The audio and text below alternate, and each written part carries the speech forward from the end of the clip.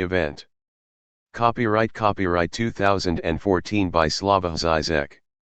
Original edition published by Penguin Books Ltd., London.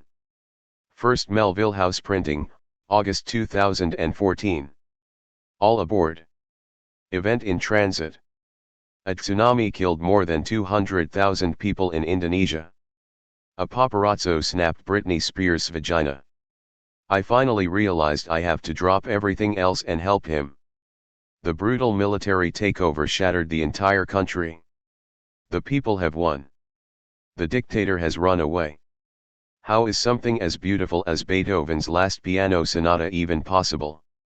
All these statements refer to that which at least some of us would consider an event, an amphibious notion with even more than 50 shades of gray. An event can refer to a devastating natural disaster or to the latest celebrity scandal, the triumph of the people or a brutal political change, an intense experience of a work of art or an intimate decision. Given all these variations, there is no other way to introduce order into the conundrum of definition than to take a risk, board the train and start our journey with an approximate definition of event. Agatha Christie's 4.50 from Paddington opens in the middle of a journey on a train from Scotland to London, where Elspeth McGillicuddy, on the way to visit her old friend Jane Marple, sees a woman being strangled in the compartment of a passing train, the 4.50 from Paddington.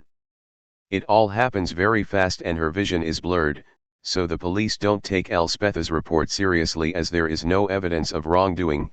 Only Miss Marple believes her story and starts to investigate.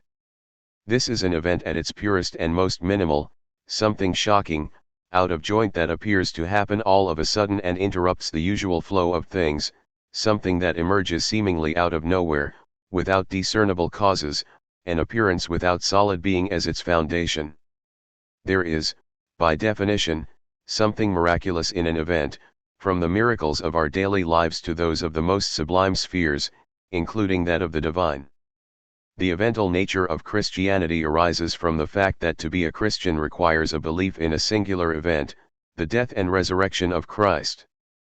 Perhaps even more fundamental is the circular relationship between belief and its reasons. I cannot say that I believe in Christ because I was convinced by the reasons for belief.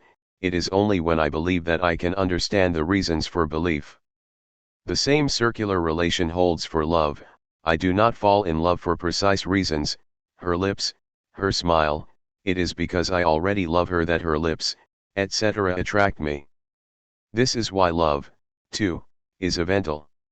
It is a manifestation of a circular structure in which the evental effect retroactively determines its causes or reasons. Point 1 and the same holds for a political event like the prolonged protests on Tahrir Square in Cairo which toppled the Mubarak regime. One can easily explain the protests as the result of specific deadlocks in Egyptian society, unemployed educated youth with no clear prospects, etc., but somehow, none of them can really account for the synergetic energy that gave birth to what went on. In the same way, the rise of a new art form is an event. Let us take the example of film noir. In his detailed analysis, Marc Vernet too demonstrates that all the main features that constitute the common definition of film noir, chiaroscuro lighting, askew camera angles, the paranoiac universe of the hard-boiled novel with corruption elevated to a cosmic metaphysical feature embodied in the femme fatale, were already present in Hollywood films. However, the enigma that remains is the mysterious efficiency and persistence of the notion of noir. The more Vernet is right at the level of facts, the more he offers historical causes, the more enigmatic and inexplicable becomes the extraordinary strength and longevity of this illusory notion of noir, the notion that has haunted our imagination for decades.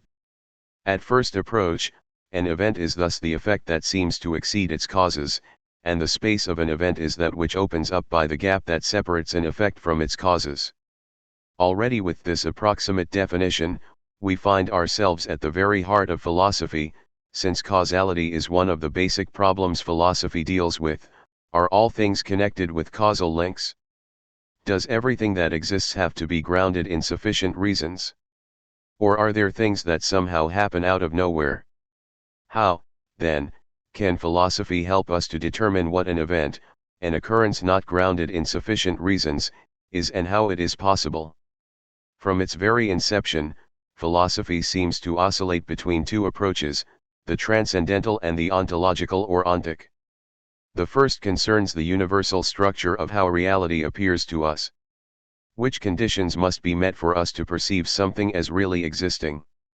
Transcendental is the philosopher's technical term for such a frame, which defines the coordinates of reality. For example, the transcendental approach makes us aware that, for a scientific naturalist, only spatio-temporal material phenomena regulated by natural laws really exist, while for a pre-modern traditionalist, spirits and meanings are also part of reality, not only are human projections. The ontic approach, on the other hand, is concerned with reality itself, in its emergence and deployment. How did the universe come to be? Does it have a beginning and an end? What is our place in it? In the 20th century, the gap between these two methods of thinking became most extreme. The transcendental approach reached its apogee with German philosopher Martin Heidegger, 1889 to 1976, while the ontological one seems today kidnapped by natural sciences. We expect the answer to the question of the origins of our universe to come from quantum cosmology, the brain sciences and evolutionism. At the very beginning of his new bestseller, The Grand Design, Stephen Hawking triumphantly proclaims that philosophy is dead. 3. Metaphysical questions about the origin of the universe, etc., which were once the topic of philosophical speculations, can now be answered through experimental science and thus empirically tested. What cannot but strike the traveler is that both approaches culminate in some notion of event, the event of the disclosure of being, of the horizon of meaning which determines how we perceive and relate to reality, in Heidegger's thought, and in the Big Bang, or, broken symmetry, the primordial event out of which our entire universe emerged, in the ontic approach, upheld by quantum cosmology. Our first tentative definition of event as an effect which exceeds its causes thus brings us back to an inconsistent multiplicity. Is an event a change in the way reality appears to us, or is it a shattering transformation of reality itself? Does philosophy reduce the autonomy of an event, or can it account for this very autonomy? So again, is there a way to introduce some order into this conundrum? The obvious procedure would have been to classify events into species and subspecies, to distinguish between material and immaterial events, between artistic, scientific, political and intimate events, etc. However, such an approach ignores the basic feature of an event, the surprising emergence of something new which undermines every stable scheme.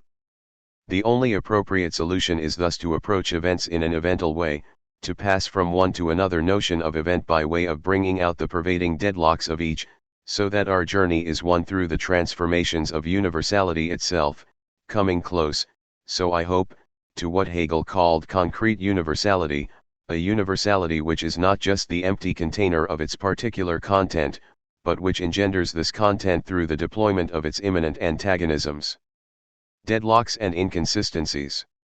Let us then imagine that we are on a subway trip with many stops and connections, with each stop standing for a putative definition of event. The first stop will be a change or disintegration of the frame through which reality appears to us, the second, a religious fall. This is followed by the breaking of symmetry, Buddhist enlightenment, an encounter with truth that shatters our ordinary life, the experience of the self as a purely evental occurrence, the existence of illusion to truth which makes truth itself evental, a trauma which destabilizes the symbolic order we dwell in, the rise of a new master signifier, a signifier which structures an entire field of meaning, the experience of the pure flow of non-sense, a radical political rupture, and the undoing of an evental achievement. The journey will be bumpy but exciting, and much will be explained along the way. So, without further ado, let's begin. Stop 1. Framing, reframing, and framing. On September 7, 1944, after the Allied invasion of France, Marshal Philippe Pétain and members of his Vichy government were relocated by the Germans to Sigmaringen, a large castle in the south of Germany. An ex-territorial city-state was established there, ruled by the French government in exile nominally headed by Fernand de Brinon. There were even 3 embassies in the city-state, those of Germany, Italy, and Japan. Sigmaringen had its own radio stations, Radio Patrie, ICI La France, and Presse, La France, Le Petit Parisien.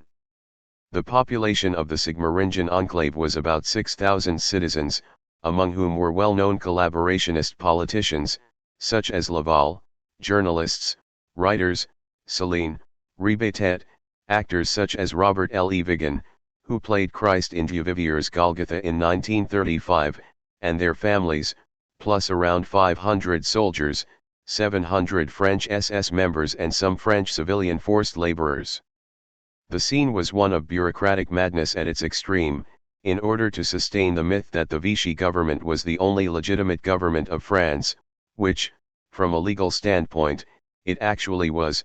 The state machinery continued to run at Sigmaringen, churning out an endless flow of proclamations, legal acts, administrative decisions, etc., with no actual consequences, like a state apparatus without a state, running on its own, caught up in its own fiction. Point 4.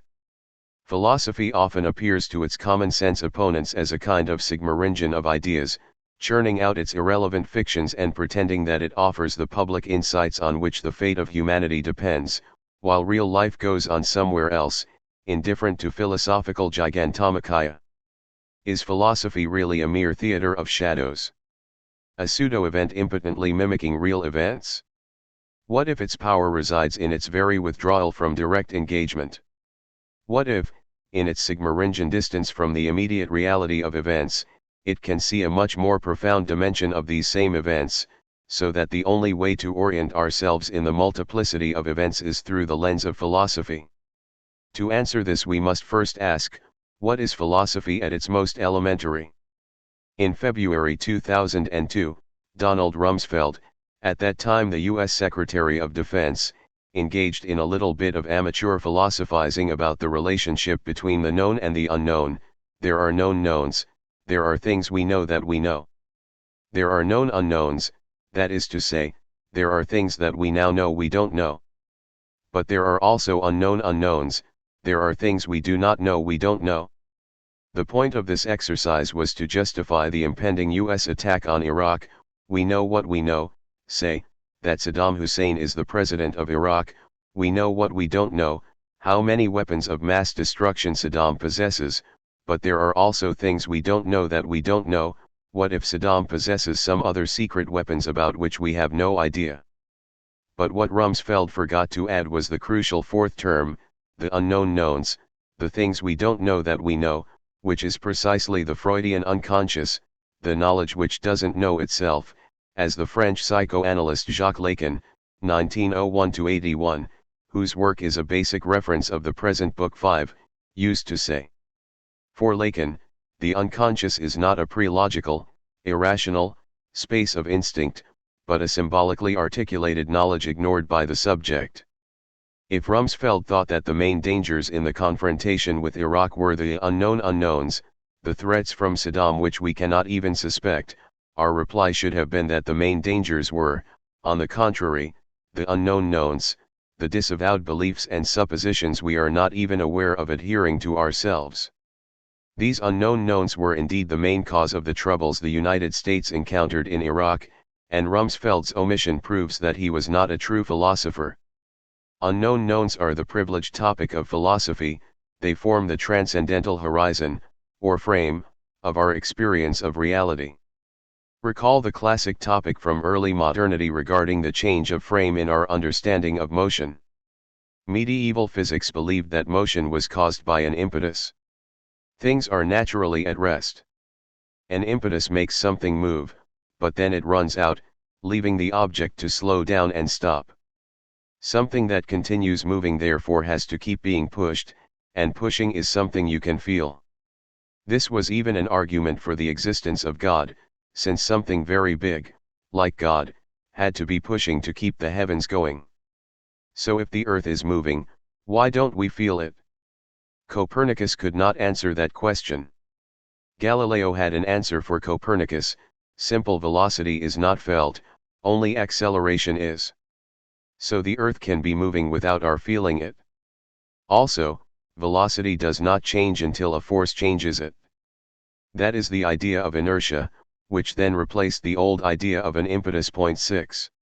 This shift in our understanding of motion, from impetus to inertia, changes the very basic mode of how we relate to reality. As such, it is an event.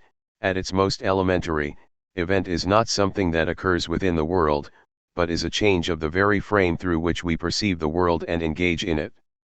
Such a frame can sometimes be directly presented as a fiction, which nonetheless enables us to tell the truth in an indirect way.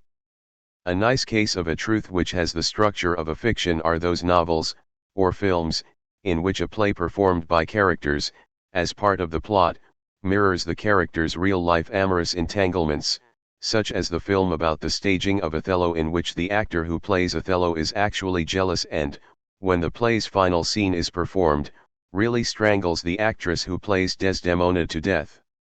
Jane Austen's Mansfield Park provides an early example of this procedure.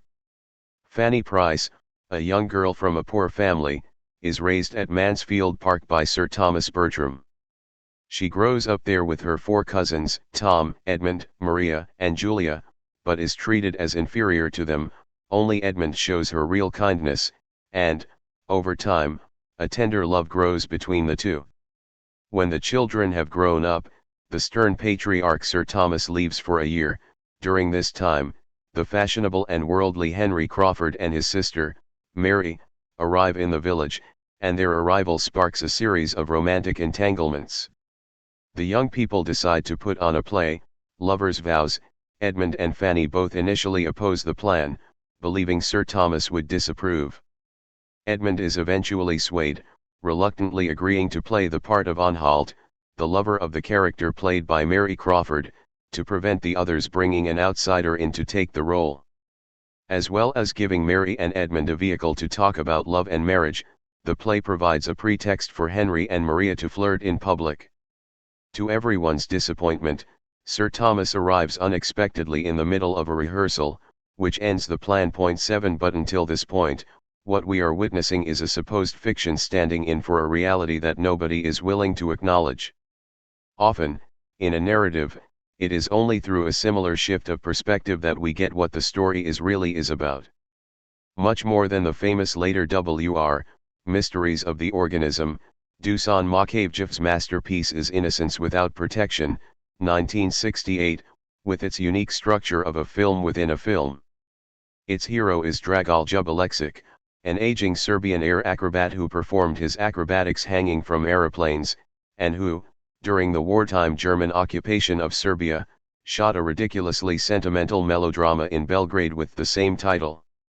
Makievjev's film includes this film in its entirety, adding interviews with Aleksic and other documentary shots, and the key to the film is the relationship between these two levels and the question they pose: whose innocence is without protection?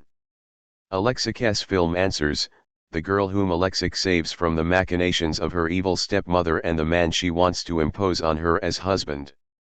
However, the true answer is, the innocence unprotected is that of Aleksic himself, persisting in his dangerous acrobatics until his late age, posing with his body for the camera, acting and singing, victimized and made fun of by Germans, then by post-war communists, and finally by the film's spectators themselves, who cannot but laugh at his ridiculously naive performances. The more Makievjev's film progresses, the more we become aware of the pathos of Alexic's unconditional fidelity to his acrobatic mission. What can be more ridiculously tragic than to see an old man in his basement, hanging by his teeth on a chain and swinging his torso for the camera? Does he not expose himself in this way to the public gaze in all his innocence, without the means to protect himself from the ridicule of the public? This shift in our perspective, when we become aware that the true innocence to be protected is Alexic's, despite him supposedly being our hero, designates the evental moment of the film. It is the exposure of the reality that nobody wanted to admit, but which has now become a revelation, and has changed the playing field. In Hollywood, the mother of all frames is, of course, the coming together of a couple. Here is how the Wikipedia entry describes the final scene of the Spielberg sci-fi thriller Super 8. The movie ends with the starship blasting off towards the creature's home planet while Joe and Alice hold hands. The couple comes together, is created, when the thing, which Lacan would refer to as the traumatic third, and which served as the ambiguous obstacle to the couple's creation, is finally defeated and disappears. The role of the obstacle is ambiguous because although it may be sinister, it is nonetheless needed to bring the couple together in the first place. It is the challenge they must face or the obstacle they must overcome in order to realize they want to be together. Point 8. How can we undermine this narrative frame which subordinates the encounter with a thing to the production of a couple?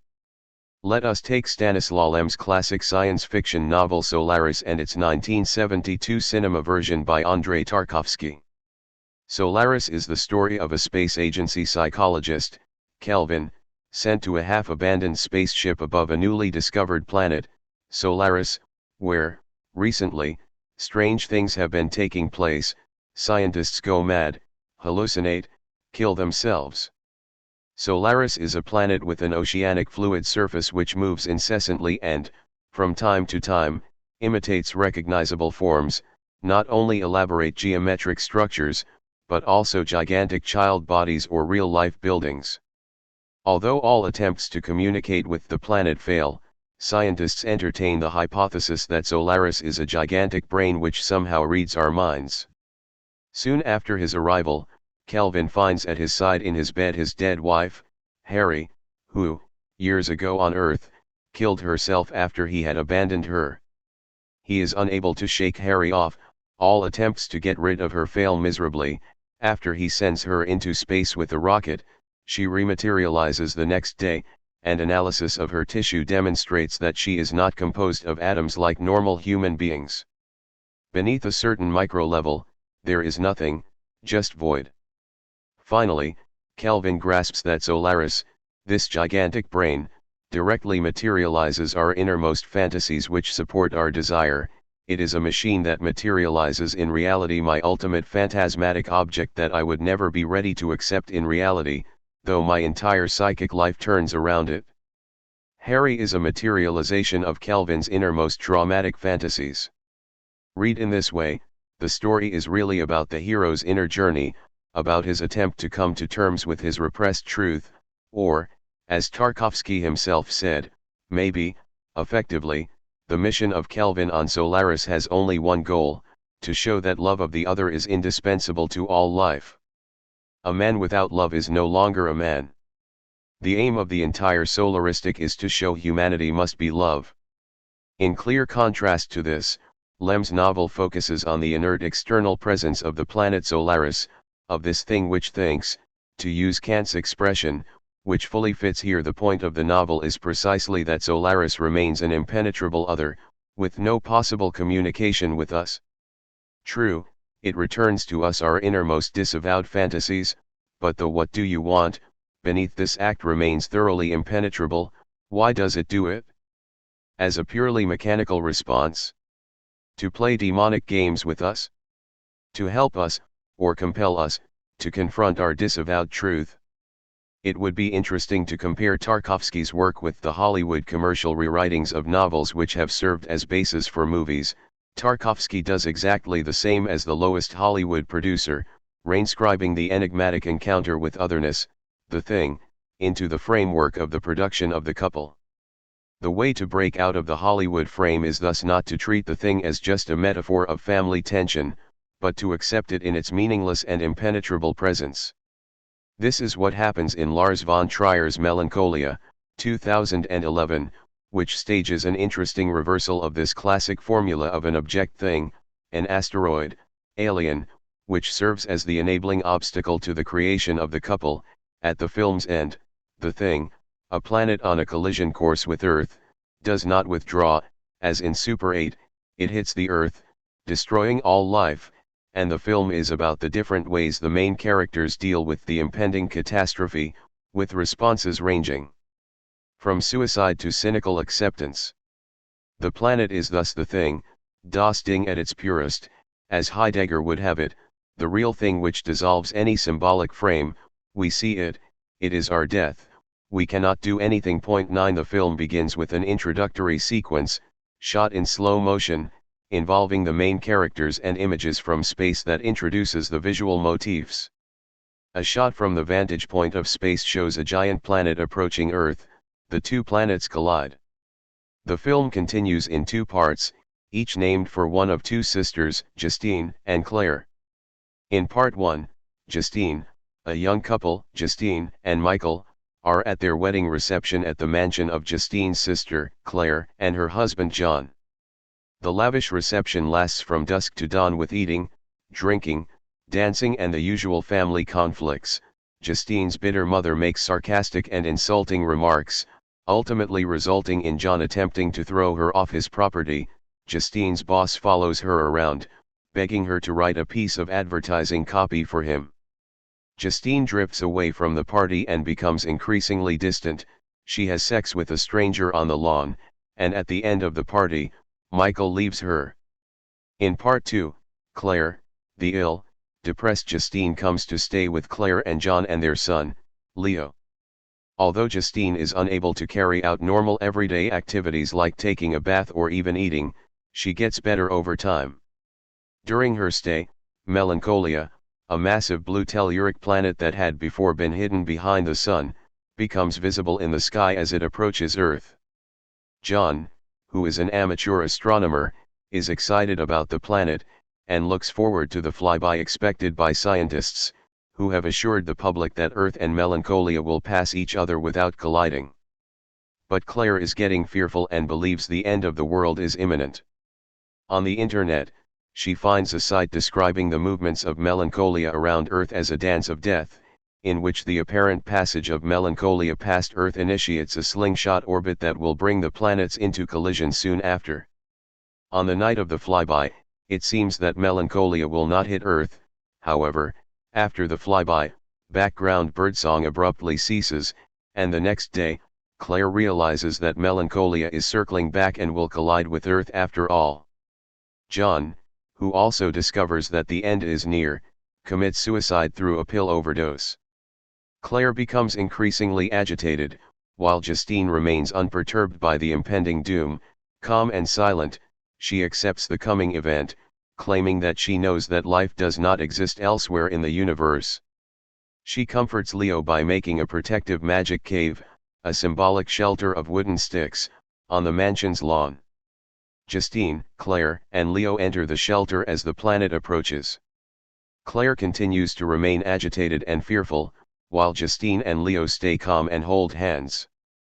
The three are instantly incinerated as the collision occurs and destroys Earth.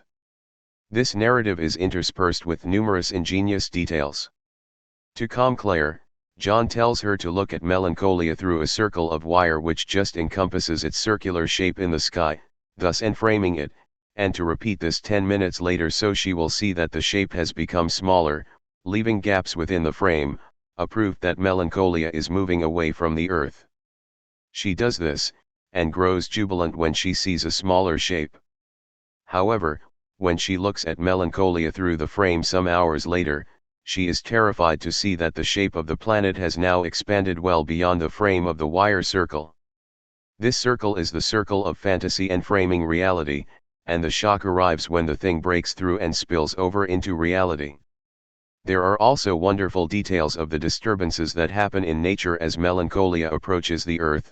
Insects, worms, roaches, and all other repellent forms of life usually hidden beneath the green grass come to the surface, rendering visible the disgusting crawling of life beneath the idyllic surface, the real invading reality, ruining its image. Similarly, David Lynch's Blue Velvet, in which, in a famous shot after the father's heart attack, the camera moves extremely close to the grass surface and then penetrates it, rendering visible the crawling of microlife, the repelling real beneath the idyllic suburban surface. 10. The idea for Melancholia originated in a therapy session von Trier attended during treatment for depression. The psychiatrist told him that depressive people tend to act more calmly than others under extreme pressure or the threat of catastrophe. They already expect bad things to happen. This fact offers yet another example of the split between reality, the social universe of established customs and opinions in which we dwell, and the traumatic meaningless brutality of the real. In the film, John is a realist, fully immersed in ordinary reality, so when the coordinates of this reality dissolve, his entire world breaks down. Claire is an hysteric who starts to question everything in a panic, but nonetheless avoids complete psychotic breakdown, and the depressed Justine goes on as usual because she is already living in a melancholic withdrawal from reality. The film deploys four subjective attitudes towards this ultimate event, the planet thing hitting the earth, as Lacan would understand them. John, the husband, is the embodiment of university knowledge, which falls apart in its encounter with the real. Leo, the son, is clearly the object of concern, or desire, for the other three.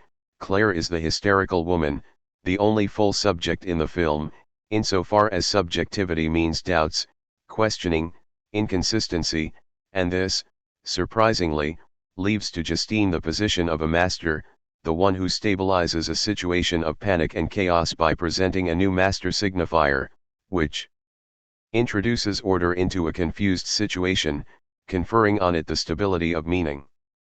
Her master signifier is the magic cave that she builds to establish a protected space when the thing approaches. One should be very careful here.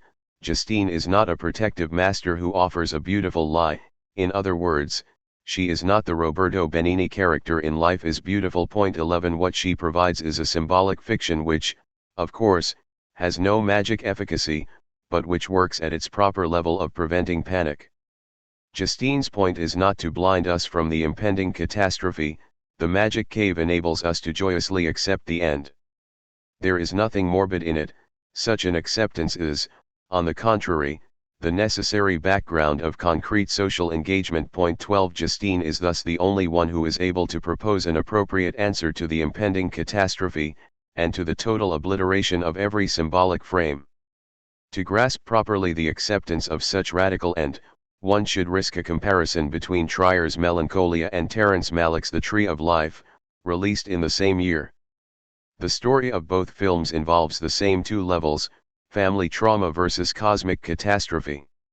Although one cannot be but repelled by The Tree of Life's excessive pseudo-spirituality, the film contains some interesting moments. 13 It opens with a line from the Book of Job, God's answer to Job's complaint about why all the misfortunes have hit him. Where were you when I laid the foundations of the earth, while the morning stars sang together? 38:4, 7. These lines obviously refer to the O'Brien family, which finds itself in a Job-like position of suffering an undeserved catastrophe. At the beginning of The Tree of Life, Mrs. O'Brien receives a telegram informing her of the death of her son, R.L., aged 19. Mr. O'Brien is also notified, by telephone while at an airport, and the family is thrown into turmoil. How are we to read the series of rhetorical questions offered by God as the reply to Job's question of why the misfortunes hit him? Similarly, how are we to understand the tragedy that befalls the O'Briens? In his review of the film, David Walt points out the ambiguity of God's reply.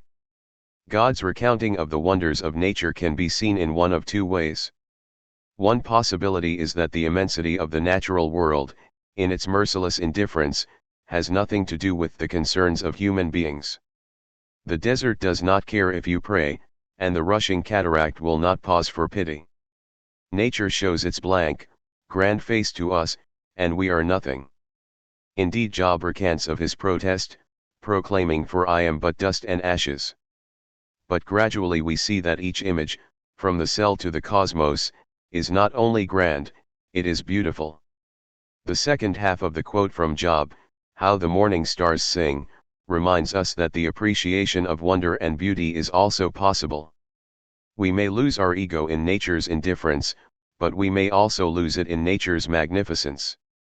Do we see the world as heartless or as sublime?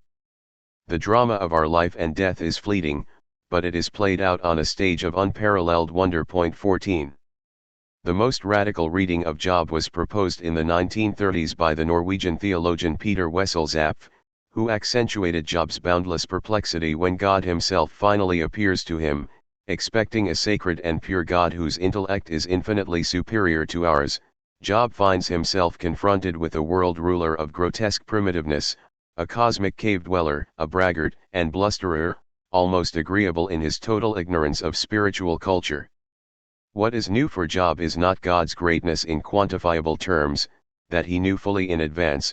What is new is the qualitative baseness. 15 In other words, God, the God of the real, is das Ding, a capricious cruel master who simply has no sense of universal justice.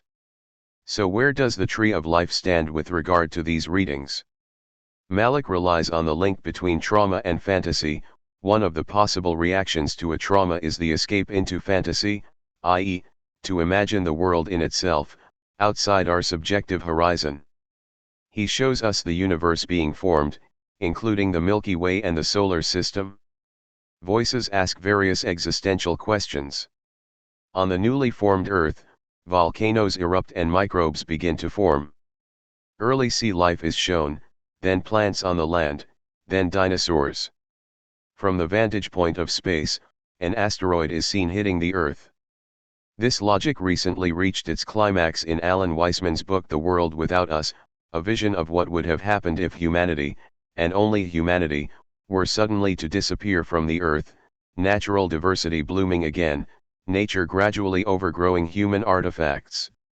In imagining the world without us, we, humans, are reduced to a pure disembodied gaze observing our own absence, and, as Lacan pointed out, this is the fundamental subjective position of fantasy, to observe the world in the condition of the subject's non-existence, the fantasy of witnessing the act of one's own conception, the parental copulation, or of witnessing one's own burial, like Tom Sawyer and Huck Finn.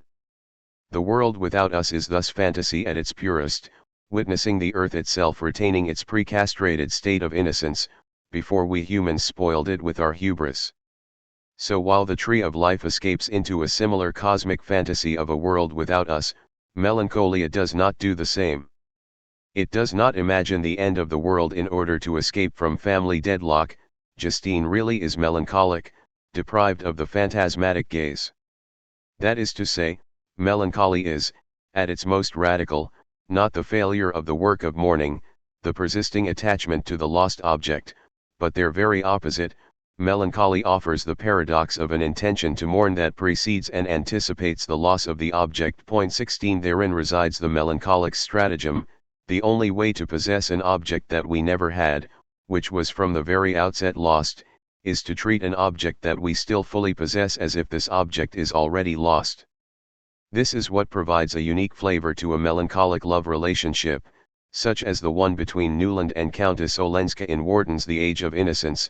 Although the partners are still together, immensely in love, enjoying each other's presence, the shadow of the future separation already colors their relationship, so that they perceive their current pleasures under the aegis of the catastrophe, separation, to come. In this precise sense, melancholy effectively is the beginning of philosophy, and in this precise sense, Justine from Melancholia is not melancholic. Her loss is the absolute loss, the end of the world, and what Justine mourns in advance is this absolute loss. She is literally living in the end time. When catastrophe was just a threat of catastrophe, she was merely a depressed melancholic. Once the threat is here, she finds herself in her element. And here we reach the limit of event as reframing. In Melancholia, the event is no longer a mere change of frame, it is the destruction of frame as such, i.e., the disappearance of humanity, the material support of every frame. But is such a total destruction the only way to acquire a distance from the frame that regulates our access to reality?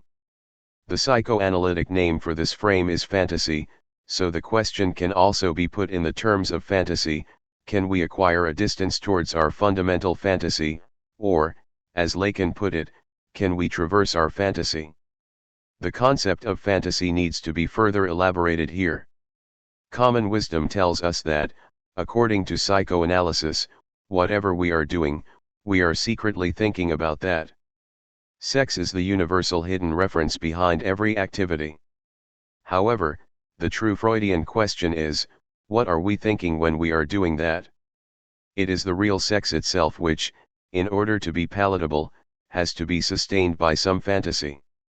The logic is here the same as that of a Native American tribe whose members have discovered that all dreams have some hidden sexual meaning, all, except the overtly sexual ones.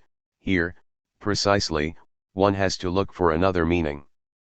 Any contact with a real, flesh and blood other, any sexual pleasure that we find in touching another human being, is not something evident, but something inherently traumatic, shattering, intrusive, potentially disgusting, for the subject, something that can be sustained only insofar as this other enters the subject's fantasy frame. So, what is fantasy? Fantasy does not simply realize a desire in a hallucinatory way, rather it constitutes our desire, provides its coordinates, it literally teaches us how to desire.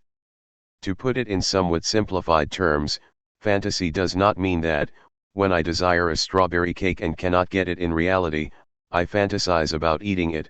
The problem is rather, how do I know that I desire a strawberry cake in the first place? This is what fantasy tells me.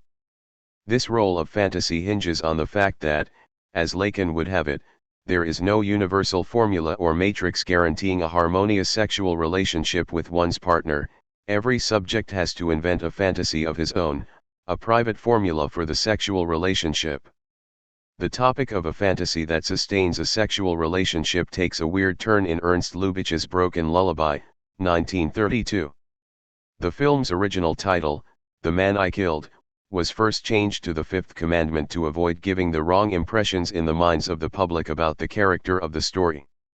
Haunted by the memory of Walter Hold Erlin, a soldier he killed during the Great War, a French musician, Paul Renard, travels to Germany to find his family, using the address on a letter he found on the dead man's body.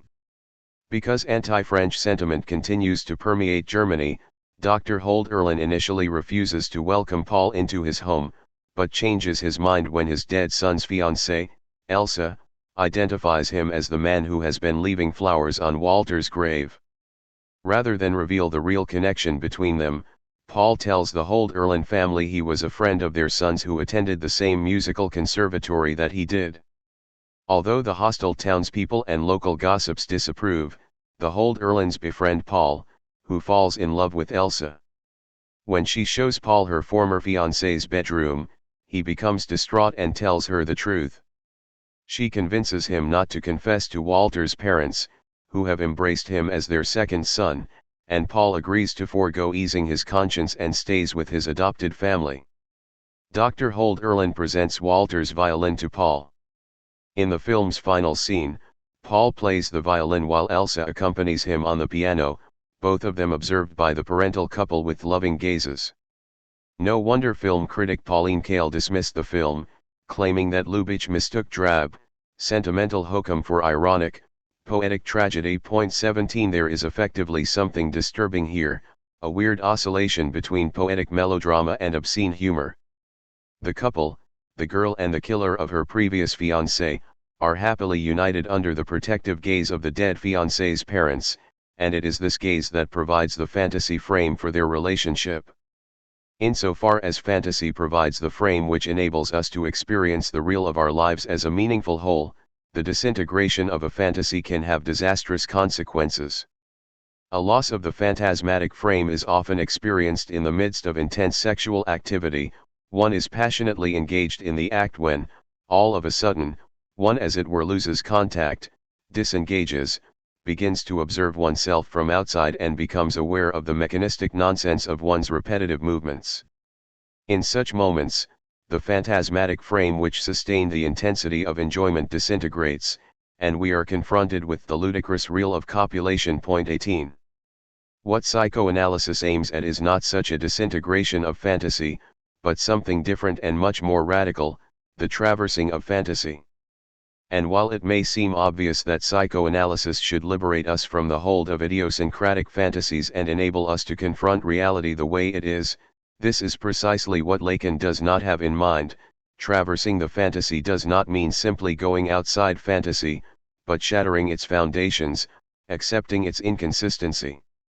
In our daily existence, we are immersed in reality, structured and supported by the fantasy, but this very immersion makes us blind to the fantasy frame which sustains our access to reality. To traverse the fantasy therefore means, paradoxically, to fully identify oneself with the fantasy, to bring the fantasy out, in Richard Boothby's succinct formulation. Traversing the fantasy thus does not mean that the subject somehow abandons its involvement with fanciful caprices and accommodates itself to a pragmatic reality, but precisely the opposite. The subject is submitted to that effect of the symbolic lack that reveals the limit of everyday reality. To traverse the fantasy in the Lacanian sense is to be more profoundly claimed by the fantasy than ever, in the sense of being brought into an ever more intimate relation with that real core of the fantasy that transcends imaging. Point 19. How are we to read this paradox of traversing the fantasy by way of over-identifying with it? Let us make a detour through two exemplary movies, Neil Jordan's The Crying Game, 1992, and David Cronenberg's M. Butterfly, 1993.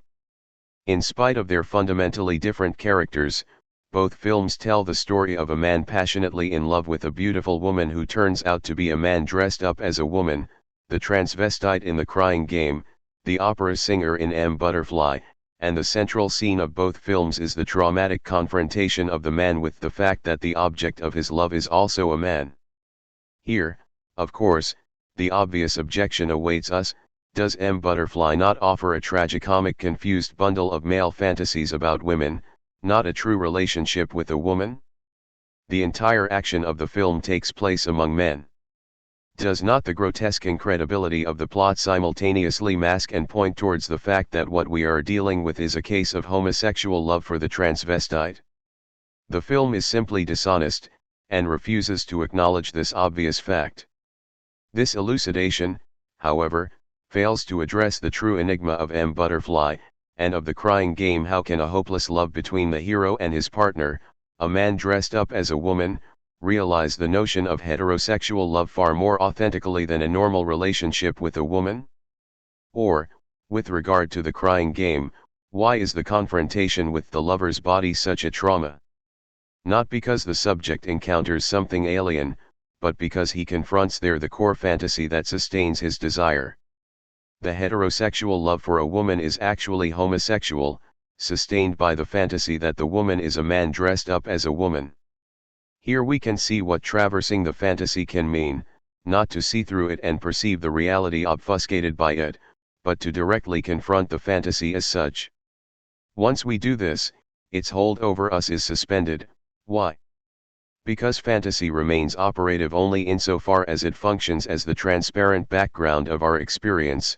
Fantasy is like a dirty intimate secret which cannot survive public exposure. This brings us to Heidegger. When Heidegger speaks about the essence of technology, he has in mind something like the frame of a fundamental fantasy which, as a transparent background, structures the way we relate to reality. Gestal, Heidegger's word for the essence of technology, is usually translated into English as enframing. At its most radical, technology does not designate a complex network of machines and activities, but the attitude towards reality which we assume when we are engaged in such activities. Technology is the way reality discloses itself to us in contemporary times. The paradox of technology as the concluding moment of Western metaphysics is that it is a mode of enframing which poses a danger to enframing itself. The human being reduced to an object of technological manipulation is no longer properly human, it loses the very feature of being ecstatically open to reality. However, this danger also contains the potential for salvation.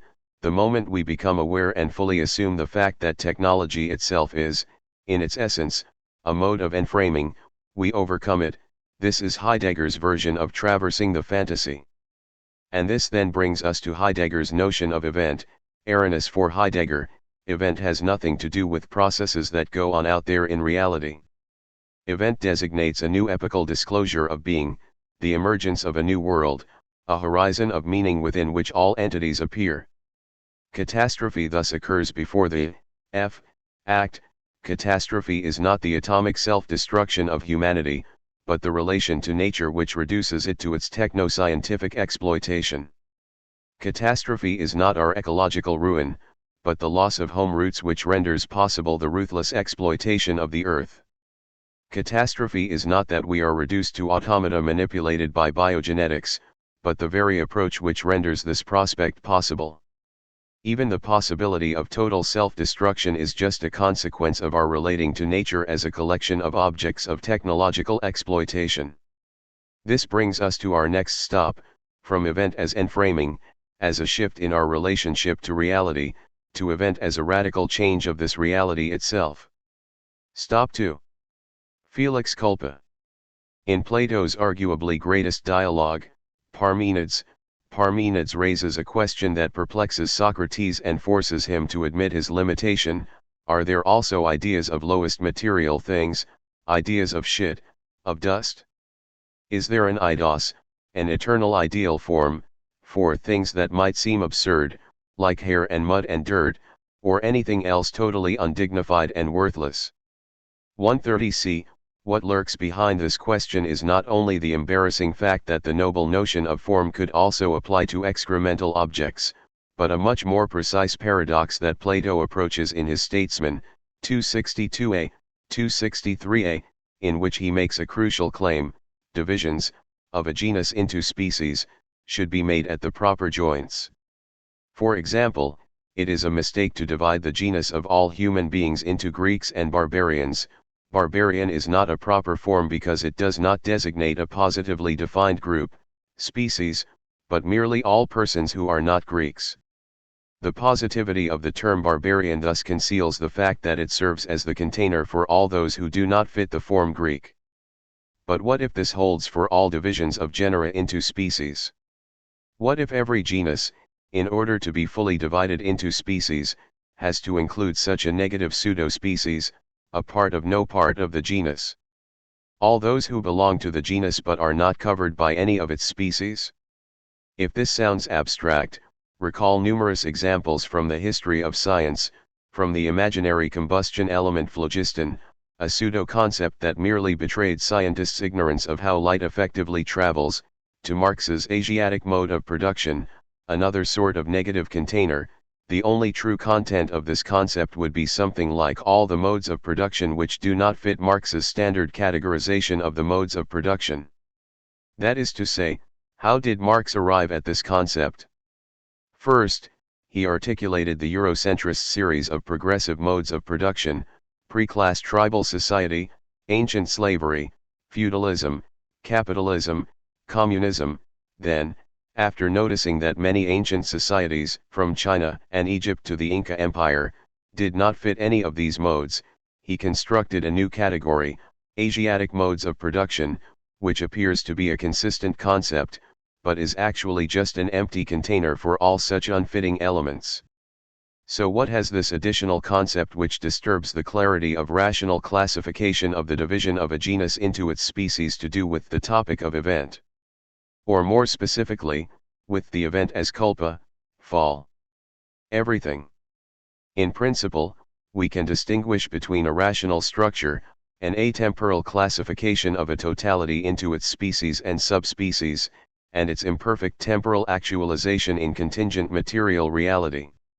There may be surpluses in both directions, there may be formal possibilities which are not actualized, empty slots in a structure. Say, there are 4 types of houses logically possible, but for contingent reasons, only 3 of them are actually built, or there may be a wealth of empirical formations which do not fit any of the categories allowed by the classification. However, the paradoxical negative container is something quite different from both these cases.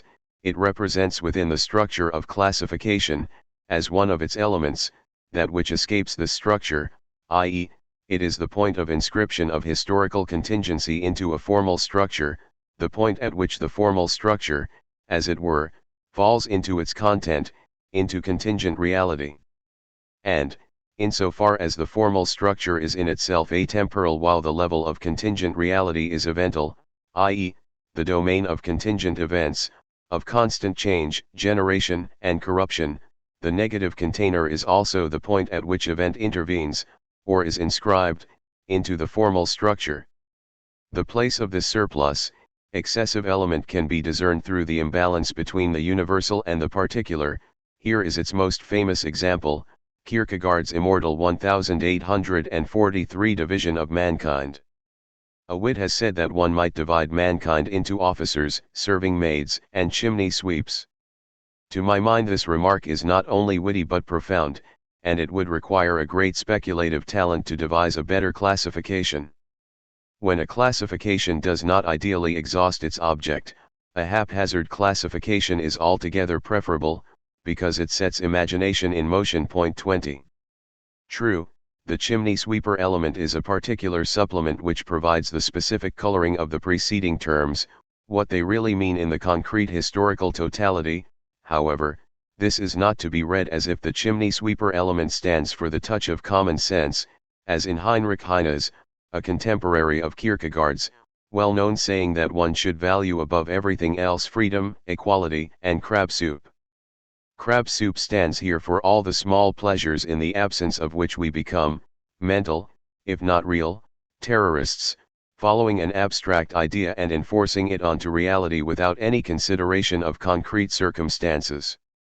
One should emphasize here that such a wisdom is precisely what Kierkegaard did not have in mind. His message is rather the opposite one. The principle itself, in its purity, is already colored by the particularity of crab soup, i.e., the particularity sustains the very purity of the principle. The excessive element is thus a supplement to the two, to the harmonious couple, yin and yang, the two classes, etc., for example, capitalist, worker, and the Jew, or, maybe, high class, low class, plus rabble. Point 21, in the triad of officer, maid, and the chimney sweeper can effectively be perceived as Freud's Liebesstorer, the obscene intruder who cuts short the couple's love-making. In fact, let us go to the end and imagine the ultimate obscenity, a sexual act between the officer and the maid, with the chimney sweeper who intervenes afterwards with the act of belated contraception, cleaning up her channel with his brush. 22. The excess of the universal over its actual particularities thus points towards a weird excessive particular element, as in G. K. Chesterton's well-known remark addressed at my readers, most of whom are human, or, as a well-known soccer player once put it after an important match, my gratitude goes to my parents, especially my mom and my dad. Who is then the remaining parent, the third one? Neither mother nor father. Walter Benjamin touched on something similar in his early esoteric essay on language as such and on the language of man. 23. His point is not that language as such is to be divided into many species, language of humans, of animals, of genetics, etc. There is only one actually existing language, the language of humans, and the tension between language in its universality, as such, and actual particularity, language effectively spoken by humans, is inscribed into the language of humans, splitting it from within. In other words, even if there is only one language, we still have to distinguish between the universal, language as such, and the particular, human language. Language is a genus with only one species, itself as a particular actual language. This brings us back to the notion of fall. Human language designates the fall of the divine language as such, its contamination with all the filth of envy, power struggle, and obscenity. And it is easy to see in what sense this fall is evental. In it, the eternal structure of divine language becomes integrated into the evental flux of human history. This takes us on to theology, and more precisely, to the theological topic of the fall. As it was made clear by Søren Kierkegaard, 1813-55, Danish theologian and philosopher, Christianity is the first and only religion of the event. The only access to the absolute, God, is through our acceptance of the unique event of incarnation as a singular historical occurrence. This is why Kierkegaard says it is Christ versus Socrates. Socrates stands for remembrance, for rediscovering the higher reality of ideas which are always already in us, while Christ announces the good news of a radical break. This is event as rupture in the normal run of things, as the miracle of Christ has risen. However, we should not take resurrection as something that happens after Christ's death, but as the obverse of the death itself. Christ is alive as the Holy Ghost, as the love that binds the community of believers. Point 24. In short, Christ has risen effectively means exactly the same as Christ has fallen. In other religions, Man falls from God, into sinful terrestrial life. Only in Christianity does God himself fall. But how? From where? The only possibility is, from himself, into his own creation. 25. To put it in mystical terms, the Christian event is the exact opposite of a return to innocence. It is the original sin itself, the primordial pathological choice of the unconditional attachment to some singular object, like falling in love with a person who, thereafter, matters to us more than everything else. This choice is pathological because it is literally unbalanced. It destroys the preceding indifference, it introduces division, pain, and suffering. In Buddhist terms, a Christian event is the exact structural obverse of enlightenment, of attaining nirvana. It is the very gesture by means of which false appearance and suffering emerge in the world. The Christian event of incarnation is thus not so much the time when ordinary temporal reality touches eternity, but rather the time when eternity reaches into time. Chesterton saw this very clearly and rejected the fashionable claim about the alleged spiritual identity of Buddhism and Christianity. Love desires personality, therefore love desires division. It is the instinct of Christianity to be glad that God has broken the universe into little pieces. This is the intellectual abyss between Buddhism and Christianity, that for the Buddhist or Theosophist personality is the fall of man, for the Christian it is the purpose of God, the whole point of his cosmic idea. The world soul of the Theosophists asks man to love it only in order that man may throw himself into it. But the divine center of Christianity actually threw man out of it in order that he might love it. All modern philosophies are chains which connect and fetter. Christianity is a sword which separates and sets free. No other philosophy makes God actually rejoice in the separation of the universe into living souls. 26. The consequences of this priority of the fall are unexpected and harsh. If the fall is the condition of the good and, as such, a happy fall, Felix culpa, then the agent of the fall, Eve, the woman, who seduced Adam into sin, is the original ethical agent. Traces of misogyny in Christian tradition should thus not deceive us. Upon a closer look, they reveal themselves to be deeply ambiguous. Here is the early Christian thinker Tertullian, c. 160, c. 225, at his misogynist worst, addressing women. Do you not know that you are each an Eve? The sentence of God on this sex of yours lives in this age, the guilt must of necessity live too. You are the devil's gateway, you are the unsealer of that, forbidden, tree, you are the first deserter of the divine law, you are she who persuaded him whom the devil was not valiant enough to attack. You destroyed so easily God's image, man Adam. Because of what you deserve, that is, death, even the Son of God had to die. 27. But is the last line not profoundly ambiguous? This ambiguity is similar to the one we encountered in the autumn of 2006 when Sheikh Taj el-Din al-Hilali, Australia's most senior Muslim cleric, caused a scandal after a group of Muslim men had been jailed for gang rape by saying, "If you take uncovered meat and place it outside on the street, and the cats come and eat it, whose fault is it, the cats or the uncovered meat?" The uncovered meat is the problem.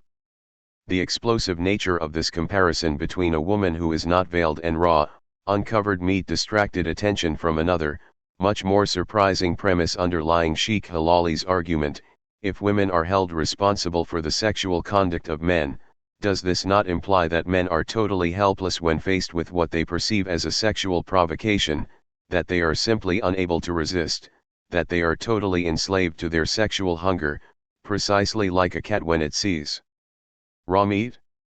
In other words, does it not imply that brutal rapist men act as if they are still in paradise, beyond good and evil?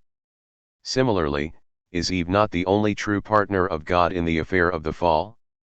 The act, the catastrophic decision, is hers. She opens up the path towards the recognition of the difference between good and evil, which is the consequence of the fall, and towards the shame of being naked, in short, the path towards the human universe. All one should do here to grasp the true situation is to bear in mind Hegel's, rather obvious, point: the innocence of the paradise is another name for animal life, so that what the Bible calls fall is nothing more than the passage from animal life to human existence proper. It is thus the fall itself which creates the dimension from which it is the fall, or, as St. Augustine put it long ago, in his Enchiridion, XXVII, God judged it better to bring good out of evil, than to allow no evil to exist. One has to be careful here not to succumb to the perverse reading of the priority of the fall. What, exactly, does perversion mean here?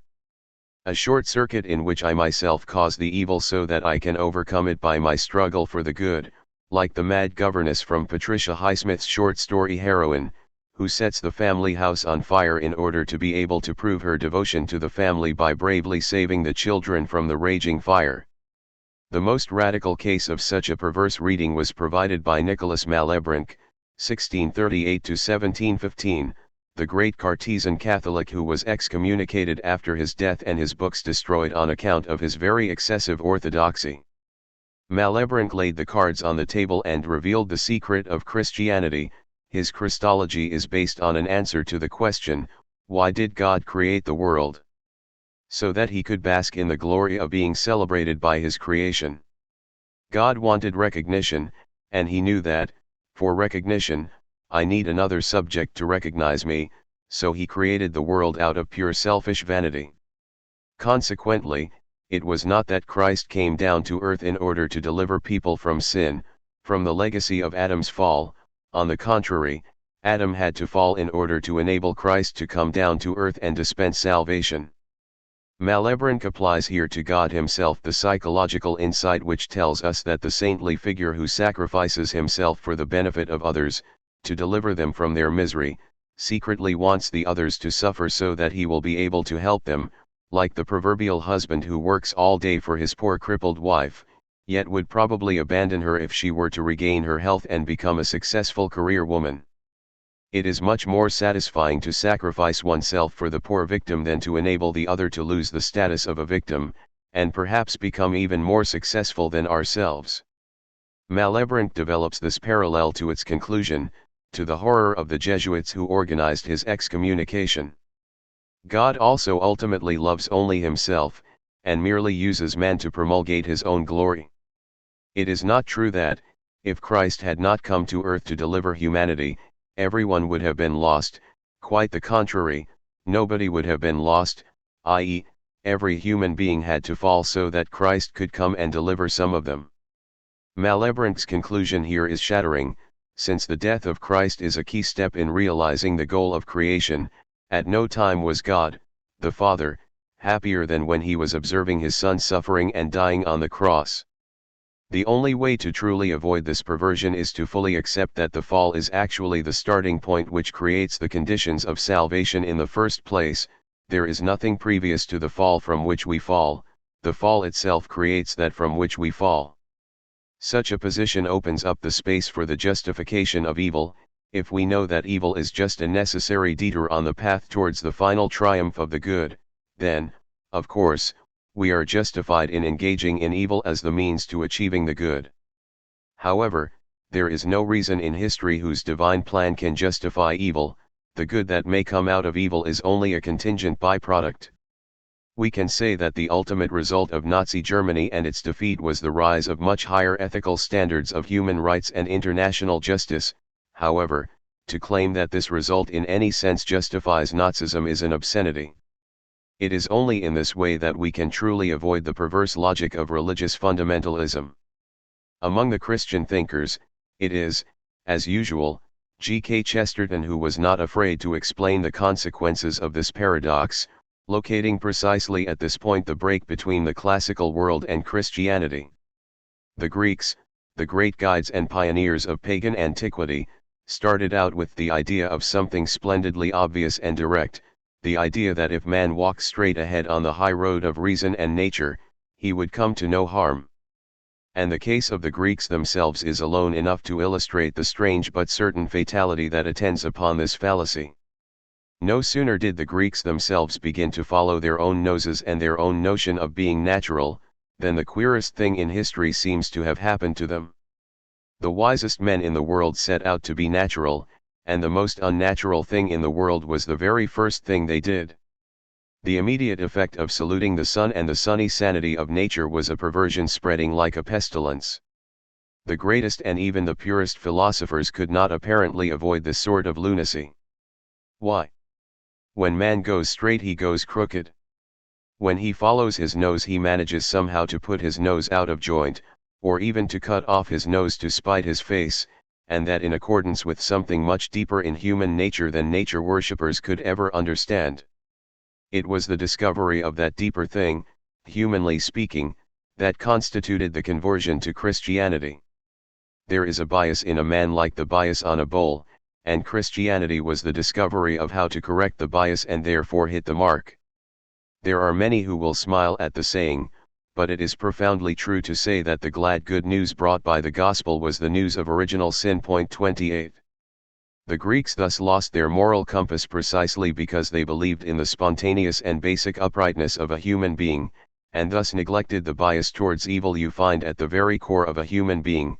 True good does not arise when we follow our nature, but when we fight it. 29. The same point was made in Richard Wagner's opera Parsifal, whose final message is, the wound can be healed only by the spear that smote it, die wunderschliess der Speer nur, der sie schlug. Hegel says the same thing, although with the accent shifted in the opposite direction, when he talks about spirit as the active power which constantly undermines, negates, and transforms all inert and stable reality. The spirit is itself the wound it tries to heal, i.e., the wound is self-inflicted. That is to say, what is spirit at its most elementary? The wound of nature, the spirit of human subjectivity, is the power of differentiating, of abstracting, of tearing apart and treating as freestanding what in reality is part of an organic unity. Spirit is nothing but the process of overcoming natural immediacy and organic unity, the process of the elaboration, mediation, of this immediacy, of withdrawing into itself or taking off from it, of alienating itself from it. Spirit's return to itself creates the very dimension to which it returns. Doesn't the Bible say exactly the same thing? The serpent promises Adam and Eve that, by eating the fruit of the tree of knowledge, they will become like God, and after the two do it, God says, behold, Adam has become like one of us. Genesis 3:22, Hegel's comment is, so the serpent did not lie, for God confirms what it said. As Hegel would have it, subjective knowledge is not just the possibility to choose evil or good, it is the consideration or the cognition that makes people evil, so that consideration and cognition themselves are what is evil, and that therefore such cognition is what ought not to exist because it is the source of evil. 30. Or, even more pointedly, evil is the gaze itself that perceives evil everywhere around it, the gaze that sees evil excludes itself from the social whole it criticizes, and this exclusion is itself the formal characteristic of evil. And Hegel's point is that the good emerges as a possibility and duty only through this primordial choice of evil. We experience the good when, after choosing evil, we become aware of the utter inadequacy of our situation. At a more conceptual level of his logic of reflection, Hegel uses the unique term absoluter Gegenstoß, recoil, counter-push, counter-thrust, or simply counter-punch, to designate a withdrawal from which creates that from which it withdraws. What is thus found only comes to be through being left behind. The reflective movement is to be taken as an absolute recoil upon itself. 31. So it is only in the return itself that what we return to emerges at all, it begins to exist or to be perceived as a possibility where before there was no trace of it. We are not talking here about abstract theoretical points, but about a very concrete historical experience. According to some Indian cultural theorists, the fact that they are compelled to use the English language is a form of cultural colonialism which censors their true identity. We have to speak in an imposed foreign language to express our innermost identity, and does this not put us in a position of radical alienation? Even our resistance to colonization has to be formulated in the language of the colonizer. The answer to this is, yes, but this imposition of English, a foreign language, created the very thing which is oppressed by it, i.e., what is oppressed is not the actual pre-colonial India, which has been forever lost, but the authentic dream of a new universalist democratic India. Malcolm X was following the same insight when he adopted X as his family name. He was not fighting on behalf of the return to some primordial African roots, but precisely on behalf of an X, an unknown new identity opened up by the very process of slavery which made the African roots forever lost. This case shows how the point is not that there is nothing prior to the loss. Of course there was something before the loss, in the case of India, a vast and complex tradition, but this lost tradition was a heterogeneous mess that has nothing to do with that to which the later national revival wants to return. This holds for all return to origins, when, from the 19th century onwards, new nation-states were popping up in Central and Eastern Europe. Their return to old ethnic roots generated these very same roots, producing what the Marxist historian Eric Hobsbawm calls invented traditions. There is a nicely vulgar joke about Christ. The night before he was arrested and crucified, his followers start to worry. Christ was still a virgin, wouldn't it be nice to have him experience a little bit of pleasure before he dies?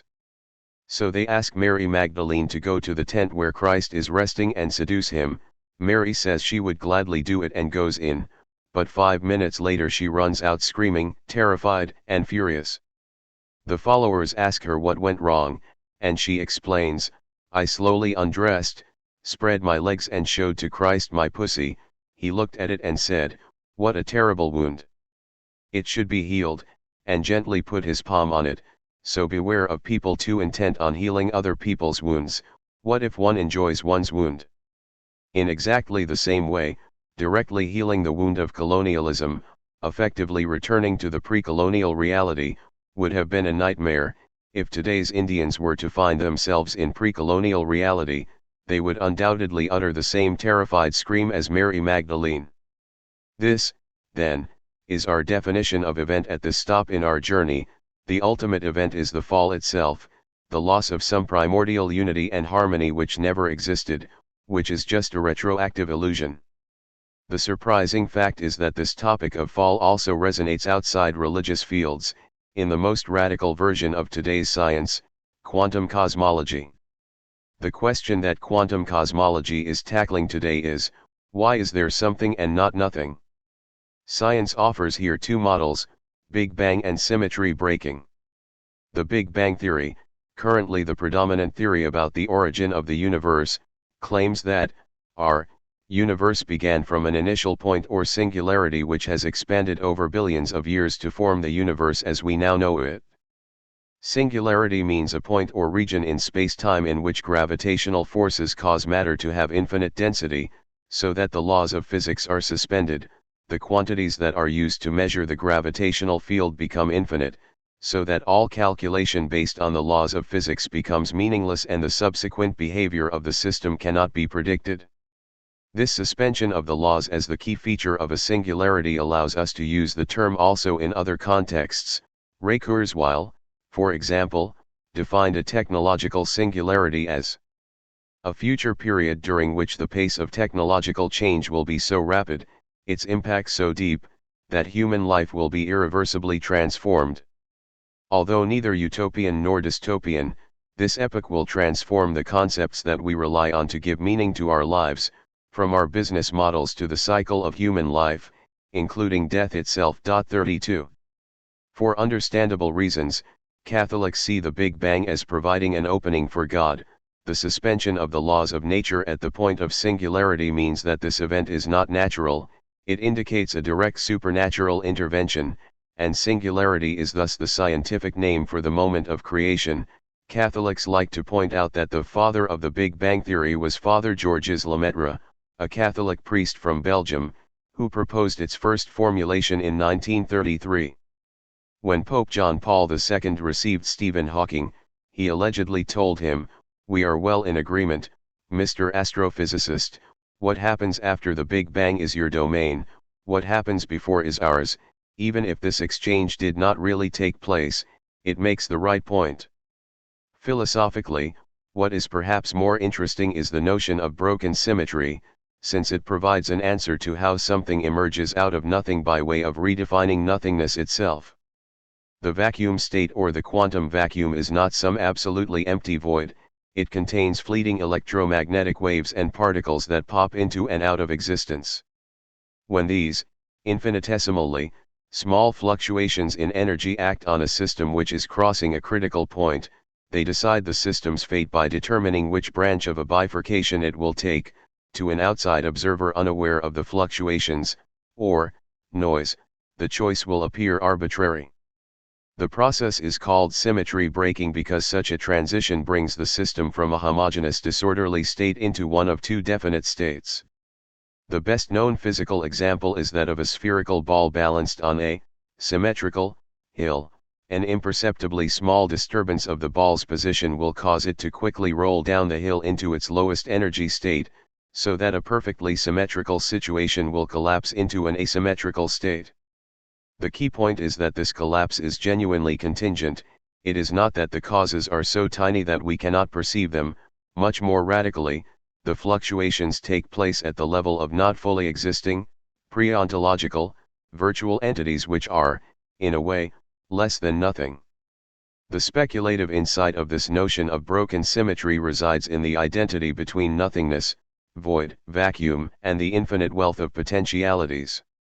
In this shadowy space, normal laws of nature are continuously suspended. How?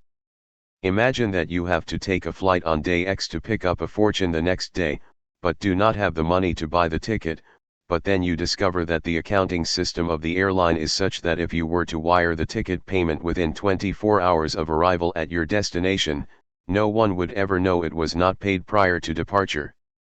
In a homologous way, the energy a particle has can wildly fluctuate so long as this fluctuation is over a short enough time scale. So, just as the accounting system of the airline allows you to borrow the money for a plane ticket provided you pay it back quickly enough, quantum mechanics allows a particle to borrow energy so long as it can relinquish it within a time frame determined by Heisenberg's uncertainty principle. But quantum mechanics forces us to take the analogy one important step further. Imagine someone who is a compulsive borrower and goes from friend to friend asking for money. Borrow and return, over and over again with unflagging intensity he takes in money only to give it back in short order. A similar frantic shifting back and forth of energy and momentum is occurring perpetually in the universe of microscopic distance and time intervals. 33. This is how, even in an empty region of space, a particle emerges out of nothing, borrowing its energy from the future and paying for it, with its annihilation, before the system notices this borrowing. The whole network can function like this, in a rhythm of borrowing and annihilation, one borrowing from the other, displacing the debt onto the other, postponing the payment of the debt. It is really like the subparticle domain playing Wall Street games with futures. What this presupposes is a minimal temporal gap between the existence of things in their immediate brute reality, and the registration of this reality in some medium. The most obvious example of this gap is the death of a human being. It is one thing to die in reality, and another for this death to be properly registered, taken into account, by the public authorities. Sometimes, the authorities falsely register one of their living subjects as dead, so that the poor citizen has to prove to the state that he is still alive. In France, one can even obtain a document called a certificat d'existence, a legal proof that one exists. The theological implications of this gap between the virtual proto-reality and the fully constituted one are of special interest. Insofar as God is the agent who creates things by way of observing them, the quantum indeterminacy compels us to posit a God who is omnipotent, but not omniscient. If God collapses the wave functions of large things to reality by his observation, quantum experiments indicate that he is not observing the small 34. The ontological cheating with virtual particles. An electron can create a proton and thereby violate the principle of constant energy, on condition that it reabsorbs it before its environs take note of the discrepancy, is a way to cheat God himself, the ultimate agency of taking note of everything that goes on. God himself doesn't control the quantum processes. Therein resides the atheist lesson of quantum physics. Einstein was right with his famous claim God doesn't cheat. What he forgot to add is that he himself can be cheated. There are microprocesses, quantum oscillations, that are not registered by the system. There is a fundamental asymmetry between the two events, the Big Bang and the breaking of symmetry. The Big Bang is the explosion of an infinitely compressed singularity, while broken symmetry is a collapse of an infinite field of potentialities into a determined finite reality. The two events can be opposed in many ways: relativity theory versus quantum cosmology, idealism versus materialism. But the fundamental lesson remains the same, the lesson of radical imbalance. The ultimate event is the fall itself, i.e., things emerge when the equilibrium is destroyed, when something goes astray.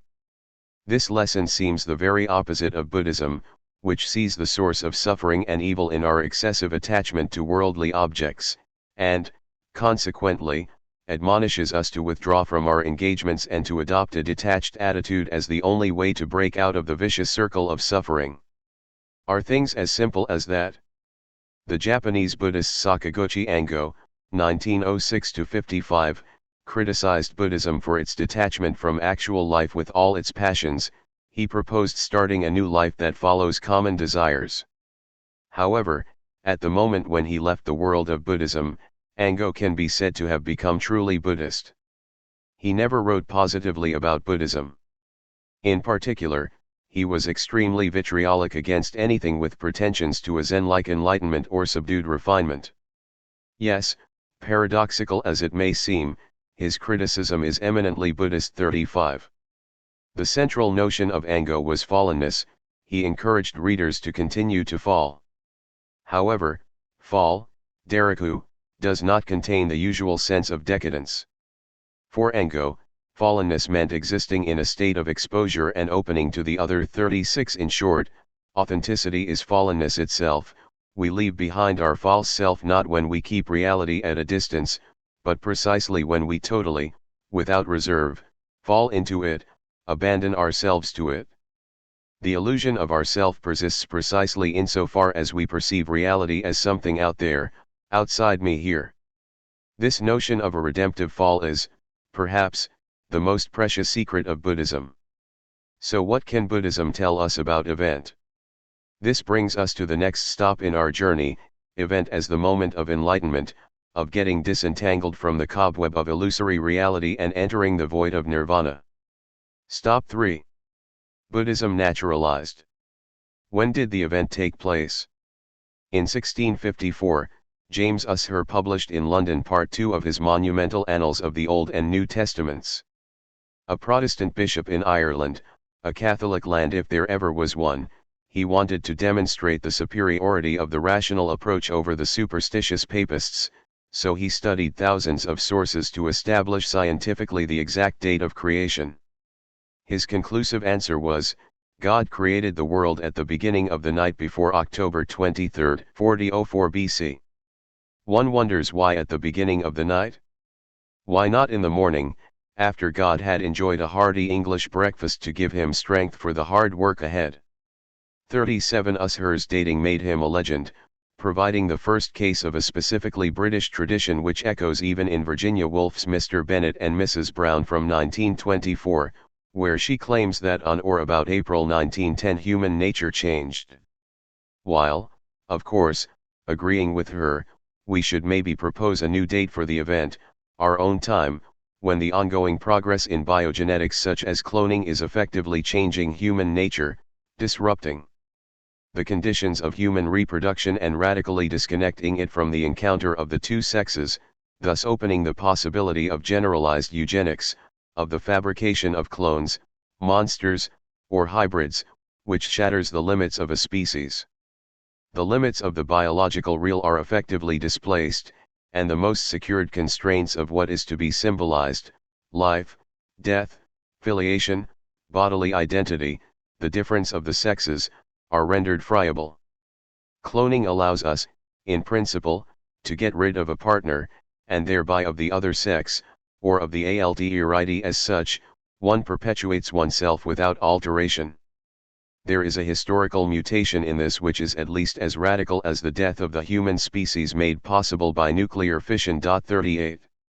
Indeed, the neurodiscourse in which a person is equated to his or her brain, or, sometimes, simply his or her DNA, has penetrated all aspects of our lives, From law to politics to literature to medicine to physics. 39 As part of this neurorevolution, huge military funds are invested in neuroscientific research.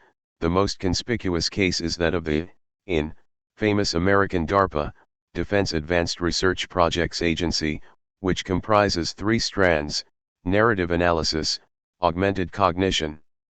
Along the lines of the Iron Man project, etc., to create soldiers with enhanced cognitive capacities, and autonomous robots, aiming to convert a large fraction of the military into a robotic one, which is easier to control, will decrease the economic burden of having military personnel, and will reduce losses in terms of soldiers' lives.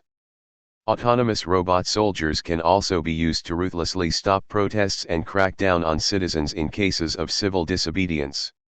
Critical scientists like Ahmed El-Hadi made it clear what awaits us at the end of this road. The educational neuroscience framework combines with the promotion of expert culture on a global scale to convert the population into empty individuals indoctrinated with fragmented knowledge, acting locally to solve specific problems dissociated from any collective or global endeavors. Another scenario is the use of brain control modalities to immediately end any revolutionary uprising. In addition to controlling your brain narratives and autonomous robotic soldiers, brain control modalities can also include neurotropic drugs that alter the psychological state of the individuals, neurotoxins that can control or stop the activity of the brain, and neuromicrobiological agents that deliver pathogens to the brain, thus rendering it dysfunctional. 40. The basic idea of DARPA is to protect the citizens of the United States from foreign bad guys by figuring out how vulnerable some people are to terrorist narratives, oral stories, speeches, propaganda, books, etc., and then supplanting such narratives with better ones. To put it simply, DARPA endeavors to shape minds with stories. How? Here is the catch: DARPA would like to revolutionize the study of narrative influence by extending it into the neurobiological domain. The standard narrative analysis thus takes an ominous turn. The goal is not to convince the potential terrorist through apt rhetoric or line of argument, or even plain brainwashing, but to directly intervene in his brain to make him change his mind. Ideological struggle is no longer conducted through argument or propaganda, but by means of neurobiology, i.e., by way of regulating neuronal processes in our brain. Again, the catch is, who will decide what narratives are dangerous and, as such, deserve neurological correction?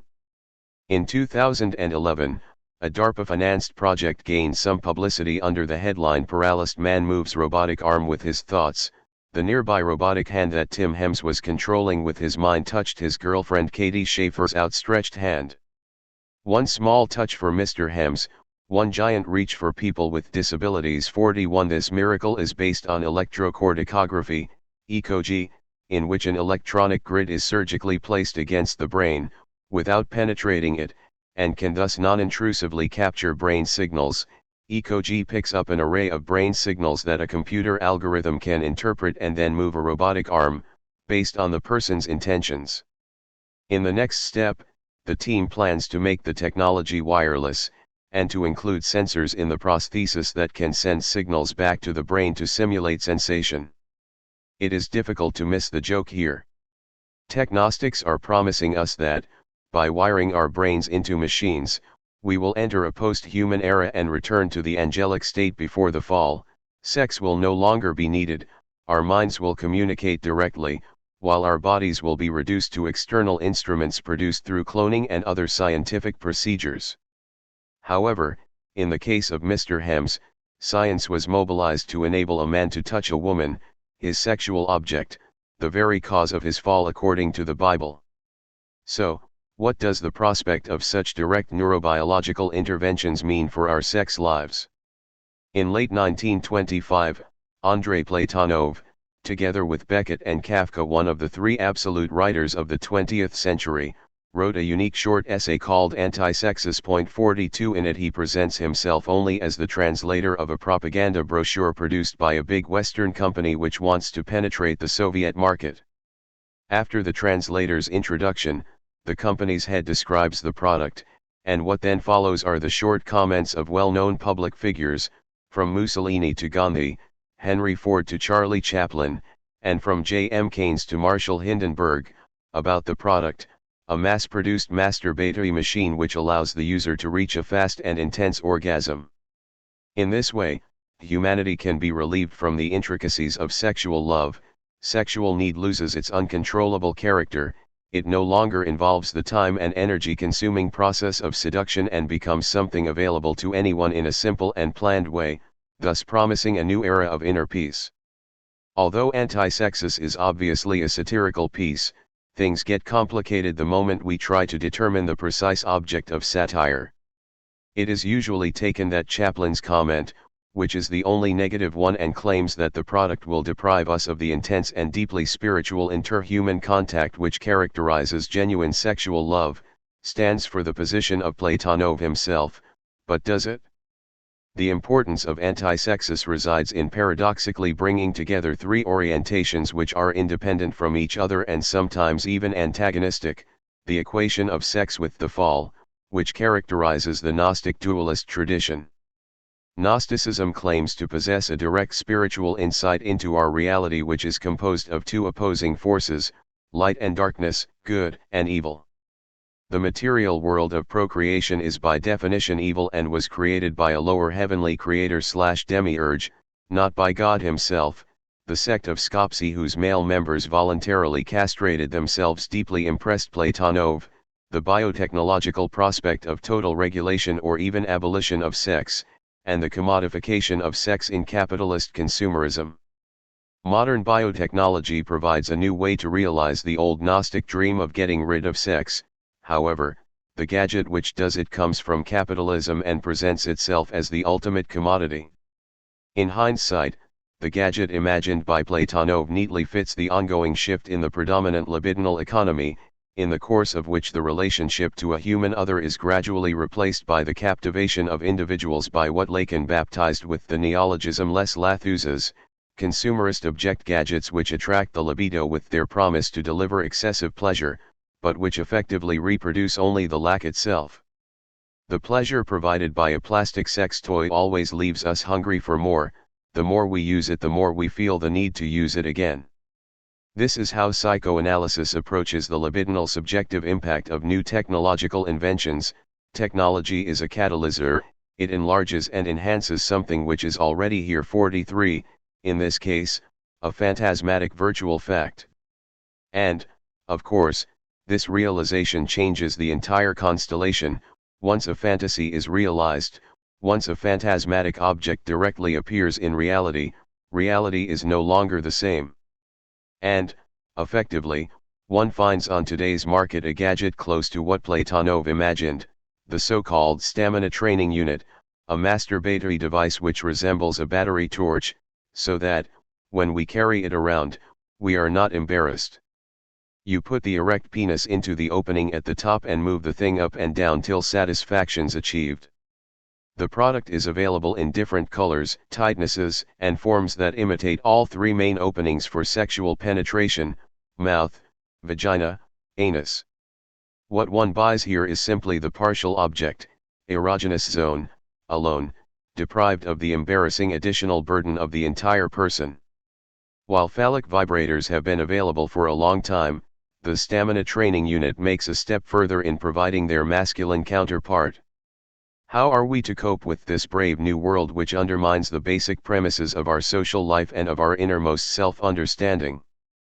The ultimate solution would be, of course, to push a vibrator into the stamina training unit, turn both of them on and leave all the fun to this ideal couple, with us, human subject, reduced to detached observers of the mechanical interplay.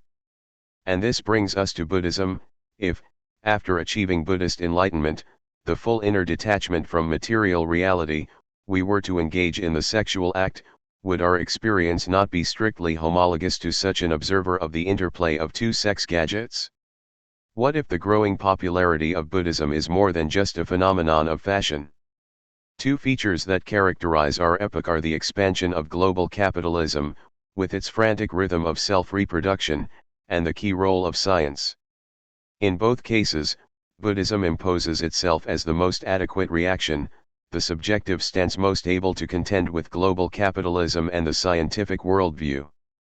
Although Buddhism presents itself as the remedy for the stressful tension of capitalist dynamics, allowing us to uncouple and retain inner peace and Gelassenheit, self-surrender, it actually functions as capitalism's perfect ideological supplement. One should mention here the well-known topic of future shock, i.e. how, today, people are no longer psychologically able to cope with the dazzling pace of technological development and the social changes that accompany it. Things simply move too fast. Before one can accustom oneself to an invention, it is already supplanted by a new one, so that one more and more lacks the most elementary cognitive mapping needed to grasp these developments.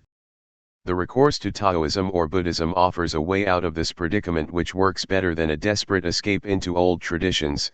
Instead of trying to cope with the accelerating pace of technological progress and social changes, one should rather renounce the very endeavor to retain control over what goes on, rejecting it as the expression of the modern logic of domination.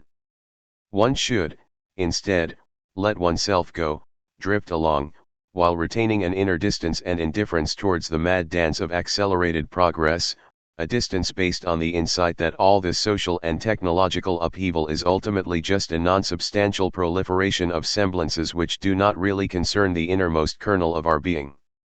One is almost tempted to resuscitate here the infamous Marxist cliché of religion as the opium of the people. The Western Buddhist meditative path is arguably the most efficient way for us to fully participate in capitalist dynamics while retaining the appearance of mental sanity. If the sociologist Max Weber were alive today, he would have definitely written a second, supplementary volume to his founding text, The Protestant Ethic and the Spirit of Capitalism 1904, titled The Taoist Ethic and the Spirit of Global Capitalism. And does the same not hold even more for the disturbing outcome of today's brain sciences?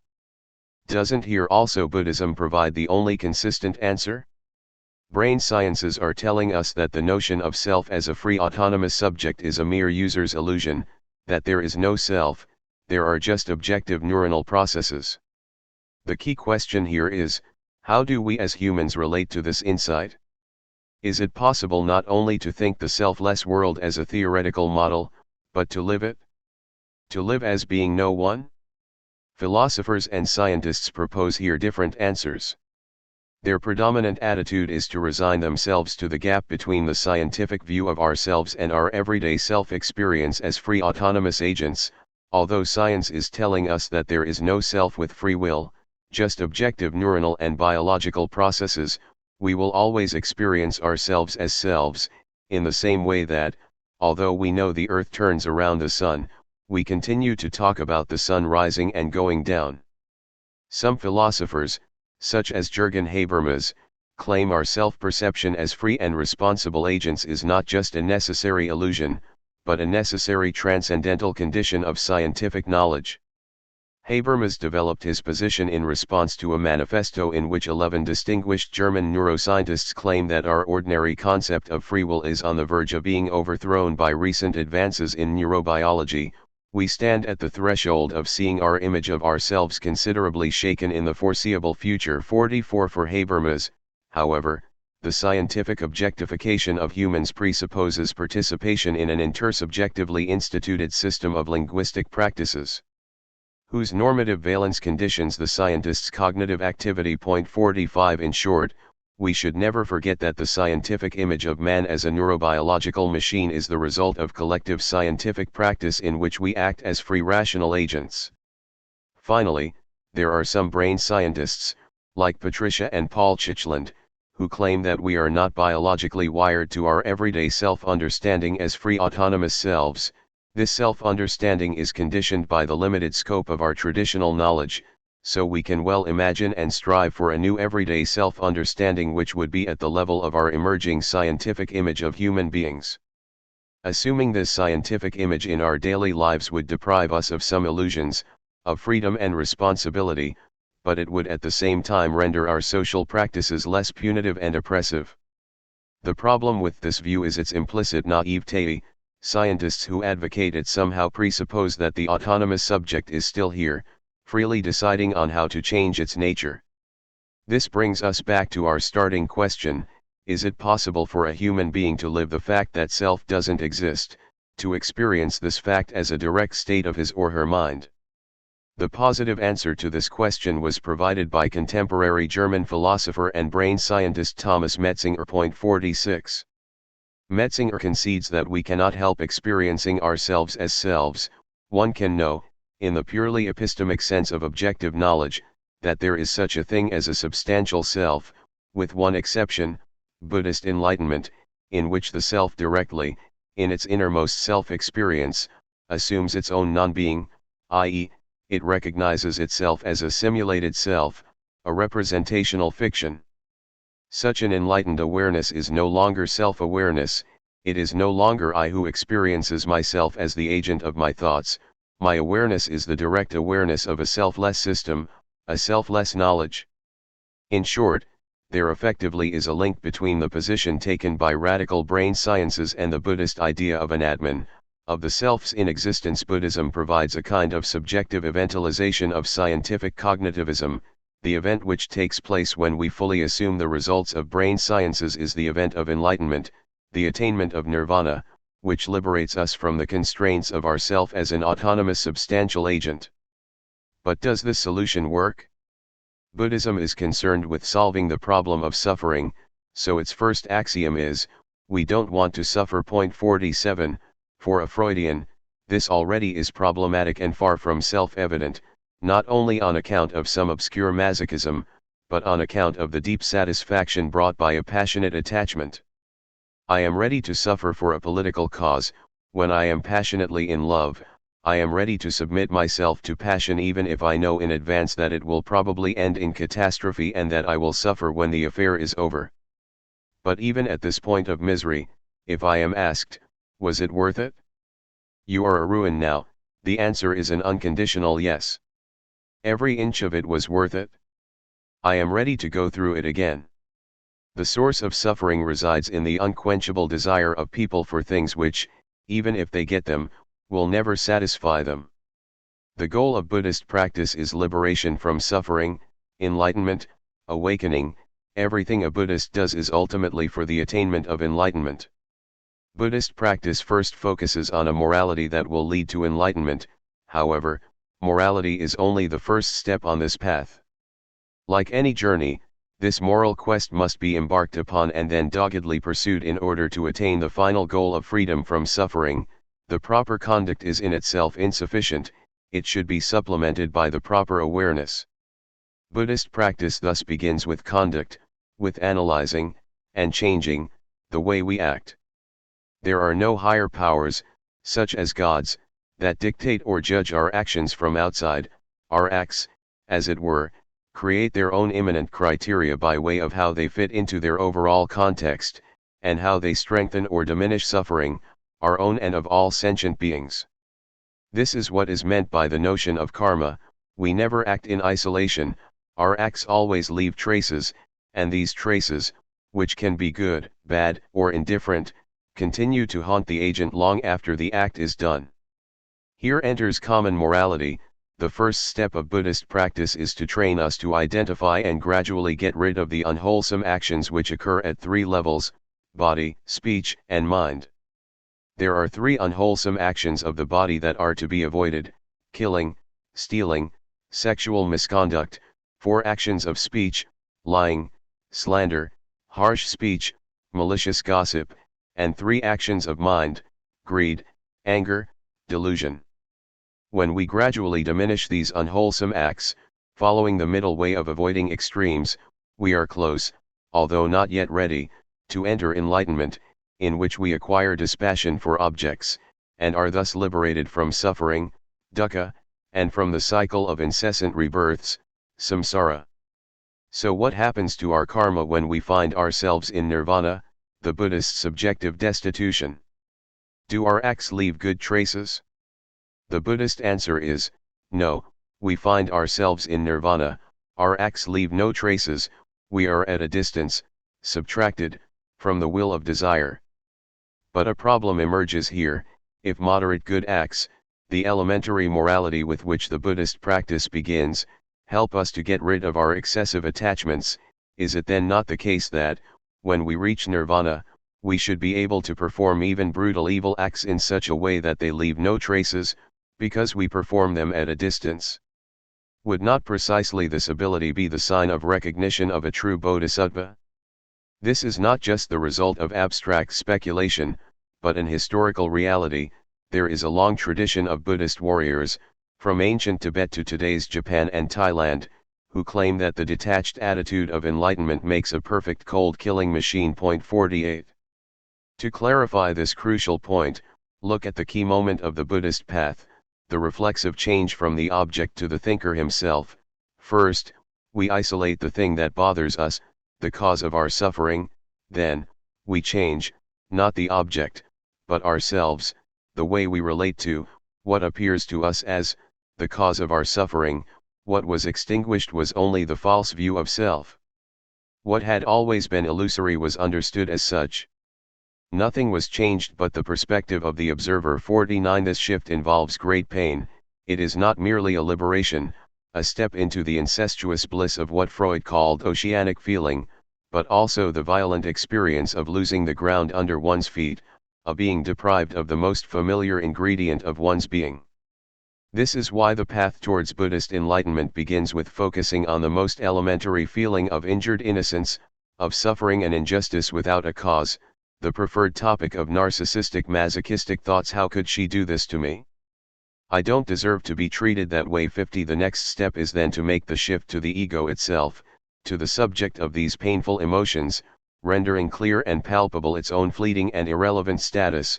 The aggression against the object that causes suffering should be turned against the self instead. We do not repair the damage, we gain insight into the illusory nature of the damage, of that which should be repaired. Here, however, we stumble upon a fundamental ambiguity in the Buddhist edifice. Is nirvana, the goal of Buddhist meditation, just this shift in the subject's stance towards reality? Or is the goal the fundamental transformation of reality itself, so that all suffering disappears, so that all living beings are relieved of their suffering? That is to say, is not the effort to enter nirvana caught between two radically opposed extremes, the minimalist and maximalist one? On the one side, reality remains as it is, nothing changes, it is just fully perceived as what it is, a mere insubstantial flow of phenomena that doesn't really affect the void at the core of our being. On the other side, the goal is to transform reality itself so that there will be no suffering in it, so that all living beings will enter nirvana. This key problem returns in different versions, repeating itself in displaced forms. 1. When we reach enlightenment and liberate ourselves, should we remain there, or should we, out of love for suffering humanity, return to help others to liberate themselves? 2. Is it possible to overcome the gap between enlightenment and ethical activity? How does one get from the metaphysical insight that I have no self, to the ethic of compassion and loving kindness for others, who are also not selves? 51. Is it also not possible to draw from an Atman the opposite conclusion, live fully in the present and pursue all pleasures possible, without caring for others? 3. How are we to distinguish between happiness achieved by hard work, discipline, and meditation, and happiness achieved by magic pills, false beliefs, chemical means, if there is no immanent distinction in the quality of happiness? In other words, undeserved happiness is still happiness. Plus, once we know happiness can be achieved through chemical means, is it not the case that we have to accept that all happiness is based on chemical processes, including the ones going on in our brain when we meditate? So there is really no difference between deserved and non-deserved happiness. In both cases, the underlying process is chemical. In other words, if enlightenment can be generated through chemical means, enlightenment pills, is it still a true enlightenment, an authentic spiritual event? What these impasses of Buddhism indicate is that it is difficult, if not outright impossible, to get rid of the dimension of subjectivity in the sense of free responsible agency. There is always something false in simply accepting fate, or in treating oneself as an objective entity, part of neurobiological reality. This falsity is made abundantly clear in how Ted Hughes accounts for his betrayal of Sylvia Plath. If, in the story of modern literature, there ever was a person who exemplifies ethical defeat, it is Ted Hughes. The true other woman, the focus of the Hughes Plath saga ignored by both camps, is a Shaweevil, a dark-haired Jewish beauty, a Holocaust survivor and Ted's mistress on account of whom he left Sylvia. So this was like leaving a wife and marrying the mad woman in the attic. However, how did she become mad in the first place? In 1969, she killed herself in the same way as Sylvia had, by gassing herself, but killing along with her also Shura, her daughter by Hughes. Why? What drove her into this uncanny repetition? This was Ted's true ethical betrayal, not Sylvia. Here, his birthday letters, with its fake mythologizing, turn into an ethically repulsive text, putting the blame on the dark forces of fate which run our lives, casting Asha as the dark seductress. You are the dark force. You are the dark destructive force that destroyed Sylvia 52. Recall the line from Oscar Wilde's The Importance of Being Earnest: to lose one parent may be regarded as a misfortune, to lose both looks like carelessness. Does the same not go for Ted Hughes? To lose one wife through suicide may be regarded as a misfortune, to lose two wives looks like carelessness. Hughes' version is one long variation on Valmont's Cen est pomofode from Liaisons Dangereuses. It wasn't me, it was fate. As Hughes put it, responsibility is a figment valid only in a world of lawyers as moralists. Point 53. All his babble about the feminine goddess, fate, astrology, etc., is ethically worthless, an exercise in mythologizing whose aim is to put the blame on the other. At the level of our practical ethical life, any attempt to simply shed responsibility and conceive oneself as an unfree mechanism gets caught in a double bind of freedom. Yes, we are doomed. Fate pulls the strings, every manipulator is in his/her turn manipulated, every free agent who decides his own fate is deluded, but to simply endorse and assume this predicament of helplessness in the face of greater forces is also an illusion, an escapist avoidance of the burden of responsibility. We cannot escape from the clutches of fate, but we also cannot escape from the burden of responsibility into fate. Is this not why psychoanalysis is exemplary of our predicament? Yes, we are decentered, caught in a foreign cobweb, overdetermined by unconscious mechanisms. Yes, I am spoken more than speaking, the unconscious other speaks through me, but simply assuming this fact, in the sense of rejecting any responsibility, is also false, a case of self-deception. Psychoanalysis makes me even more responsible than traditional morality does. It makes me responsible even for what is beyond my conscious control. What this means is that the dimension of subjectivity, in the sense of free autonomous agency, is irreducible. We cannot get rid of it, it continues to haunt every attempt to overcome it. Modern scientific naturalism and Buddhism effectively complement each other, although they may appear radically opposed. Cold scientific rationalism versus the ethereal Buddhist spirituality, they are united in their rejection of the self as a free responsible agent. But the impasses of these two positions show that the event each of them stands for, the event of radical naturalization of humans in brain sciences, the event of enlightenment, of entering nirvana, in Buddhism, ultimately fails. The true event is the event of subjectivity itself, illusory as it may be. Our next stop should thus be Western philosophy, which reaches its peak in the thought of subjectivity. What we will endeavor to demonstrate is how the status of subjectivity itself is evental. Stop 4. The three events of philosophy. There are three, and only three, key philosophers in the history of Western metaphysics: Plato, Descartes, and Hegel. Each of them enacted a clear break with the past, nothing remained the same after they entered the scene. Plato broke with pre-Socratic cosmology in search of the inner harmony of the universe, and introduced metaphysical idealism. Descartes broke with the medieval vision of reality as a meaningful hierarchic order and introduced two basic ingredients of philosophical modernity, the notion of infinite and meaningless mechanical material reality, and the principle of subjectivity. I think therefore I am, as the ultimate foundation of our knowledge, and Hegel broke with traditional metaphysics. idealist or materialist, and introduced the era of radical historicity in which all solid forms, social structures and principles are conceived as results of a contingent historical process. Each of the three thinkers cast a long shadow on those who followed him, but in a very specific negative way. Michel Foucault, 1926–84, once said that the entire history of Western philosophy could be defined as the history of rejections of Plato. Even today, Marxists and anti-communist liberals, existentialists and analytic empiricists, Heideggerians and Vitalists are all united in their anti-Platonism. And exactly the same holds for Descartes. He is decried by ecologists, feminists, cognitive brain scientists, Heideggerians, again, pragmatists, the proponents of the linguistic turn in philosophy. Finally, Hegel is the ultimate bête noire of the last 2 centuries of philosophy, criticized by Marxists, liberals, religious moralists, deconstructionists, and Anglo-Saxon empiricists, among others. Does this exceptional status of Plato, Descartes, and Hegel not provide the ultimate proof that, in each case, we are dealing with a philosophical event in the sense of a traumatic intrusion of something new which remains unacceptable for the predominant view?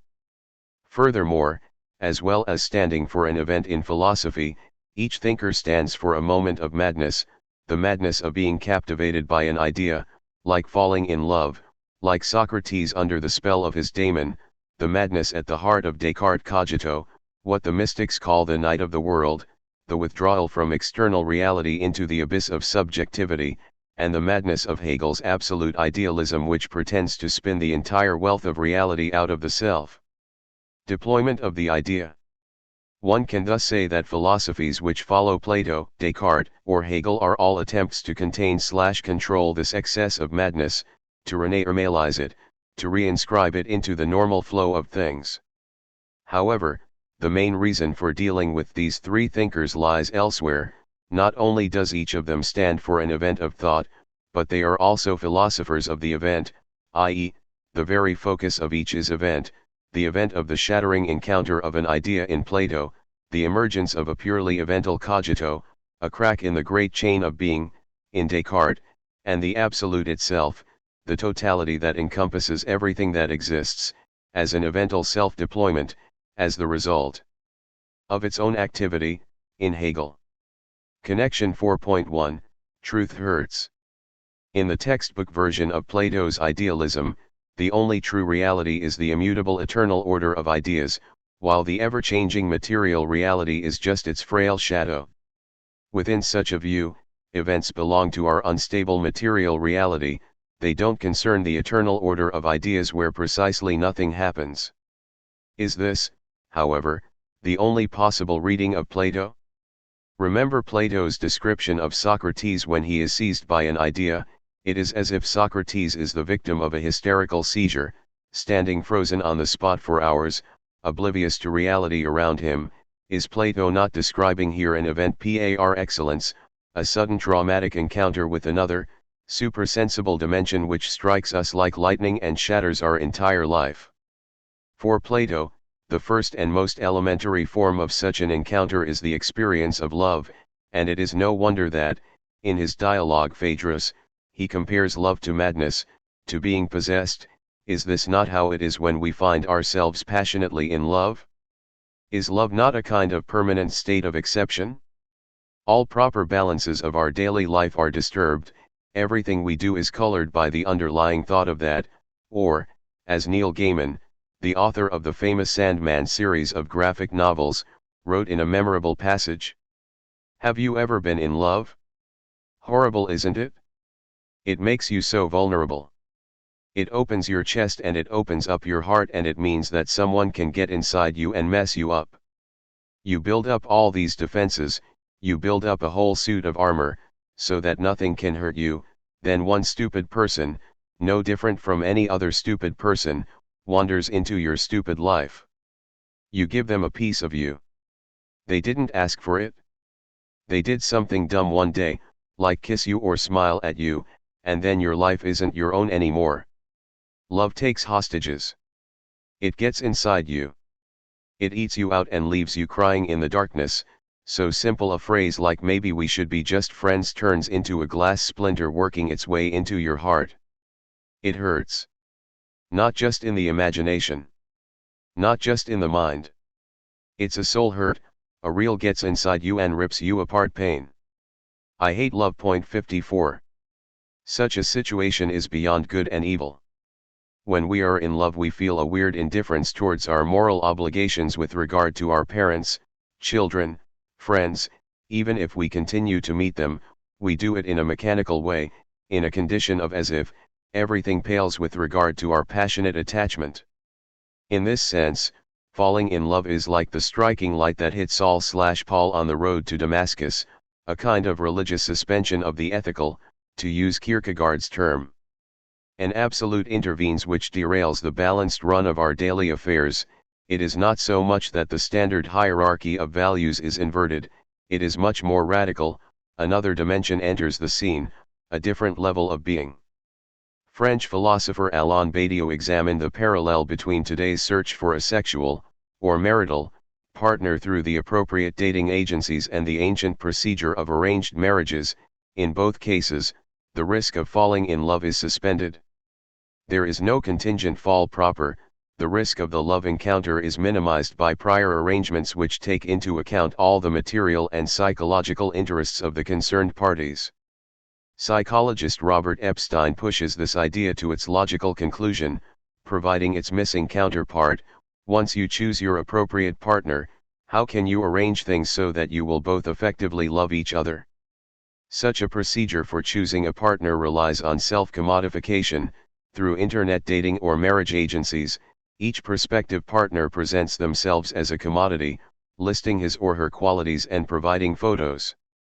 Within this model, if we marry today, it is more and more in order to renormalize the violence of falling in love, the violence nicely indicated by the Basque term for falling in love, maitemindu, which, literally translated, means to be injured by love. It is also for this reason that finding oneself in the position of the beloved is so violent, even traumatic. Indeed, W.B. Yeats' well-known lines on love describe one of the most claustrophobic constellations that one can imagine. Had I the heavens embroidered cloths, enwrought with golden and silver light, the blue and the dim and the dark cloths, of night and light and the half-light, I would spread the cloths under your feet.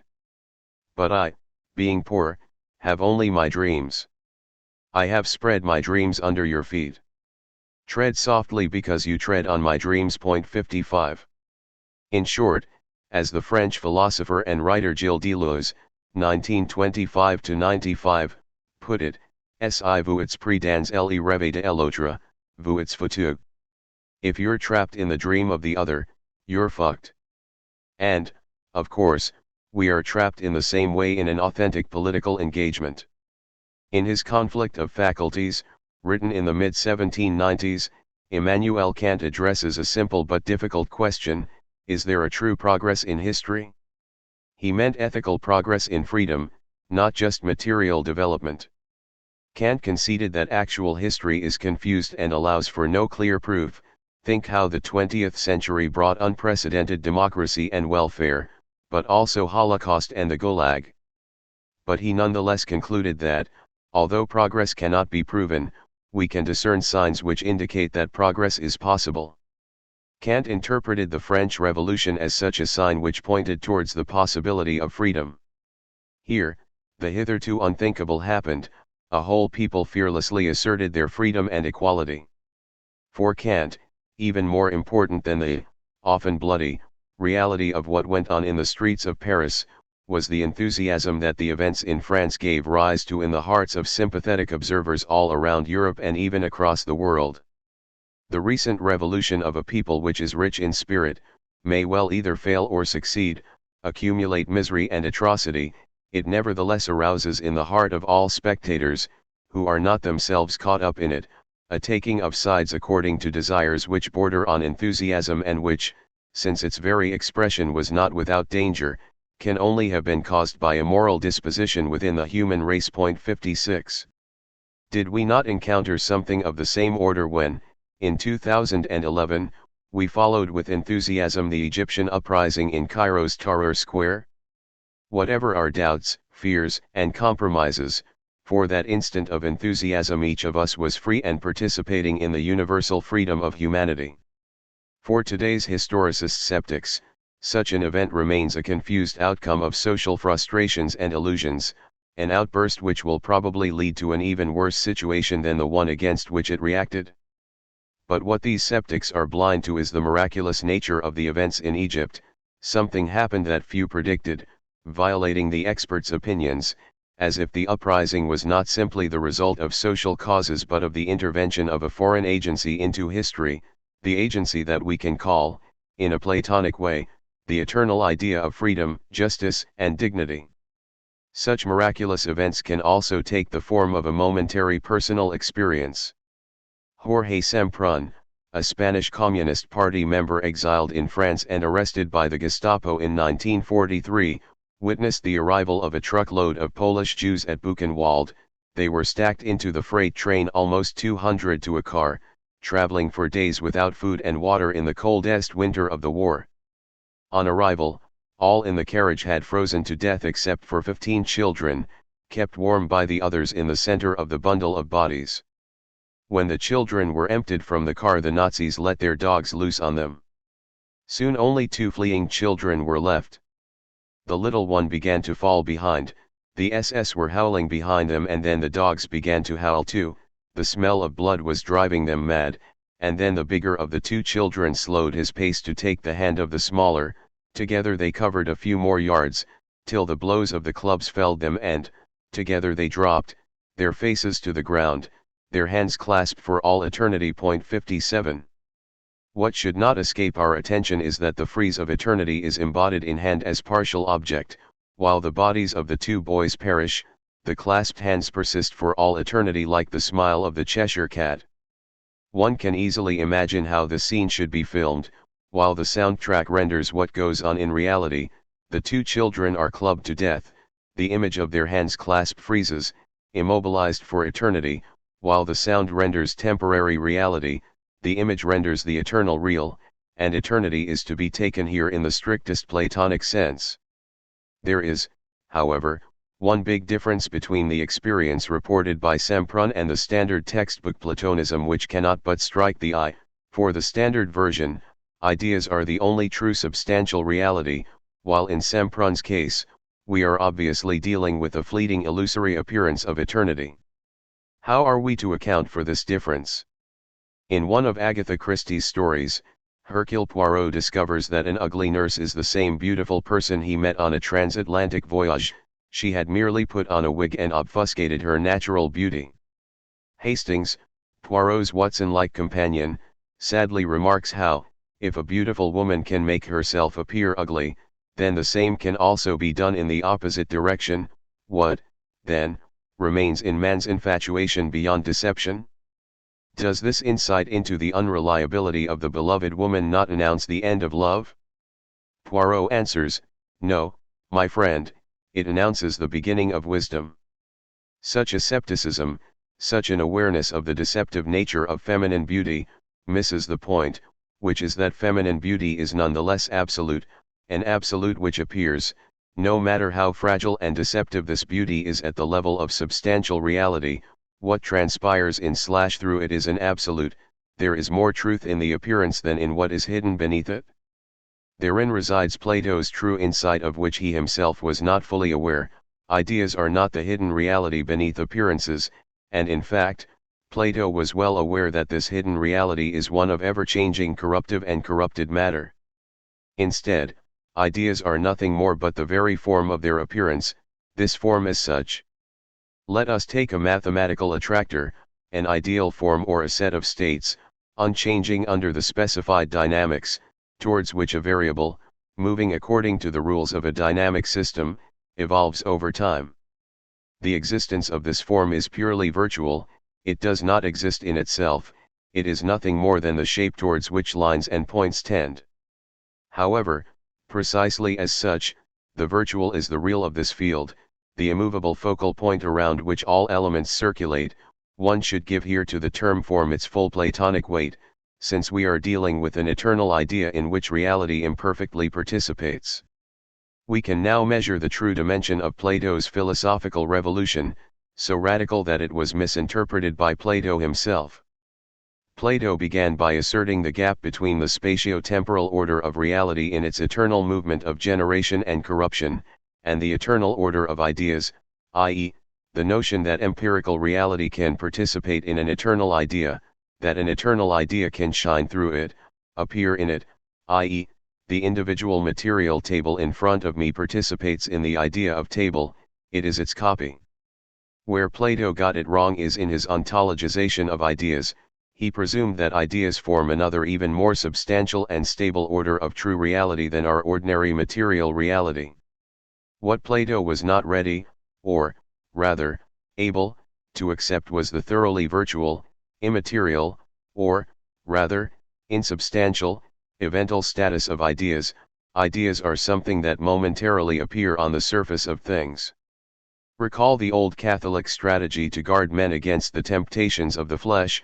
When you see in front of you a voluptuous feminine body, imagine how it will look in a couple of decades, the wrinkled skin and sagging breasts, or, even better, imagine what lurks now already beneath the skin, raw flesh and bones, inner fluids, half-digested food and excrements. The same advice had been given by Marcus Aurelius in his Meditations, where he wrote apropos making love. Something rubbing against your penis, a brief seizure and a little cloudy liquid. Perceptions like that, latching onto things and piercing through them, so we see what they really are. That's what we need to do all the time, all through our lives when things lay claim to our trust, to lay them bare and see how pointless they are, to strip away the legend that encrusts them. 58. Far from enacting a return to the real destined to break the imaginary spell of the body, such a procedure equals the escape from the real which announces itself in the seductive appearance of the naked body.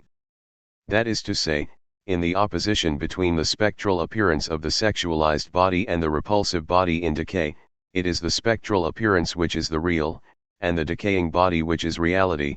We take recourse to the decaying body in order to avoid the deadly fascination of the real which threatens to draw us into its vortex. In contemporary art we often encounter brutal attempts to return to the real, to remind the spectator, or reader, that he is perceiving a fiction, to awaken him from the sweet dream. This gesture has two main forms which, although opposed, amount to the same. In literature or cinema, there are self-reflexive reminders that what we are watching is a mere fiction, such as the actors on screen addressing us directly as spectators, thus ruining the illusion of the narrative fiction, or the writer directly intervening into the narrative through ironic comments. In theater, there are occasional brutal events which awaken us to the reality of the stage, such as, for example, slaughtering a chicken on stage. Instead of reading these gestures as attempts to break the spell of illusions and confront us with the bare real, one should rather denounce them for what they are, the exact opposite of what they claim to be, escapes from the real, desperate attempts to avoid the real that transpires in, or through, the illusion itself. This is why, if we return for the last time to love, love has nothing whatsoever to do with an escape into an idealized romantic universe in which all concrete social differences magically disappear.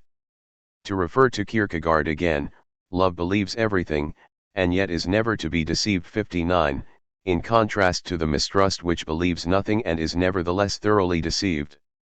The person who mistrusts others is, paradoxically, in his very cynical disbelief, the victim of the most radical self-deception.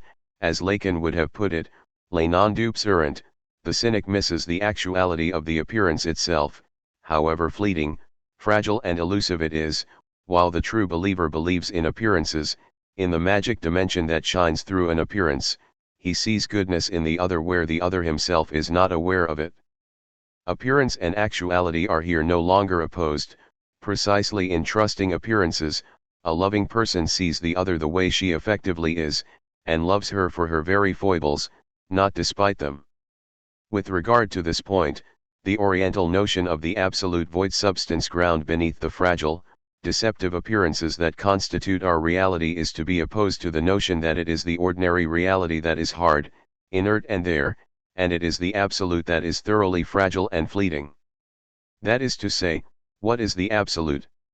Something that appears to us in fleeting experiences, say, through the gentle smile of a beautiful woman, or even through the warm caring smile of a person who otherwise may seem ugly and rude. In such miraculous, but extremely fragile moments, another dimension transpires through our reality. As such, the absolute is easily corroded, it all too easily slips through our fingers, and must be treated as carefully as a butterfly. In short, the absolute is a pure event, something that just occurs, it disappears before it even fully appears. Connection 4.2, the evental self. In one of the most disturbing episodes of the TV series Alfred Hitchcock Presents, The Glass Eye, Jessica Tandy plays a lone woman who falls for a handsome ventriloquist, Max Collodi. When she gathers the courage to approach him alone in his quarters, she declares her love for him and steps forward to embrace him, only to find that she is holding in her hands a wooden dummy's head. After she withdraws in horror, the dummy stands up and pulls off its mask, and we see the face of a sad old dwarf, who jumps on the table, desperately asking the woman to go away. The ventriloquist is in fact the dummy, while the hideous dummy is the actual ventriloquist. It is the detachable dead organ, the partial object, which is effectively alive, and whose dead puppet is the real person. The real person is merely alive, a survival machine, a human animal, while the actual speaking subject dwells in the apparently dead supplement. In other words, when a human being speaks, it is not this concrete bodily presence which speaks but a spectral entity in it, a ghost in the machine more real than the bodily reality of the person in question. This violent reversal of the usual relationship between the bodily substance and its soul is what Descartes enacts with his notion of cogito. The thinking subject is not the soul which is present within the body, but an alien intruder, a homunculus which speaks through it. It is because of this violent reversal that Descartes was able to openly assert the evental, non-substantial, status of his basic principle. The Cartesian cogito is not the substantial form of a body, it rather designates the pure process of objectless thinking. I think, therefore I am 60. What one should always bear in mind when talking about cogito, about the reduction of a human point to the abyssal point of thinking without any external object, is that we are not dealing here with silly and extreme logical games, imagine that you alone exist, but with the description of a very precise existential experience of the radical self-withdrawal, of suspending the existence of all reality around me to a vanishing illusion, which is well known in psychoanalysis, as psychotic withdrawal, as well as in religious mysticism, under the name of so-called night of the world. After Descartes, this idea was deployed in the basic insight of Friedrich Wilhelm Joseph Schelling, 1775–1854, the great German idealist according to whom, prior to its assertion as the medium of the rational word, the subject is the infinite lack of being unend like Mangel and Sen, the violent gesture of contraction that negates every being outside itself. This idea also forms the core of Hegel's notion of madness, when Hegel determines madness to be a withdrawal from the actual world, the closing of the soul into itself, its contraction, the cutting off of its links with external reality. He all too quickly conceives of this withdrawal as a regression to the level of the animal soul still embedded in its natural environs and determined by the rhythm of nature, night and day, the seasons, etc. However, doesn't this withdrawal, on the contrary, designate the severing of the links with the Umwelt, or environment, the end of the subject's immersion into its immediate natural environs, and is it, as such, not the founding gesture of humanization? Was this withdrawal into self not accomplished by Descartes in his universal doubt and reduction to cogito, which also involves a passage through the moment of radical madness? In a fragment from his Generelle Philosophy, Hegel uses the mystical term night of the world to characterize this experience of pure self, of the contraction into self of the subject which involves the eclipse of constituted reality. The human being is this night, this empty nothing, that contains everything in its simplicity, an unending wealth of many representations, images, of which none belongs to him, or which are not present. This night, the inner of nature, that exists here, pure self, in phantasmagorical representations, is night all around it, in which here shoots a bloody head, there another white ghastly apparition, suddenly here before it, and just so disappears. One catches sight of this night when one looks human beings in the eye, into a night that becomes awful. 61. The symbolic order, the universe of the word, logos, can only emerge from the experience of this abyss. As Hegel puts it, this inwardness of the pure self must enter also into existence, become an object, oppose itself to this innerness to be external, return to being. This is language as name-giving power. Through the name the object as individual entity is born out of the I. 62. What we must be careful not to miss here is how Hegel's break with the prevailing Enlightenment tradition can be discerned in the reversal of the very metaphor for the subject. The subject is no longer the light of reason opposed to the non-transparent, impenetrable stuff, of nature, tradition, etc., his very kernel, the gesture which opens up the space for the light of logos, is absolute negativity, the night of the world, the point of utter madness in which fantastic apparitions of partial objects appear all around. Consequently, there is no subjectivity without this gesture of withdrawal, which is why Hegel is fully justified in inverting the standard question of how the fall/regression into madness is possible. The true question is rather how the subject is able to climb out of madness and to reach normalcy. That is to say, the withdrawal into self, the cutting off of the links to the environs, is followed by the construction of a symbolic universe which the subject projects onto reality as a kind of substitute formation, destined to recompense us for the loss of the immediate, pre-symbolic real. In short, the ontological necessity of madness resides in the fact that it is not possible to pass directly from the purely animal soul, immersed in its natural environs, to normal subjectivity dwelling in its symbolic virtual environs. The vanishing mediator between the two is the mad gesture of radical withdrawal from reality, which opens up the space for its symbolic constitution. The true point of madness is thus not the pure excess of the night of the world, but the madness of the passage to the symbolic itself, of imposing a symbolic order onto the chaos of the real.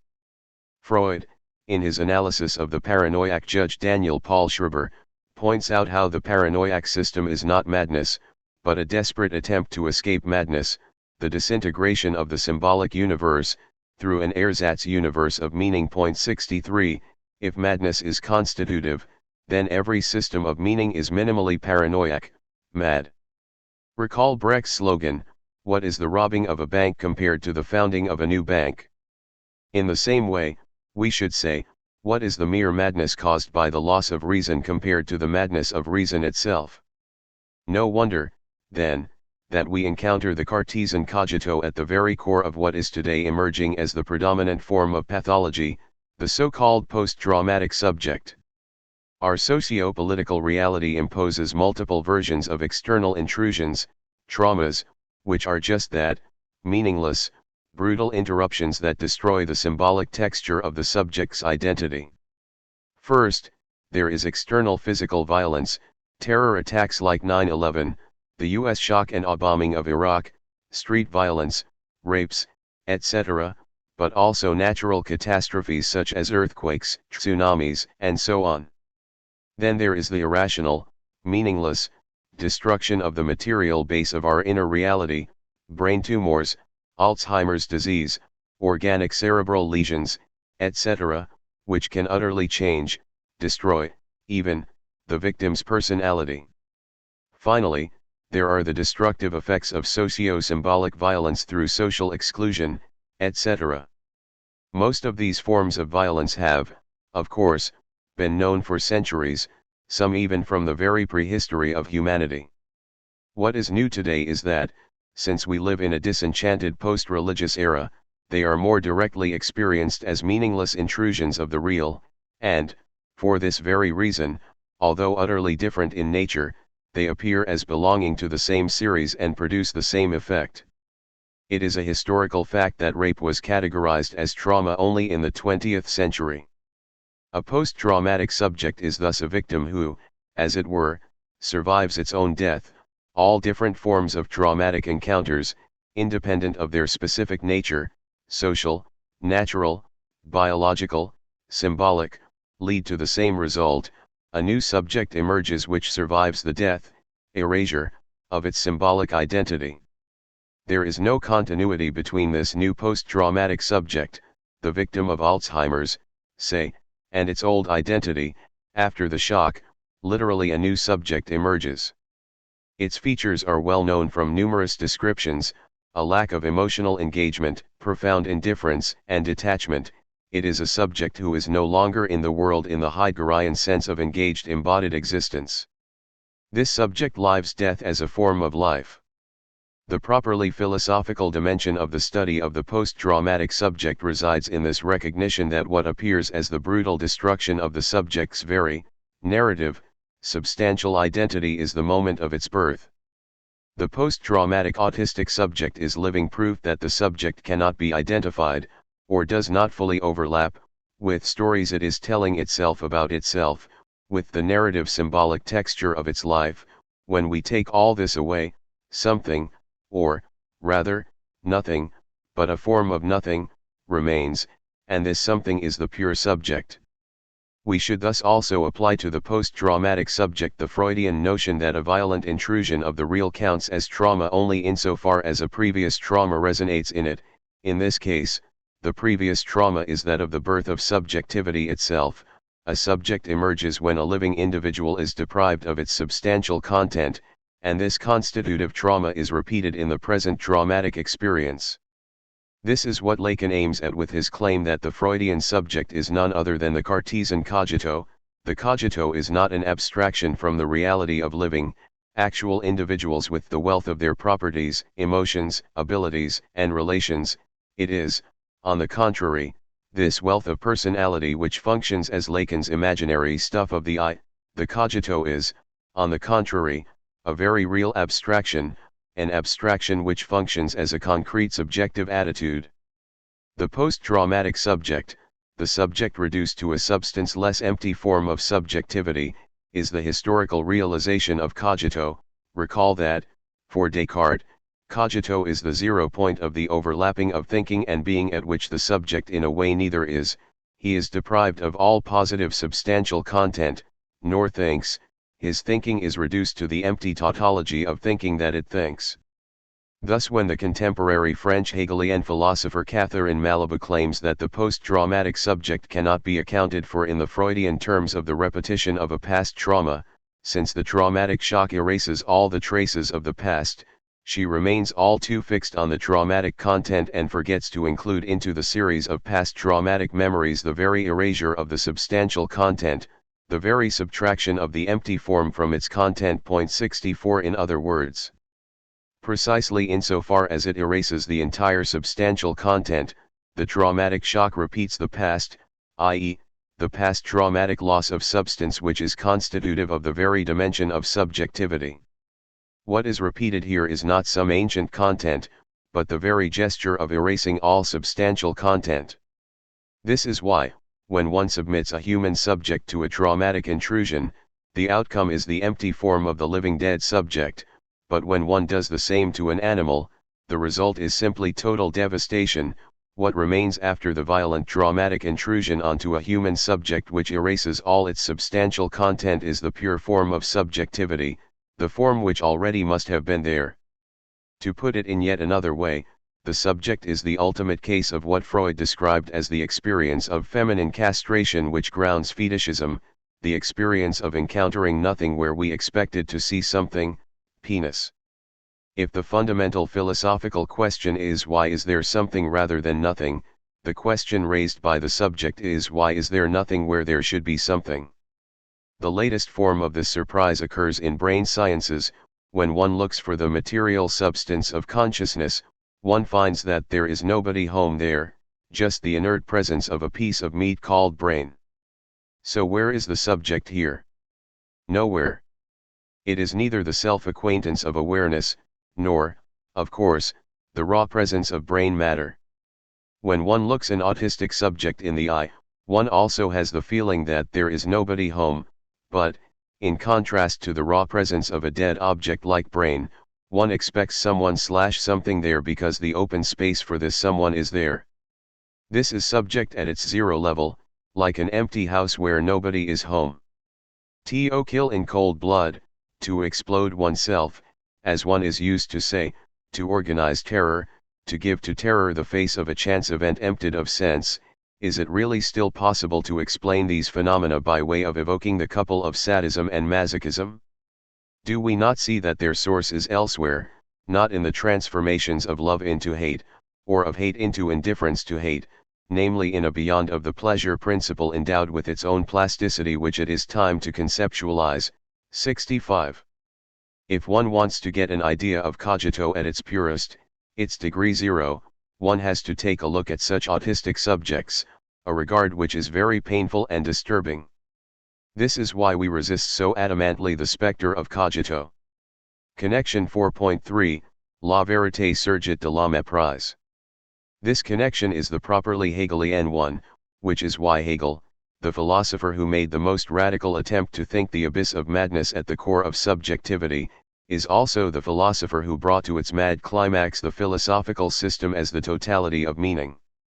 This is why, for very good reasons, Hegel stands in the eyes of common sense for the moment at which philosophy gets mad and explodes into a crazy pretense at absolute knowledge. However, Hegel's point here is a much more refined one, not that everything is madness, but that normality, the reign of reason, is a self-assimilation of madness, in the same way that the rule of law is the self-assimilation of crime. In G.K. Chesterton's religious thriller The Man Who Was Thursday, a mysterious chief of a super-secret Scotland Yard department is convinced that a purely intellectual conspiracy would soon threaten the very existence of civilization. He is certain that the scientific and artistic worlds are silently bound in a crusade against the family and the state. He has, therefore, formed a special corps of policemen who are also philosophers. It is their business to watch the beginnings of this conspiracy, not merely in a criminal but in a controversial sense. The work of the philosophical policeman is at once bolder and more subtle than that of the ordinary detective. The ordinary detective goes to pothouses to arrest thieves, we go to artistic tea parties to detect pessimists. The ordinary detective discovers from a ledger or a diary that a crime has been committed. We discover from a book of sonnets that a crime will be committed. We have to trace the origin of those dreadful thoughts that drive men on at last to intellectual fanaticism and intellectual crime. 66.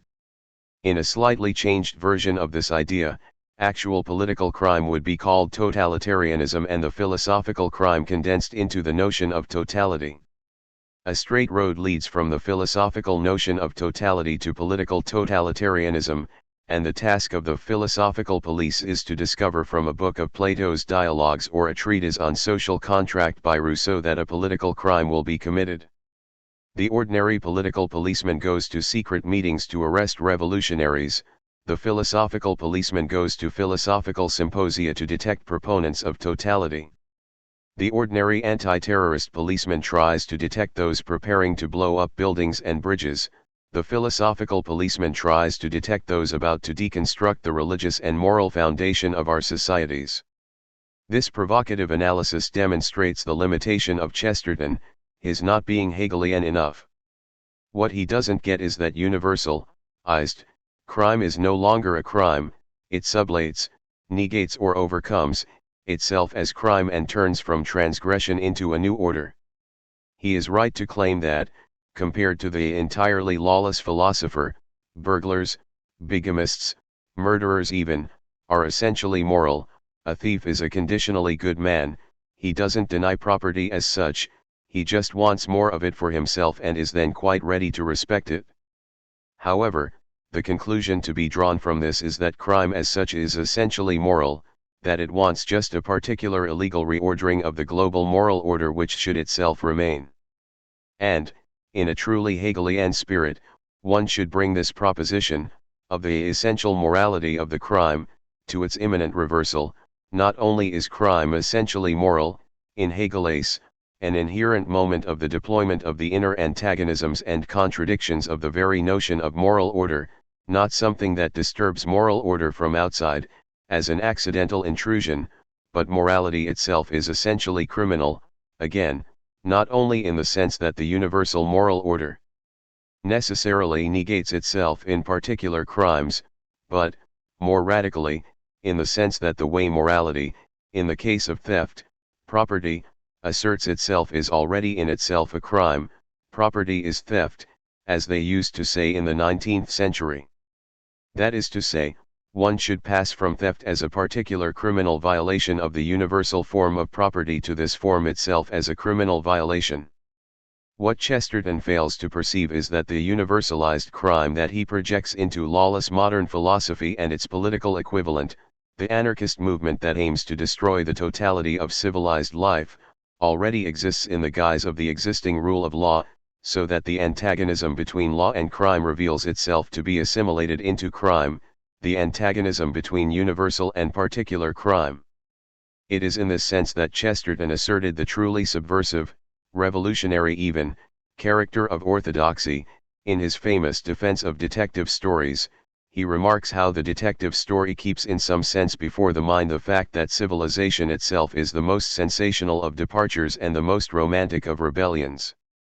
The police romance is based on the fact that morality is the most dark and daring of conspiracies. 67 Therein resides the elementary matrix of the Hegelian dialectical process here, the external opposition, between law and its criminal transgression, is transformed into the opposition, internal to the transgression itself, between particular transgressions and the absolute transgression which appears as its opposite, as the universal law.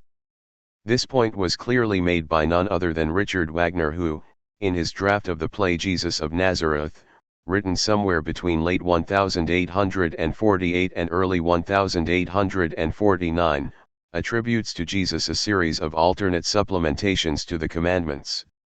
The commandment saith, Thou shalt not commit adultery. But I say unto you, Ye shall not marry without love.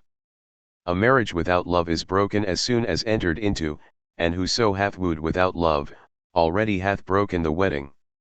If ye follow my commandment, how can ye ever break it, since it bids you to do what your own heart and soul desire? But where ye marry without love, ye bind yourselves at variance with God's love, and in your wedding ye sin against God, and this sin avengeth itself by your striving next against the law of man, in that ye break the marriage vow. 68. The true adultery is not to copulate outside marriage, but to copulate in marriage without love. The simple adultery just violates the law from outside, while marriage without love destroys it from within, turning the letter of the law against its spirit. To paraphrase Brecht, what is a simple adultery compared to the adultery that is a loveless marriage? It is not by chance that Wagner's underlying formula marriage is adultery recalls the anarchist Pierre-Joseph Proudhon's motto property is theft. In the stormy revolutionary times of 1848, Wagner was not only a Feuerbachkian celebrating sexual love 69 but also a Proudhonian revolutionary demanding the abolition of private property, so no wonder that, a little later in the play, Wagner attributes to Jesus a Proudhonian supplement to Thou shalt not steal. This also is a good law, Thou shalt not steal, nor covet another man's goods. Who goeth against it, sinneth, but I preserve you from that sin, inasmuch as I teach you, love thy neighbor as thyself, which also meaneth, lay not up for thyself treasures, whereby thou stealest from thy neighbor and makest him to starve, for when thou hast thy goods safeguarded by the law of man, thou provokest thy neighbor to sin against the law. 70. This shift is the shift from the distortion of a notion to a distortion constitutive of this notion, the shift from theft as a distortion, negation, violation, of property to the dimension of theft inscribed into the very notion of property. Nobody has the right to fully own the means of production, their nature is inherently collective, so every claim that this is mine is illegitimate. As we have just seen, the same goes for crime and law, for the passage from crime as the distortion, negation, of the law to crime as sustaining law itself, i.e., to the idea of the law itself as universalized crime. One should note how the encompassing unity of the two opposed terms, property and theft, law and crime, is the lowest, transgressive one. It is not crime which is a moment of law self-assimilation, or theft which is a moment of property self-assimilation. The opposition of crime and law is inherent to crime, law is a subspecies of crime, crime self-relating negation, in the same way that property is theft self-relating negation. It is only against this background that we can grasp what Hegel intended with his notion of absolute knowing. The formula here is, take away the illusion and you lose the truth itself. A truth needs time to make a journey through illusions to form itself. One should put Hegel back into the series of Plato, Descartes, Hegel, corresponding to the triad of objective, subjective, absolute. Plato's ideas are objective, truth embodied. The Cartesian subject stands for the unconditional certainty of my subjective self-awareness.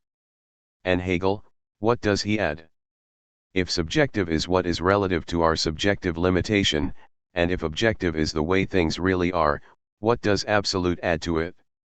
Hegel's answer, the absolute does add some deeper, more substantial, dimension. It includes, subjective, illusion into, objective, truth itself. The absolute standpoint makes us see how reality includes fiction, or fantasy, how the right choice only emerges after the wrong one. Hegel thus enjoins us to turn around the entire history of philosophy, which constitutes a series of efforts to clearly differentiate Dasein, popular opinion, from true knowledge. For Hegel, Dasein is a constitutive part of knowledge, and this is what makes truth temporal and evental. This evental character of truth involves a logical paradox deployed by Jean-Pierre Dupuy, a contemporary French theorist of rationality and catastrophes, in his admirable text on Hitchcock's Vertigo.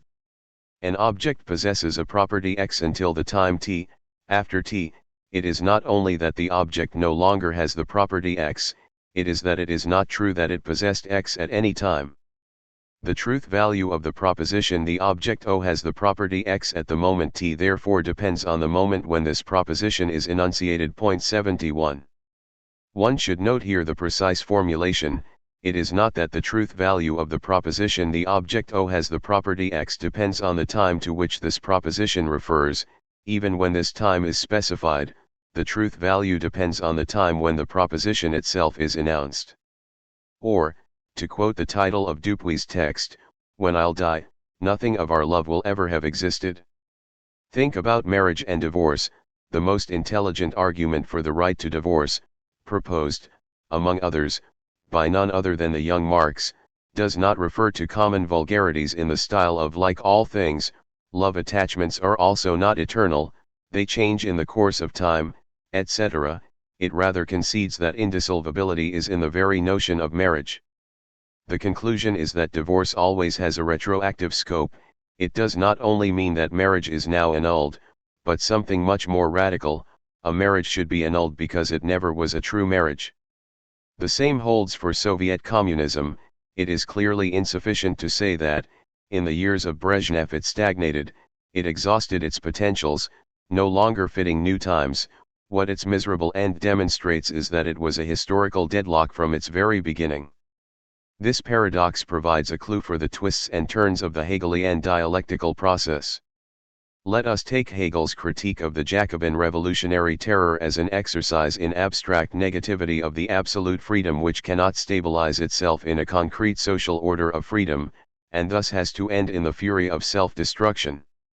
However, one should bear in mind that, insofar as we are dealing here with a historical choice, between the French way of remaining within the Catholic social order and thus being obliged to engage in the self-destructive revolutionary terror, and the German way of reformation, this choice involves exactly the same elementary dialectical paradox as the one, also from the Phenomenology of Spirit, 1807, between the two readings of the spirit is a bone which Hegel illustrates by the phallic metaphor, phallus as the organ of insemination or phallus as the organ of urination. Hegel's point is not that, in contrast to the vulgar empiricist mind which sees only urination, the proper speculative attitude has to choose insemination.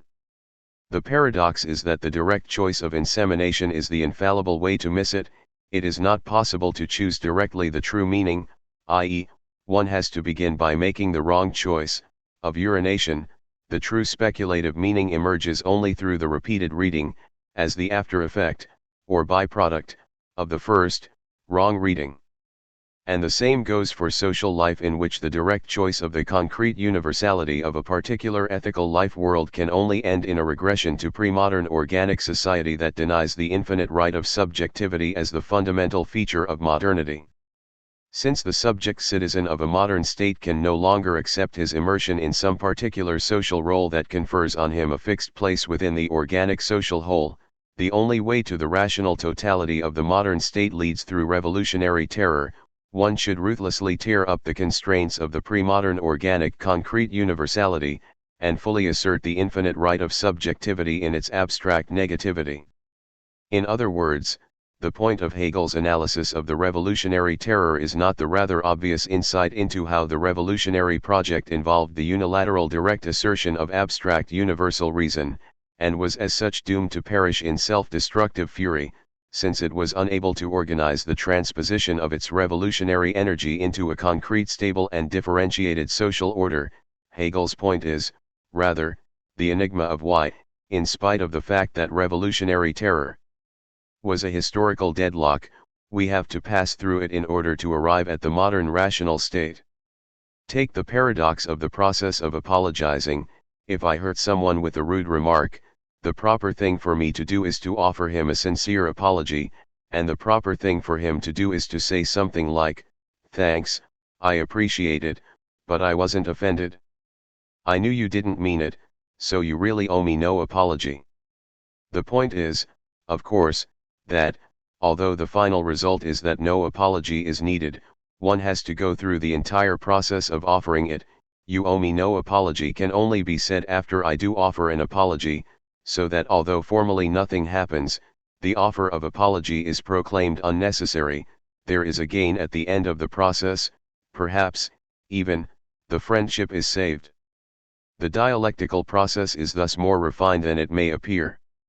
The standard notion is that, in it, one can only arrive at the final truth through the path of errors, so these errors are not simply discarded, but sublated in the final truth, preserved in it as its moments.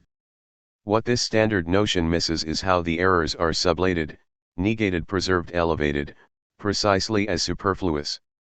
How is this circle of changing the past possible without recourse to travel back in time?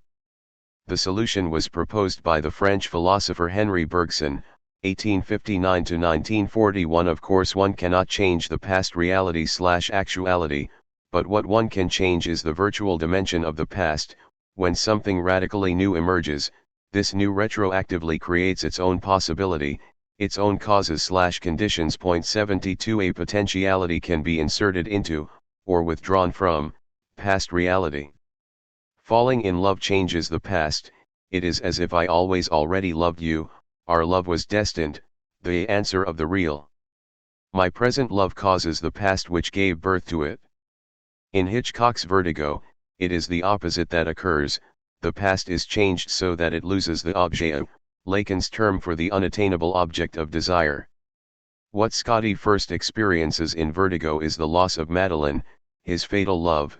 When he recreates Madeline in Judy and then finds out that the Madeline he knew already was Judy pretending to be Madeline, what he discovers is not simply that Judy is a fake.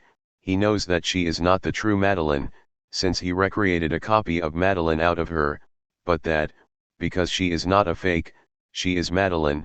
Madeline herself was already a fake. Objet disintegrates, the very loss is lost. We get a negation of negation. Scotty's discovery changes the past, deprives the lost object of objet. The same temporal paradox characterizes all events proper, including the political ones. The German revolutionary Rosa Luxemburg was well aware of it when, in her polemic against the socialist Eduard Bernstein, she provides two arguments against the revisionist fear that the proletariat will take power prematurely, before the circumstances are ripe. The socialist transformation supposes a long and stubborn struggle, in the course of which, it is quite probable the proletariat will be repulsed more than once, so that for the first time, from the viewpoint of the final outcome of the struggle, it will have necessarily come to power, too early.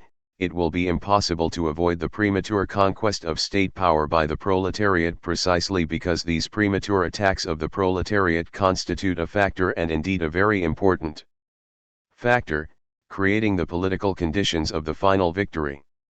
In the course of the political crisis accompanying its seizure of power, in the course of the long and stubborn struggles, the proletariat will acquire the degree of political maturity permitting it to obtain in time a definitive victory of the revolution. Since the proletariat is not in the position to seize power in any other way than prematurely, since the proletariat is absolutely obliged to seize power once or several times too early before it can maintain itself in power for good, the objection to the premature conquest of power is at bottom nothing more than a general opposition to the aspiration of the proletariat to possess itself of state power. 73.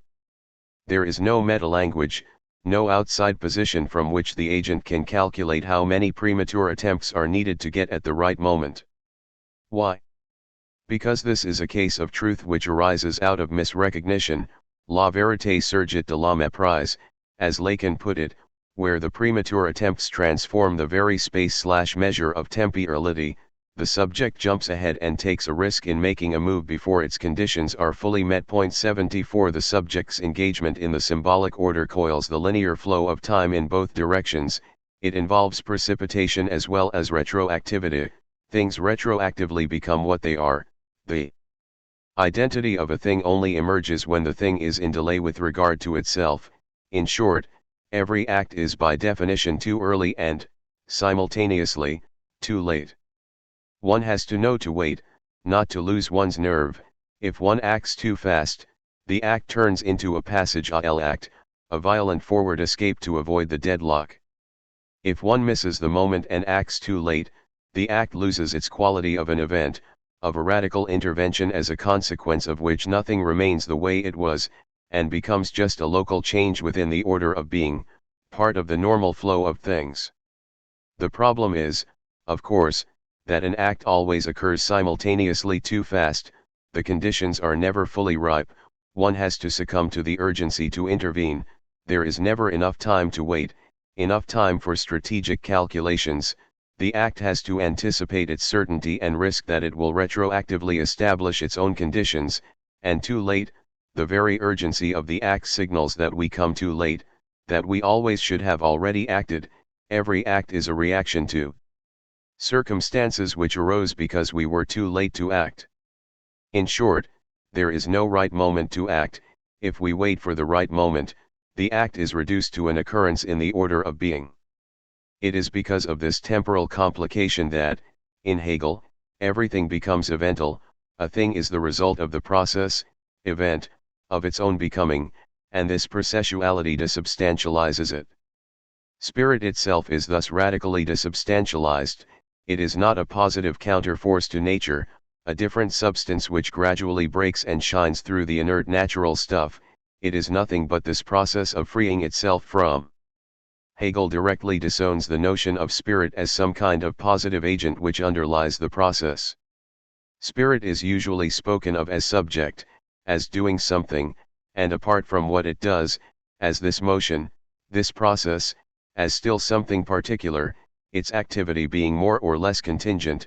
It is of the very nature of spirit to be this absolute liveliness, this process, to proceed forth from naturality, immediacy, to sublate, to quit its naturality, and to come to itself, and to free itself, it being itself only as it comes to itself as such a product of itself, its actuality being merely that it has made itself into what it is. 75. The materialist reversal of Hegel in Ludwig Feuerbach and young Marx rejects this self-referential circularity, dismissing it as a case of idealist mystification. For Feuerbach and Marx, man is a Gattungswesen, being of genus, which asserts its life by way of realizing its essential forces. The Hegelian event is thus undone. We are back at the Aristotelian ontology of substantial entities endowed with essential qualities. Truth arises out of error.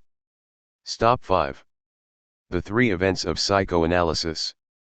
In his Arcades project, Walter Benjamin 76 quotes the French historian André Monglondon: "The past has left images of itself in literary texts, images comparable to those which are imprinted by light on a photosensitive plate. The future alone possesses developers active enough to scan such surfaces perfectly." 77 Far from being just a neutral observation about the complex interdependence of literary texts, this notion of past texts pointing towards the future is grounded in Benjamin's basic notion of the revolutionary act as the retroactive redemption of past failed acts. The past carries with it a temporal index by which it is referred to redemption. There is a secret agreement between past generations and the present one. Our coming was expected on earth. Like every generation that preceded us, we have been endowed with a weak messianic power, a power to which the past has a claim. 78. The first name that arises here is Shakespeare's, whose ability to prefigure insights which properly belong to later epochs often borders on the uncanny. Well before Satan's famous evil, "Be thou my good," from Milton's Paradise Lost, the formula of the diabolical evil was provided by Shakespeare, in whose Titus Andronicus the unrepentant Aaron's final words are, "If one good deed in all my life I did, I do repent it from my very soul." 79 And Richard Wagner's short circuit between seeing and hearing in the last act of Tristan, which is often perceived as the defining moment of modernism proper, the dying Tristan sees Isolde's voice, was clearly formulated already in A Midsummer Night's Dream. In Act V, 1, Bottom/Pyramus says, "I see a voice, now will I to the chink, to spy and I can hear my Thisbe's face." The same thought occurs later in King Lear, "Look with thine ears." And what about the extraordinarily modern definition of poetry, also from A Midsummer Night's Dream, Act V, 1, where Theseus says, "The lunatic, the lover, and the poet are of imagination all compact. One sees more devils than vast hell can hold." That is, the madman, the lover, all as frantic, sees Helen's beauty in a brow of Egypt. The poet's eye, in fine frenzy rolling, doth glance from heaven to earth, from earth to heaven. And, as imagination bodies forth the forms of things unknown, the poet's pen turns them to shapes, and gives to airy nothing a local habitation and a name. Such tricks hath strong imagination, that if it would but apprehend some joy, it comprehends some bringer of that joy. Or in the night, imagining some fear, how easy is a bush suppository to bear. Indeed, as the 19th century symbolist poet Mallarmé put it, poetry talks about ce seul objet dont elle n'est es honor, that exclusive object wherein nothingness takes pride. More precisely, Shakespeare articulates here a triad: a madman sees devils everywhere, he misperceives a bush as a bear, a lover sees sublime beauty in an ordinary face, a poet gives to airy nothing a local habitation and a name. In all three cases we have a gap between ordinary reality and a transcendent ethereal dimension, but this gap is gradually reduced. The madman simply misperceives a real object as something else, not seeing it for what it is. A bush is perceived as a threatening bear, a lover maintains the reality of the beloved object, which is not cancelled, but merely transubstantiated into the appearance of a sublime dimension. The beloved's ordinary face is perceived as it is, but it is as such elevated. I see beauty in it, as it is. With a poet, transcendence is reduced to zero, i.e., empirical reality is transubstantiated, not into an expression/materialization of some higher reality, but into a materialization of nothing. A madman directly sees God, he mistakes a person for God, or the devil. A lover sees God, divine beauty, in a person. A poet only sees a person against the background of nothingness. 80. Maybe we can use the Shakespearean triad of lunatic, lover and poet as a tool to propose a classification of events based on the Lacanian triad of imaginary, symbolic, and real. A lunatic dwells in the imaginary dimension, confusing reality and imagination. A lover identifies the beloved person with the absolute thing in a symbolic short circuit between signifier and signified, which nonetheless maintains the gap that forever separates them. The lover knows very well that, in reality, his/her beloved is an ordinary person with all his or her failures and weaknesses. A poet makes a phenomenon emerge against the background of the void of the real. For Lacan, the imaginary, the symbolic and the real are the three fundamental dimensions in which a human being dwells. The imaginary dimension is our direct lived experience of reality, but also of our dreams and nightmares. It is the domain of appearing, of how things appear to us. The symbolic dimension is what Lacan calls the big other, the invisible order that structures our experience of reality, the complex network of rules and meanings which makes us see what we see the way we see it, and what we don't see the way we don't see it. The real, however, is not simply external reality, it is rather, as Lacan put it, impossible, something which can neither be directly experienced nor symbolized, like a traumatic encounter of extreme violence which destabilizes our entire universe of meaning. As such, the real can only be discerned in its traces, effects or aftershocks. This triad is far from exclusively Lacanian. Another version of it was proposed by Karl Popper, 1902-94, in his theory of the third world, which is Popper's name for the symbolic dimension or order. Point 81 Popper became aware that the usual classification of all phenomena into external material reality, from atoms to arms, and our inner psychic reality, of emotions, wishes, experiences, is not enough. Ideas we talk about are not just passing thoughts in our minds, since these thoughts refer to something which remains the same while our thoughts pass away or change. When I think about 2 + 2 = 4 and my colleague thinks about it, we are thinking about the same thing, although our thoughts are materially different. When, in a conversation, a group of people talk about a triangle, they somehow talk about the same thing. Popper is, of course, not an idealist. Ideas do not exist independently of our minds, they are the result of our mental operations, but they are nonetheless not directly reducible to them, they possess a minimum of ideal objectivity. It is in order to capture this realm of ideal objects that Popper coined the term third world, and this third world vaguely fits the Lacanian big other. However, the word order should not lead us astray here. Lacan's symbolic order is not a fixed network of ideal categories or norms. The standard deconstructionist/feminist reproach to the Lacanian theory targets its alleged implicit normative content.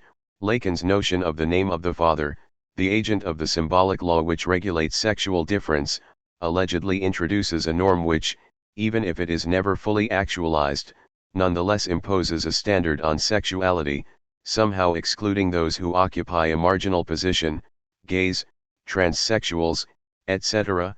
Furthermore, this norm is clearly historically conditioned, it is not a universal feature of being human, as Lacan allegedly claims.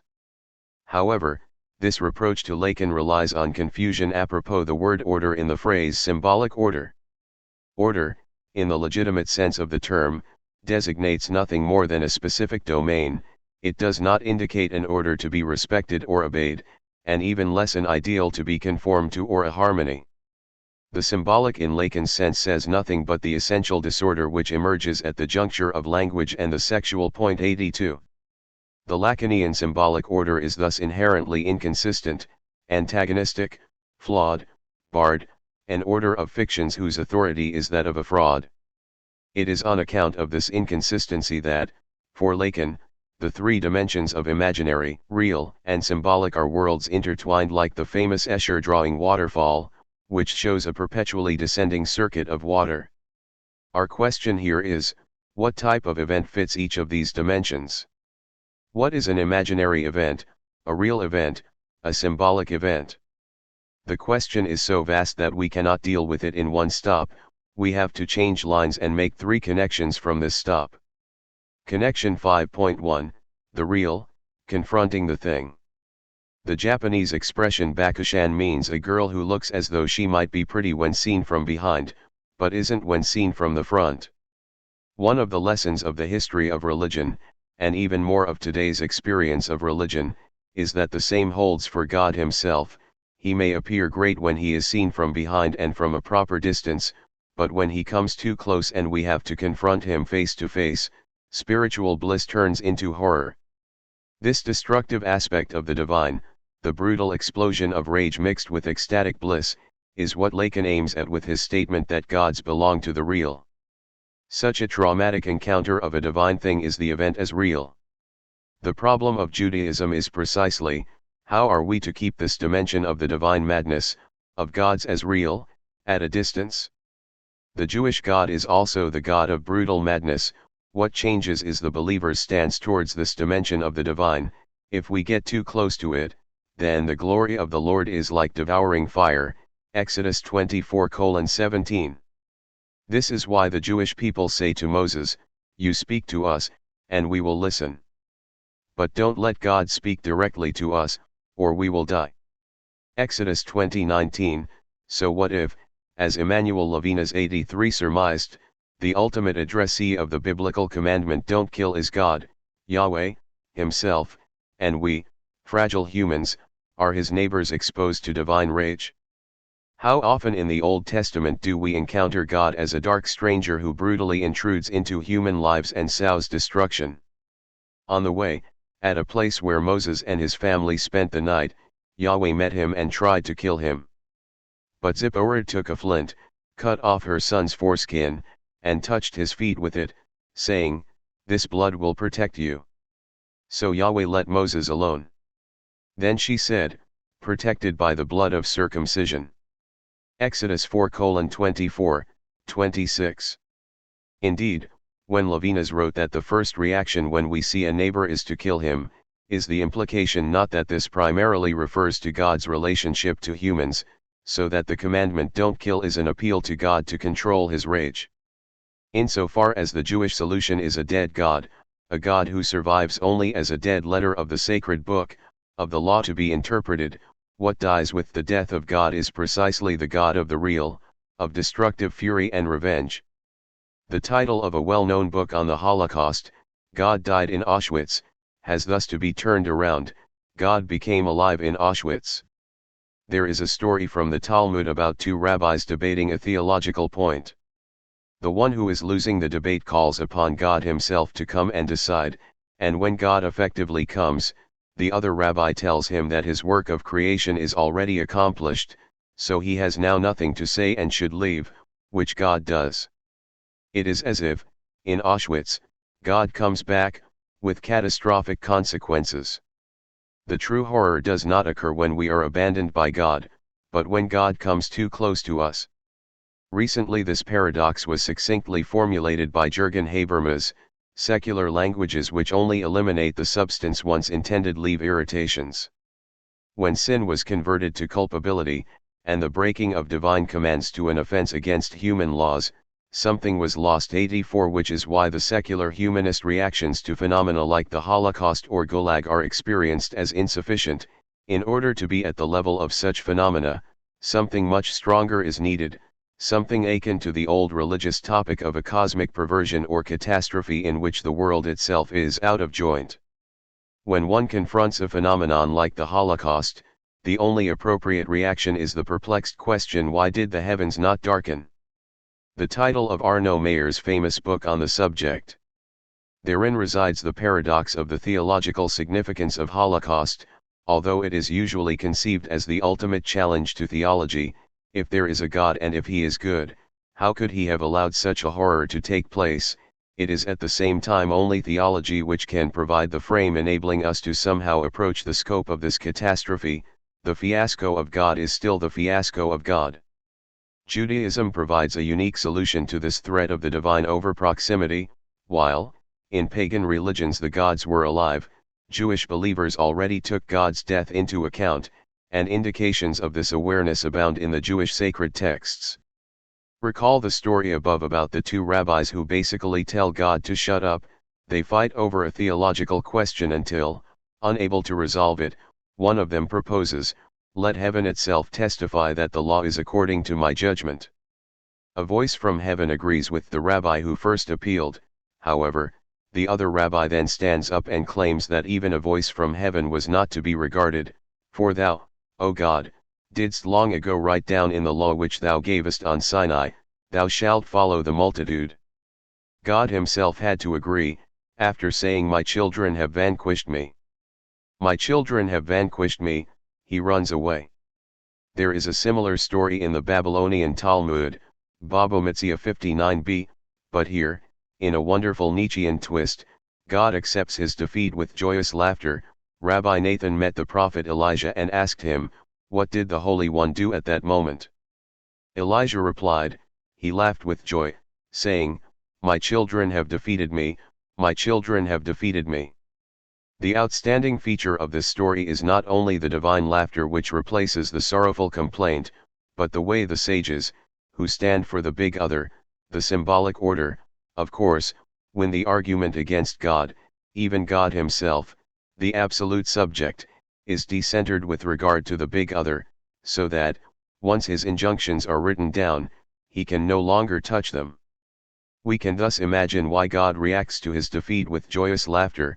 The sages have learned his lesson, that God is dead, and that the truth resides in the dead letter of the law which is beyond his control. In short, after the act of creation is accomplished, God loses even the right to intervene in how people interpret his law. However, the living God continues his subterranean life and erratically returns in multiple forms, which are all guises of the monstrous thing, up to today's popular culture. Nima Nurizade's 2012 film Project X narrates the birth of an urban legend. Thomas is turning 17, and his friends Costa and JB are planning to throw a huge birthday bash at Thomas's house to increase their popularity among their schoolmates. As Thomas's parents are going away for the weekend, Thomas's father lays down the rules: a maximum of 5 people at their house, not to drive his expensive Mercedes, and no one is allowed in his office. Thomas worries that no one will come until, suddenly, cars start pulling up in the neighborhood and the party becomes an instant hit. Gradually, things get out of control. The noise and scope of the party causes televised news coverage. News helicopters fly over the house. The police arrive with a SWAT team, which decides to let the party burn itself out before moving in. But then an intruder with a flamethrower torches trees around the neighborhood and cars parked on the road, and the neighborhood is left in flames until fire department helicopters extinguish it. When, the next morning, his parents do come home, Thomas's father punishes him by using his college funds to pay for the damage, but he nonetheless commends Thomas for the party. Thomas has shown he has guts, while his father thought he was a coward and a loser. The father's recognition demonstrates how the paternal prohibition functions. In fact, the image of the ideal father is a neurotic's fantasy. Beyond the mother, stands out the image of a father who would turn a blind eye to desires. This marks, more than it reveals, the true function of the father, which is fundamentally to unite, and not to oppose, a desire to the law. 85. While prohibiting his son's escapades, the father not only discreetly ignores and tolerates them, but even solicits them. It is in this sense that father as the agent of prohibition/law sustains desire/pleasures. There is no direct access to enjoyment since its very space is opened up by the blanks of the father's controlling gaze. And does exactly the same not hold for God himself, our ultimate Father? The first commandment says, "You shall have no other gods before me." What does the ambiguous "before me" refer to? Most translators agree that it means before my face, in front of me, when I see you, which subtly implies that the jealous God will nonetheless turn a blind eye to what we are doing secretly, out of his sight. In short, God is like a jealous husband who tells his wife, "Okay, you can have other men, but do it discreetly, so that I, or the public in general, will not notice it and you will not put me to shame." The negative proof of this constitutive role of the father in carving out the space for viable enjoyment is the deadlock of today's permissiveness, where the master/expert no longer prohibits enjoyment but enjoins it. Sex is healthy, etc., thereby effectively sabotaging it. How, then, does the figure of the father relate to the thing? The father's symbolic authority functions as the agency which normalizes the encounter of the thing, on behalf of the law which regulates social interaction. the father signals his tolerance for occasional encounters of the thing. But more relevant is the quasi-sacred character of the party. When it runs out of control, it explodes into what one cannot but designate as a collective experience of the sacred, an experience of what Georges Bertoli 86 called economie générale, unrestrained expenditure, something like the dance of the bacchantes reinvented for today, a moment when the lowest stupid adolescent partying turns into its opposite, a new form of the sacred. And, to avoid a misunderstanding, the point is not to celebrate wild partying but to render visible the amphibious nature of the sacred itself. Russian filmmaker Sergei Eisenstein saw the production of pathos as a structural issue, not only as a matter of content. In the general line, aka the old and the new, there is a famous scene which renders the successful testing of a collective farm's new milk separator, with the enraptured farmers watching how the white liquid starts to flow out. The machine becomes a grail-like magic object which intensifies their emotions. 87 Is it not exactly the same in Project X, where a vulgar adolescent party is intensified to a sacred orgy?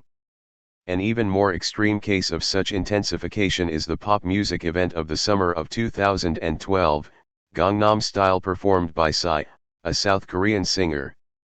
The song was not only wildly popular, it also mobilized people into a collective trance, with tens of thousands shouting and performing a dance that imitated horse riding, all in the same rhythm with an intensity unseen from the times of the early Beatles, referring to Psy as a new messiah. The music is sedance at its worst, totally flat and mechanically simple, mostly computer-generated. The singer's name is, of course, a shortened version of Psytrance. What makes it interesting is the way it combines collective trance with self-irony.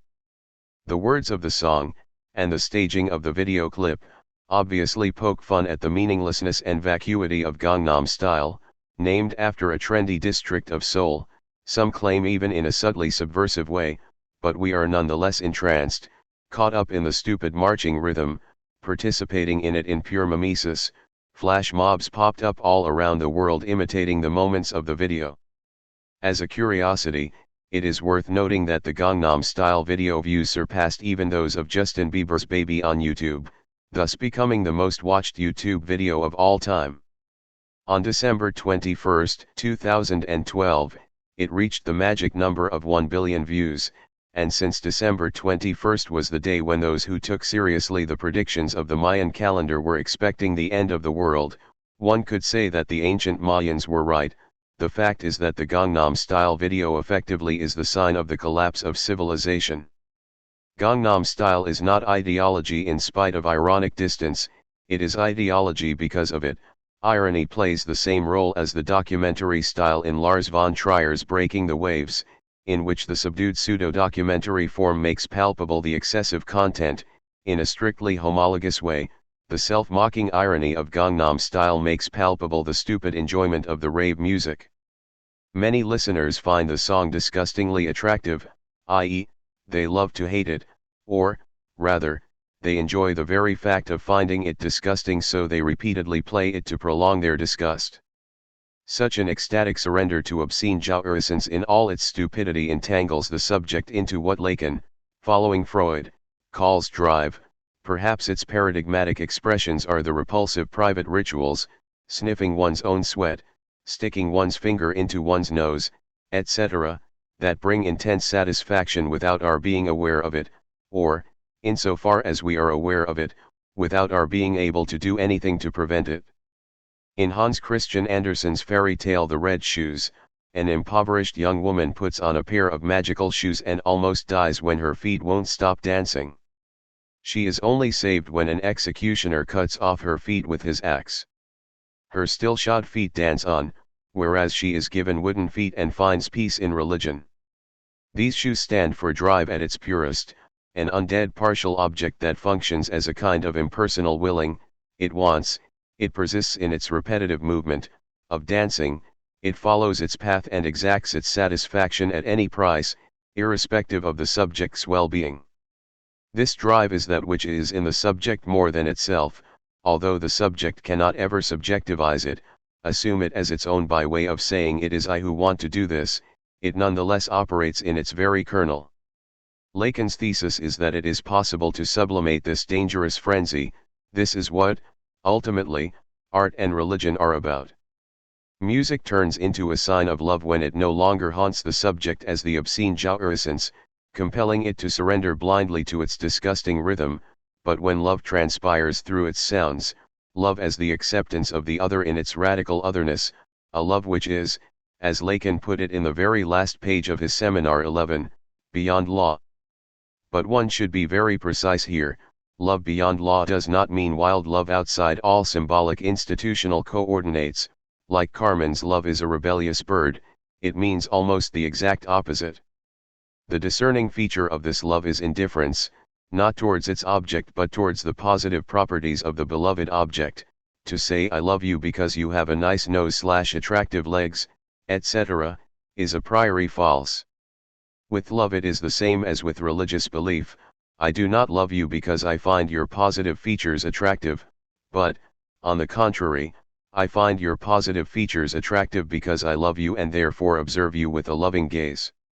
The 2012 Nobel Prize for Economics went to Alvin Roth and Lloyd Shapley for their elaboration of matching theory, the economics of choice when you aren't the only one choosing. In an interview, Roth explained, when people get into schools, when they choose careers, when they get married, these are all matching markets. You can't just choose what you want, you also have to be chosen. The utility of matching is that you are defining a relationship. The key phrase here is defining a relationship. In matters of love, matching theory endeavors to construct a kind of axiom or formula of a successful sexual relationship. But can a love relationship be put on the same level as bringing together a kidney patient with a donor, or a job seeker with a manager ready to hire? The problem is not the one of moral dignity, but of the immanent logic. When you fall in love, you don't just know what you need/want and look for the one who has it. The miracle of love is that you learn what you need only when you find it. How does all this relate to event in sexuality? In French filmmaker Catherine Breillat's romance, 1999, there is a phantasmatic scene which perfectly stages this radical split between love and sexuality. The heroine imagines herself lying naked on her belly on a low small table divided in the middle by a partition with a hole just big enough for her body. With the upper side of her body, she faces a nice tender guy with whom she exchanges gentle loving words and kisses, while her lower part is exposed to one or more sex machine studs who penetrate her wildly and repeatedly. However, the true miracle occurs when these two series momentarily coincide, when sex is transubstantiated into an act of love. There are 4 ways to disavow this impossible/real conjunction of love and sexual enjoyment. 1. The celebration of asexual pure love, as if the sexual desire for the beloved demonstrates the love's inauthenticity. 2. The opposite assertion of intense sex as the only real thing, which reduces love to a mere imaginary lure. 3. The division of these two aspects, their allocation to 2 different persons, one loves one's gentle wife, or the idealized inaccessible lady, while one has sex with a vulgar mistress. 4. Or their false immediate merger, in which intense sex is supposed to demonstrate that one truly loves one's partner, as if, in order to prove that our love is a true one, every sexual act has to be the proverbial fuck of the century. All these 4 stances are wrong, an escape from assuming the impossible/real conjunction of love and sex. A true love is enough in itself, it makes sex irrelevant, but precisely because fundamentally, it doesn't matter, we can fully enjoy it without any superego pressure. And, unexpectedly, this brings us to Lenin.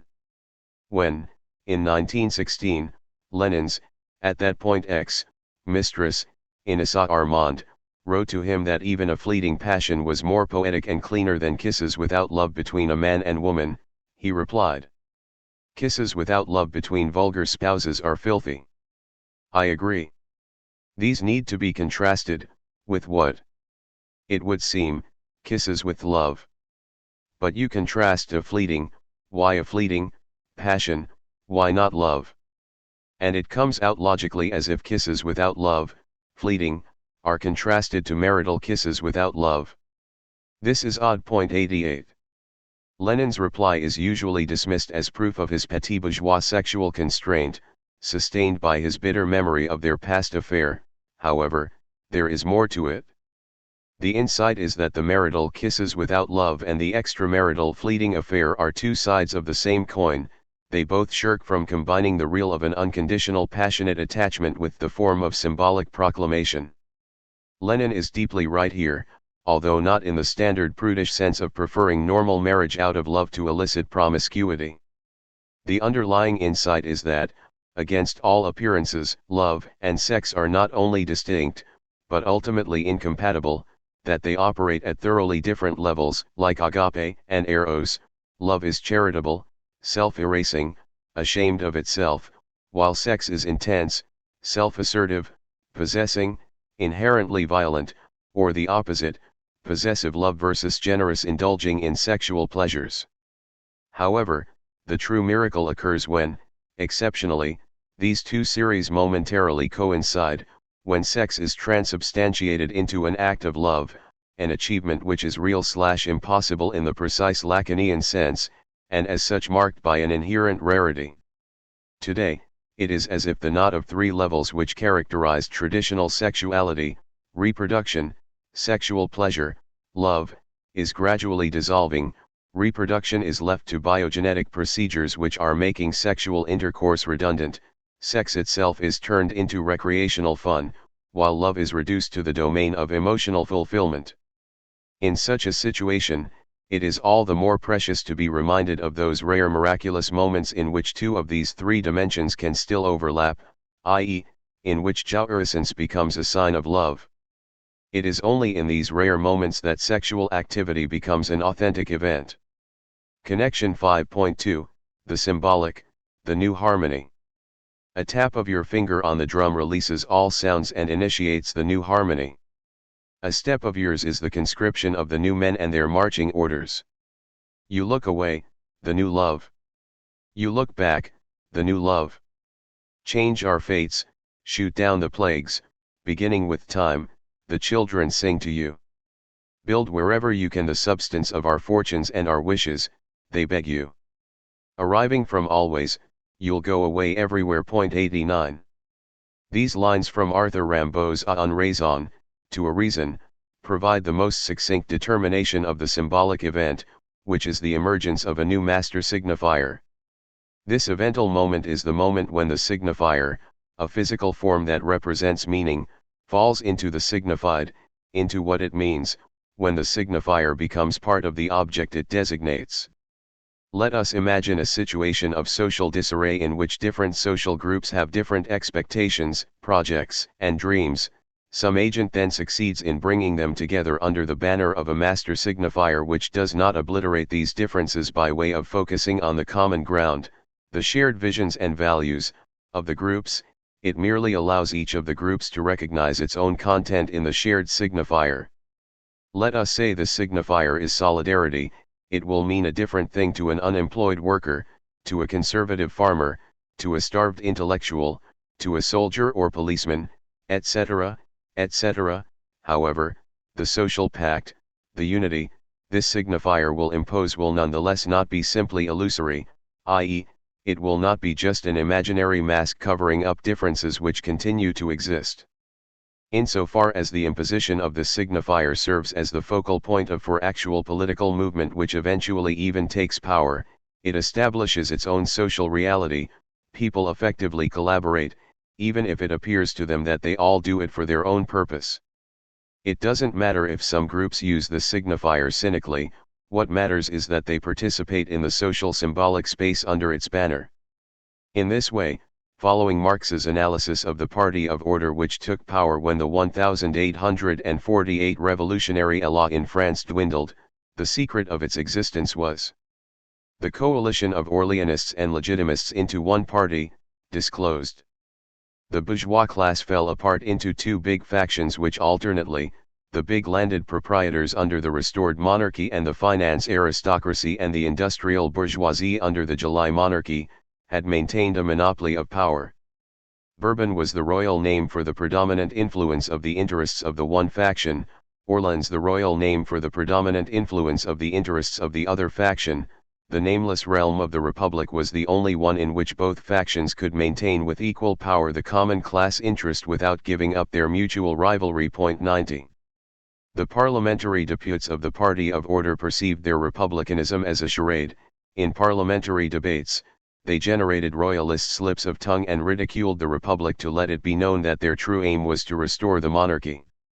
What they were not aware of is that they themselves were duped as to the true social impact of their rule. They unknowingly established the conditions of bourgeois republican order that they despised so much, by, for instance, guaranteeing the safety of private property. So it is not that they were royalists who were just wearing republican masks, although they experienced themselves as such. It was their inner royalist conviction which was the deceptive front masking their true social role. In short, far from being the hidden truth of their public republicanism, their sincere royalism was the phantasmatic support of their actual republicanism. It was what provided the passion to their activity.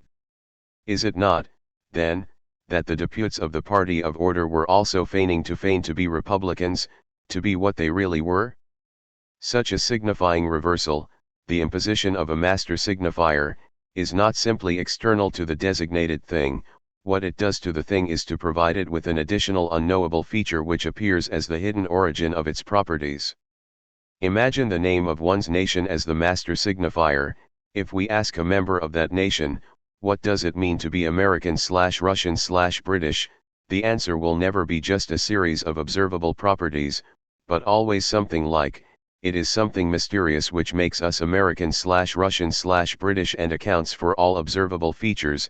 It's something that foreigners cannot understand. To feel it you have to be one of us. The fact that this mysterious X appears deeper than language, beyond clear linguistic articulation, is an effect of the very excess of language over its object. A speech act thus becomes a symbolic event if and when its occurrence restructures the entire field. Although there is no new content, everything is somehow thoroughly different. Gilles Deleuze elaborated this dimension in his notion of a pure past, not the past into which present things pass, but an absolute past where all events, including those that have sunk without trace, are stored and remembered as they're passing away. 91. A virtual past which already contains things which are still present. The present can become the past because in a way it is already. It can perceive itself as part of the past. What we are doing now is, will have been, history. It is with respect to the pure element of the past, understood as the past in general, as an a priori past, that a given former present is reproducible and the present present is able to reflect itself. 92. Does this mean that this pure past involves a thoroughly deterministic notion of the universe in which everything to happen, to come, all actual spatial temporal deployment, is already part of an immemorial/atemporal virtual network? No, and for a very precise reason, because the pure past must be all the past but must also be amenable to change through the occurrence of any new present. 93. It was that great conservative T.S. Eliot who first clearly formulated this link between our dependence on tradition and our power to change the past. The historical sense involves a perception, not only of the pastness of the past, but of its presence. The historical sense compels a man to write not merely with his own generation in his bones, but with a feeling that the whole of the literature of Europe from Homer and within it the whole of the literature of his own country has a simultaneous existence and composes a simultaneous order. No poet, no artist of any art, has his complete meaning alone. His significance, his appreciation is the appreciation of his relation to the dead poets and artists. You cannot value him alone, you must set him, for contrast and comparison, among the dead. The necessity that he shall conform, that he shall cohere, is not one-sided. What happens when a new work of art is created is something that happens simultaneously to all the works of art which preceded it. The existing monuments form an ideal order among themselves, which is modified by the introduction of the new, the really new, work of art among them. The existing order is complete before the new work arrives. For order to persist after the supervention of novelty, the whole existing order must be, if ever so slightly, altered, and so the relations, proportions, values of each work of art toward the whole are readjusted, and this is conformity between the old and the new. The past should be altered by the present as much as the present is directed by the past. And the poet who is aware of this will be aware of great difficulties and responsibilities. Point 94. When Eliot writes that, when judging a living poet, you must set him, among the dead, he formulates precisely an example of Deleuze's pure past. And when he writes that the existing order is complete before the new work arrives, for order to persist after the supervention of novelty, the whole existing order must be, if ever so slightly, altered, and so the relations, proportions, values of each work of art toward the whole are readjusted. He no less clearly formulates the paradoxical link between the completeness of the past and our capacity to change it retroactively. Precisely because the pure past is complete, each new work rearranges its entire balance. Take Argentine writer Jorge Luis Borges' precise formulation of the relationship between Kafka and the multitude of his precursors, from old Chinese authors to Robert Browning. Kafka's idiosyncrasy, in greater or lesser degree, is present in each of these writings, but if Kafka had not written we would not perceive it, that is to say, it would not exist. Each writer creates his precursors. His work modifies our conception of the past, as it will modify the future. 95. The properly dialectical solution of the dilemma of is it really there, in the source, or did we only read it into the source, is thus, it is there, but we can only perceive and state this retroactively, from today's perspective. Here, the contemporary Canadian philosopher Peter Hallward falls short in his otherwise excellent Out of This World 96, where he stresses only the aspect of the pure past as the virtual field in which the fate of all actual events is sealed in advance. Since everything is already written in it, he ignores the retroactive movement on which Deleuze also insists, i.e., how is this eternal pure past which fully determines us itself subjected to retroactive change? What resonates in this topic is, of course, the Protestant belief of predestination. Far from being a reactionary theological motif, predestination is a key element of the materialist theory of sense. Predestination does not mean that our fate is sealed in an actual text that has existed from eternity in the divine mind.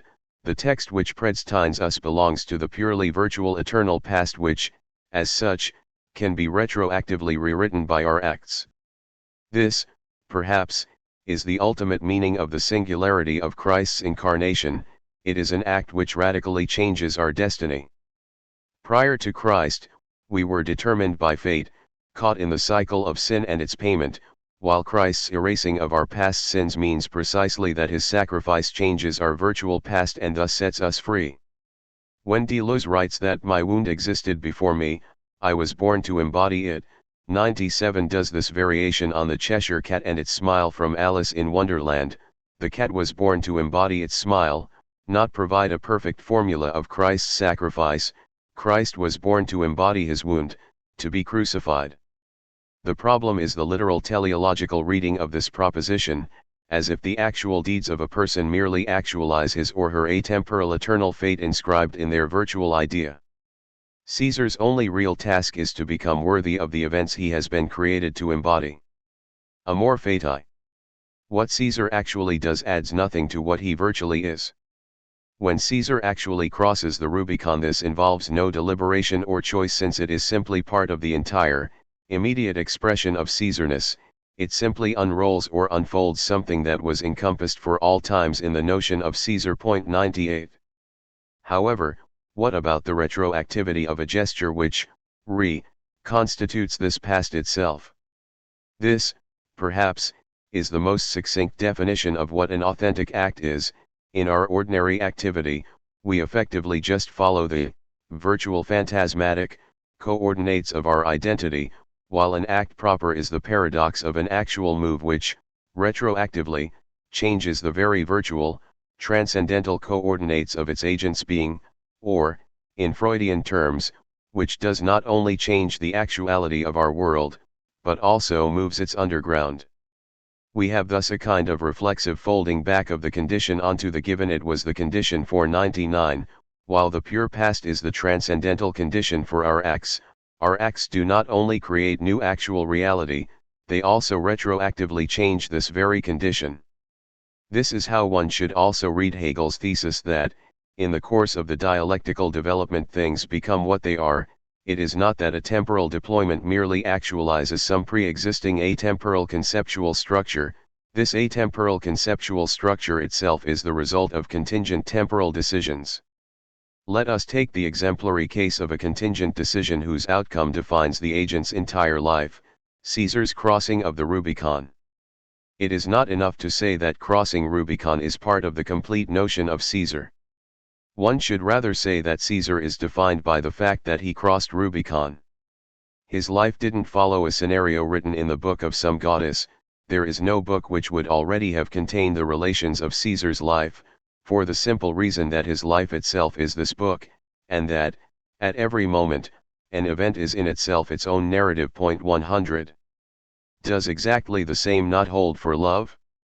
Falling in love is a contingent encounter, but once it occurs, it appears as necessary, as something towards which my entire life was moving. Lacan described this reversal of contingency into necessity as a shift from the stops not being written to the doesn't stop being written. First, love stops not being written, it emerges through a contingent encounter, then, once it is here, it doesn't stop being written, it imposes on a lover the work of love, the continuous effort to inscribe into his/her being all the consequences of love, to structure his/her love around the fidelity to the event of love. The displacement of the negation from the stops not being written to the doesn't stop being written, in other words, from contingency to necessity, there lies the point of suspension to which all love is attached. All love, subsisting only on the basis of the stops not being written, tends to make the negation shift to the doesn't stop being written, doesn't stop, won't stop. 101.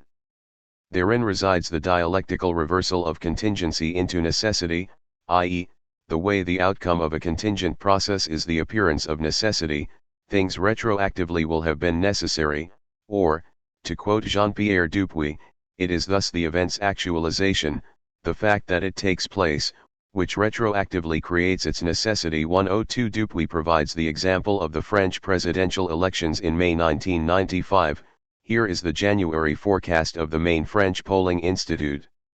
If, on next May 8, M. Balladur will be elected, one can say that the presidential election was decided before it even took place. If, accidentally, an event takes place, it creates the preceding chain which makes it appear inevitable. This brings us to the specific temporality of the symbolic event, the abrupt reversal of not yet into always already. There is always a gap between formal and material change, things gradually change at the material level, and this change is subterranean, like a secret spreading of a deadly infection. When the struggle erupts into the open, the mole has already finished its work and the battle is de facto over. All one has to do is to remind those in power to look down and perceive how there is no longer any ground under their feet, and the whole edifice collapses like a house of cards. When Margaret Thatcher was asked what her greatest achievement was, she answered, "New Labour." And she was right. Her triumph was that even her political enemies adopted her basic economic policies. The true triumph is not the victory over the enemy, it occurs when the enemy itself starts to use your language, so that your ideas form the foundation of the entire field. The same holds for the great polemics between John Locke and Robert Filmer in the 17th century. Filmer opposed Locke and the Enlightenment notion that all men are created equal in the state of nature by God, and that as such they possess a series of natural rights, claiming instead that the government of a family by the father is the true origin and model of all government. In the beginning God gave authority to Adam, from Adam this authority was inherited by Noah, etc., so that the patriarchs inherited the absolute power which they exercised over their families and servants, and it is from these patriarchs that all kings and governors derive their authority, which is therefore absolute and founded upon divine right. The problem is that, in engaging in this kind of rational disputation, Filmer already moves on to the terrain determined by his opponent, the terrain of the natural history of society. Here is, at a more universal level, Hegel's classic description of how the pure insight of the Enlightenment undermines traditional religious spirit. The communication of pure insight is on that account comparable to a silent extension or the expansion, say, of a scent in the unresisting atmosphere. It is a penetrating infection, which did not previously make itself noticeable as something distinct from and opposed to the indifferent medium into which it insinuates its way, and hence cannot be averted. Only when the infection has become widespread is that consciousness alive to it, which unconcernedly yielded to its influence. In the condition, therefore, in which consciousness becomes aware of pure insight, this insight is already widespread. The struggle with it betrays the fact that the infection has done its work. The struggle is too late, and every means taken merely makes the disease worse, for the disease has seized the very marrow of spiritual life. Being now an invisible and unperceived spirit, it insinuates its way through and through the noble parts, and soon has got complete hold over all the vitals and members of the unconscious idol, and then some fine morning it gives its comrade a shove with the elbow, when, bash, crash, and the idol is lying on the floor. 103. We all know the classic scene in cartoons: the cat reaches a precipice but goes on walking, ignoring the fact that there is no ground under its feet. It starts to fall only when it looks down and notices the abyss. When a political regime, say, loses its authority, it is like that cat above the precipice. In order to fall, it only has to be reminded to look down. But the opposite also holds: when an authoritarian regime approaches its final crisis, its dissolution as a rule follows two steps. Before its actual collapse, a mysterious rupture takes place. All of a sudden people know that the game is over, they are simply no longer afraid. It is not only that the regime loses its legitimacy, its exercise of power itself is perceived as an impotent panic reaction. In Shah of Shahs, a classic account of the Iranian Revolution of 1979, Ryszard Kapuscinski located the precise moment of this rupture. At a Tehran crossroad, a single demonstrator refused to budge when a policeman shouted at him to move, and the embarrassed policeman simply withdrew. In a couple of hours, all Tehran knew about this incident, and although there were street fights going on for weeks, everyone somehow knew the game was over. 104. This brings us back to falling in love, which is characterized by the same temporal gap. In one of Henry James's stories, the hero says about a woman close to him, she already loves him, she just doesn't know it yet. What we find here is a kind of Freudian counterpart of Benjamin Libet's famous experiment about free will. Libet demonstrated that, even before we consciously decide, say, to move a finger, the appropriate neuronal processes are already underway, which means that our conscious decision just takes note of what is already going on, adding its superfluous authorization to a fait accompli. 105. With Freud, decision is also prior to consciousness. However, it is not a purely objective process but an unconscious decision. Freud here is in agreement with Schelling, for whom also a truly free decision is unconscious, which is why we never fall in love in present time. After a, usually long, process of subconscious gestation, we all of a sudden become aware that we, already, are in love. The fall, into love, never happens at a certain moment, it has always already happened.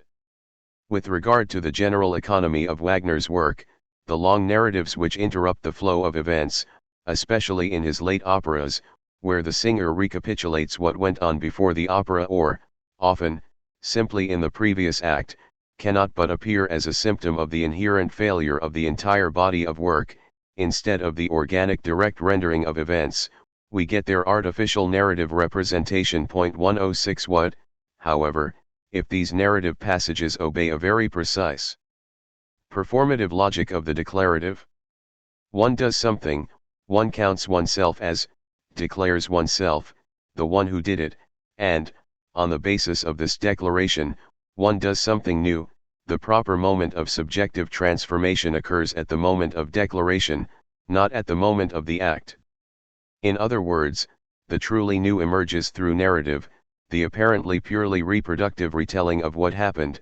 It is this retelling that opens up the space, the possibility, of acting in a new way. Furious about his treatment, a worker participates in a wildcat strike, say, however, it is only when, in the aftermath of his action, he counts/retells it as an act of class struggle that the worker subjectively transforms himself into the revolutionary subject, and, on the basis of this transformation, he can go on acting as a true revolutionary. Nowhere is this performative role of retelling more palpable than in what Philistines consider the most boring passages of Wagner's musical dramas, the long narratives in which the hero recapitulates what went on until that point. As Alain Badiou pointed out 107, these long narratives are the true sites of dramatic shift. In the course of them, we witness the narrator's profound subjective transformation. Exemplary here is Wotan's great monologue in Act 2 of Die Walküre. The Wotan who emerges as the result of his own narrative is not the same Wotan as the one who embarked upon it, but a Wotan who decided to act in a new way. Wotan sees and accepts his ultimate failure, and decides to desire his own end. And, as Badiou noted, it is the role of the musical texture which is crucial here. It is the music which changes what may sound like a report on the events and state of the world into the deployment of the subjective metamorphosis of the narrator himself. One can also see how right Wagner was to reduce the actual act, a battle, usually, to an insignificant occurrence to be disposed of quickly, preferably even off stage, as is the case at the beginning of Act 2 of Parsifal, with Parsifal's fight with and victory over Klingsor's knights. It takes place off stage. We only hear the report on Parsifal's progress by Klingsor, who observes the fight from afar. It is impossible not to note how strangely the brevity of actual fights in Wagner's works. The brief duel between Lohengrin and Telramund in Act 3 of Lohengrin, the duel between Tristan and Melot at the end of Act 3 of Tristan, not to mention the ridiculous fights at the end of Tristan, contrasts with the long duration of narratives and declarations. The same temporality characterizes structuralism. No wonder Claude Lévi-Strauss, 1908–2009, designated structuralism as transcendentalism without a transcendental subject. In a unique case of self-reference, the ultimate case of a symbolic event, of something emerging all of a sudden and creating its own past, is the emergence of the symbolic order itself. The structuralist idea is that one cannot think the genesis of the symbolic order once it is here. This order is always already here, one cannot step outside it. All one can do is to tell myths about its genesis, which Lacan engages in occasionally. Inverting the wonderful title of Alexei Yurchik's book about the last Soviet generation, everything was forever, until it was no more. Nothing of the symbolic order was here, until all of it was all of a sudden always already here. The problem here is the emergence of a self-relating closed system which has no outside. It cannot be explained from outside because its constitutive act is self-relating, i.e., the system fully emerges once it starts to cause itself. It posits its presuppositions in a closed loop. So it's not just that the symbolic order is all of a sudden fully here, there was nothing, and a moment later it is all here, but there is nothing and then, all of a sudden, it is as if the symbolic order was always already here, as if there was never a time without it. Connection 5.3, The Imaginary, The Three Splashes. There are pieces of classical music which, in our culture, became so deeply associated with their later use in some product of commercial popular culture that it is almost impossible to dissociate them from this use. Since the theme of the second movement of Mozart's Piano Concerto No. 20 was used in Elvira Madigan, a popular Swedish melodrama, this piece is even now regularly characterized as the Elvira Madigan Concerto even by serious classical music labels. But what if, instead of exploding in rage against such commercialized music fetishism, one makes an exception and openly confesses the guilty pleasure of enjoying a piece of music which is in itself worthless and draws all its interest from the way it has been used in a product of popular culture? My favorite candidate is the Storm Clouds cantata from the Hitchcock film The Man Who Knew Too Much, composed by Arthur Benjamin especially for the climactic scene at the Royal Albert Hall. Although the cantata is a rather ridiculous piece of late romantic kitsch, it is not as devoid of interest as one may think. Already the words, by D.B. Wyndham Lewis, are worth quoting. There came a whispered terror on the breeze, and the dark forest shook, and on the trembling trees Came the nameless fear. And panic overtook each flying creature of the wild. And when they all had fled, yet stood the trees, around whose heads, screaming, the night birds wheeled and shot away, finding release from that which drove them onward like their prey. The storm clouds broke and drowned the dying moon. The storm clouds broke, finding release.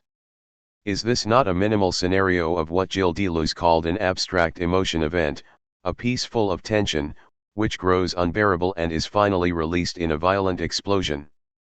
One should recall here Hitchcock's dream of bypassing the narrative audiovisual medium altogether and provoking emotions in the spectator directly, manipulating through a complex mechanism his emotional neuronal centers. To put it in Platonic terms, Psycho is really not a film about pathological or terrorized persons, but about the abstract idea of terror which is represented in concrete individuals and their misfortunes. In the same way, the music of the Storm Clouds cantata does not illustrate Wyndham Lewis's words, and even less does it refer to the cinema narrative. On the contrary, it directly renders the emotion event. Such an event is imaginary in the strict Lacanian sense. It floats at a distance from its material support which represents and generates it, in the fragile surface domain between being and non-being. In his logic of sense, Gilles Deleuze inverts Plato's dualism of eternal ideas and their imitations in sensuous reality into the dualism of substantial, material, bodies and the pure impassive surface of sense, the flux of becoming which is to be located on the very borderline of being and non-being. Senses are surfaces which do not exist, but merely subsist. They are not things or facts, but events. We cannot say that they exist, but rather that they subsist or inhere, having this minimum of being which is appropriate to that which is not a thing, a non-existing entity. 108 The ancient Stoics, who developed this notion of incorporeals, were the first to reverse Platonism and to bring about a radical inversion.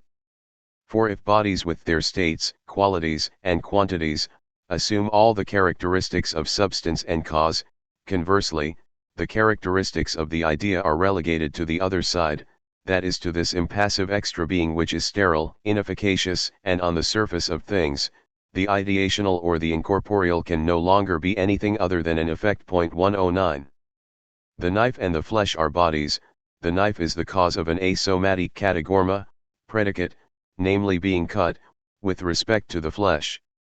Fire and wood are bodies. The fire is the cause of an asomatic categorma, namely being burnt, with respect to the wood. If the sun or the sun's heat makes the wax melt, we have to say that the sun is the cause, not of the melting of the wax, but of the wax being melted, of a categorma which is indicated by an infinitive. Buddhist ontology seems to point in a similar direction, even radicalizing it. Reality itself is desubstantialized, reduced to a flow of fragile appearances, so that ultimately everything is event, al. The Buddhist universe thus allows for two types of events: the event of enlightenment, of fully assuming the non-existence of the self, and the unique capture of a fleeting event, exemplarily in haiku poetry and what Deleuze calls a pure event of non-sense. This seems to be the infinite judgment of Buddhism, the overlapping of the absolute, the primordial void experienced in nirvana, and the fragile flash-like tiny surface effect, the topic of haiku. Here is Matsuo Basho's best-known haiku. Old pond. A frog jumps in. Splash. The true object is the splash event, overlapping with the silence that sustains it. There is no idealization in haiku, just the effect of sublimation where no matter how low a material act can give birth to the event, so we should not be afraid to imagine a much more vulgar version of a haiku focused on the same event. A friend from Japan informed me that there is a 20th century variation on Basho's splash motif which, precisely, should not be read as a parody. Toilet bowl with stale water. I sit on it. Splash. The three lines rule of a haiku poem is well justified. The first line renders the pre-evental situation, a calm old pond, a bowl with calm water. The second line marks a cut into this inactivity, the intervention which disturbs peace and will generate the event, a frog jumps, I sit on a toilet bowl, and the last line names the fleeting event itself, the sound of splash. Even when the cutting word or phrase, chirurgy, is not followed by an active intervention, it marks a break between the general neutral situation and the particular element which serves as the material support of the event. Here are two further haikus from Basho. Spring. A hill without a name. Veiled in morning mist. The beginning of autumn. Sea and emerald patty. Both the same green. The object is here first the morning mist, then the color green, object not as a substance but as an event, as a pure sterile effect in excess of its cause, which, as we have seen, can just as easily be vulgar as sublime. In such an immaterial effect, the fleeting almost nothing of the pure appearance overlaps with eternity, movement overlaps with stillness, noise with eternal silence, a singular moment of sense with nonsense. It is the Zen way to say spirit is a bone. However, such a suspension of corporeal reality is profoundly ambiguous. It can also function as a screen obfuscating the horrifying consequences of our acts. Recall the title of Robert Pirsig's perennial bestseller of New Age philosophy, Zen and the Art of Motorcycle Maintenance 110. One can easily imagine a series of variations on the same motif, Zen and the Art of Sexual Performance, or Business Success, up to Zen and the Art of Gentle Warfare. Indeed, within the Zen attitude, the warrior no longer acts as a person, he is thoroughly disobjectivized, or, as one of the main contributors to Zen's spread to the West, D.T. Suzuki, himself put it, it is really not he but the sword itself that does the killing. He had no desire to do harm to anybody, but the enemy appears and makes himself a victim. It is as though the sword performs automatically its function of justice, which is the function of mercy. 111. Does this description of killing not provide the ultimate case of the phenomenological attitude which, instead of intervening into reality, just lets things appear as they are? The sword itself does the killing, the enemy just appears and makes himself a victim, the warrior is in it for nothing, reduced to the passive observer of his own acts. In the 1970s, at the time of the military dictatorship in Brazil, the circle of secret policemen engaged in torturing political prisoners improvised a kind of private religion, a New Age Buddhist mixture based on the conviction that there is no reality, just a fragmented dance of illusory appearances. 112. One can well see how this religion enabled them to endure the horror of what they were doing. No wonder, then, that, struck by his leader's cold demeanor and his utter ruthlessness towards their enemies, one of his comrades once compared Pol Pot with a Buddhist monk who had attained the third level of consciousness.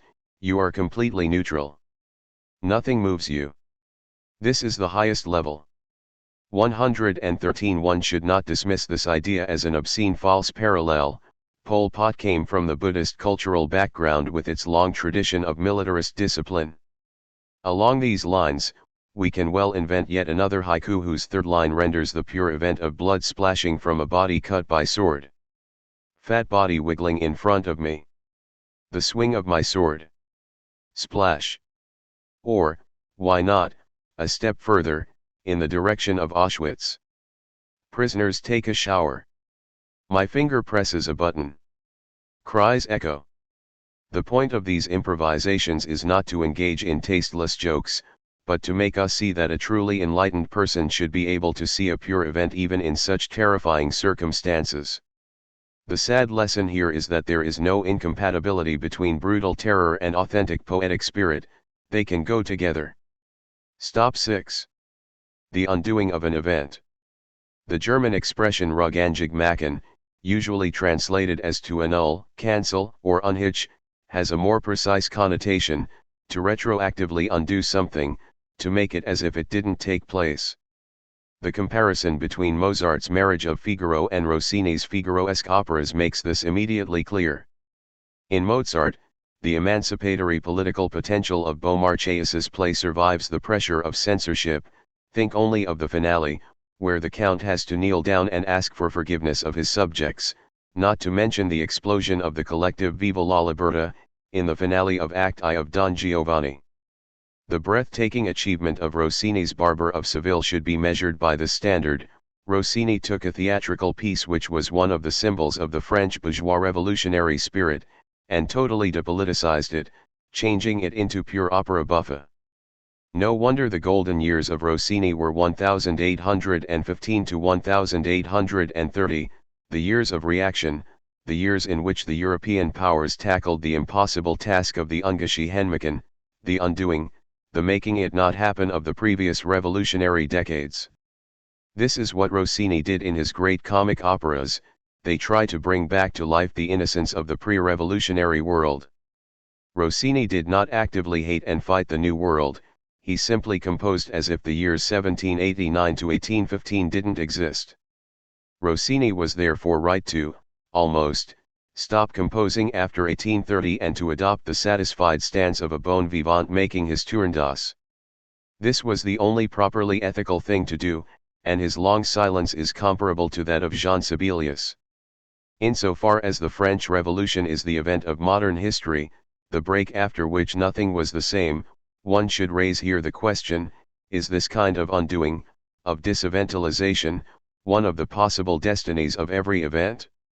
The well-known formula je sais bien, mais quand même, I know very well, but nonetheless, signals a divided stance of the subject towards an entity. One knows it is true, but one cannot really accept this truth. For example, I know very well my son is a murderer, but I nonetheless cannot really believe this. It is possible to imagine the same split attitude towards an event.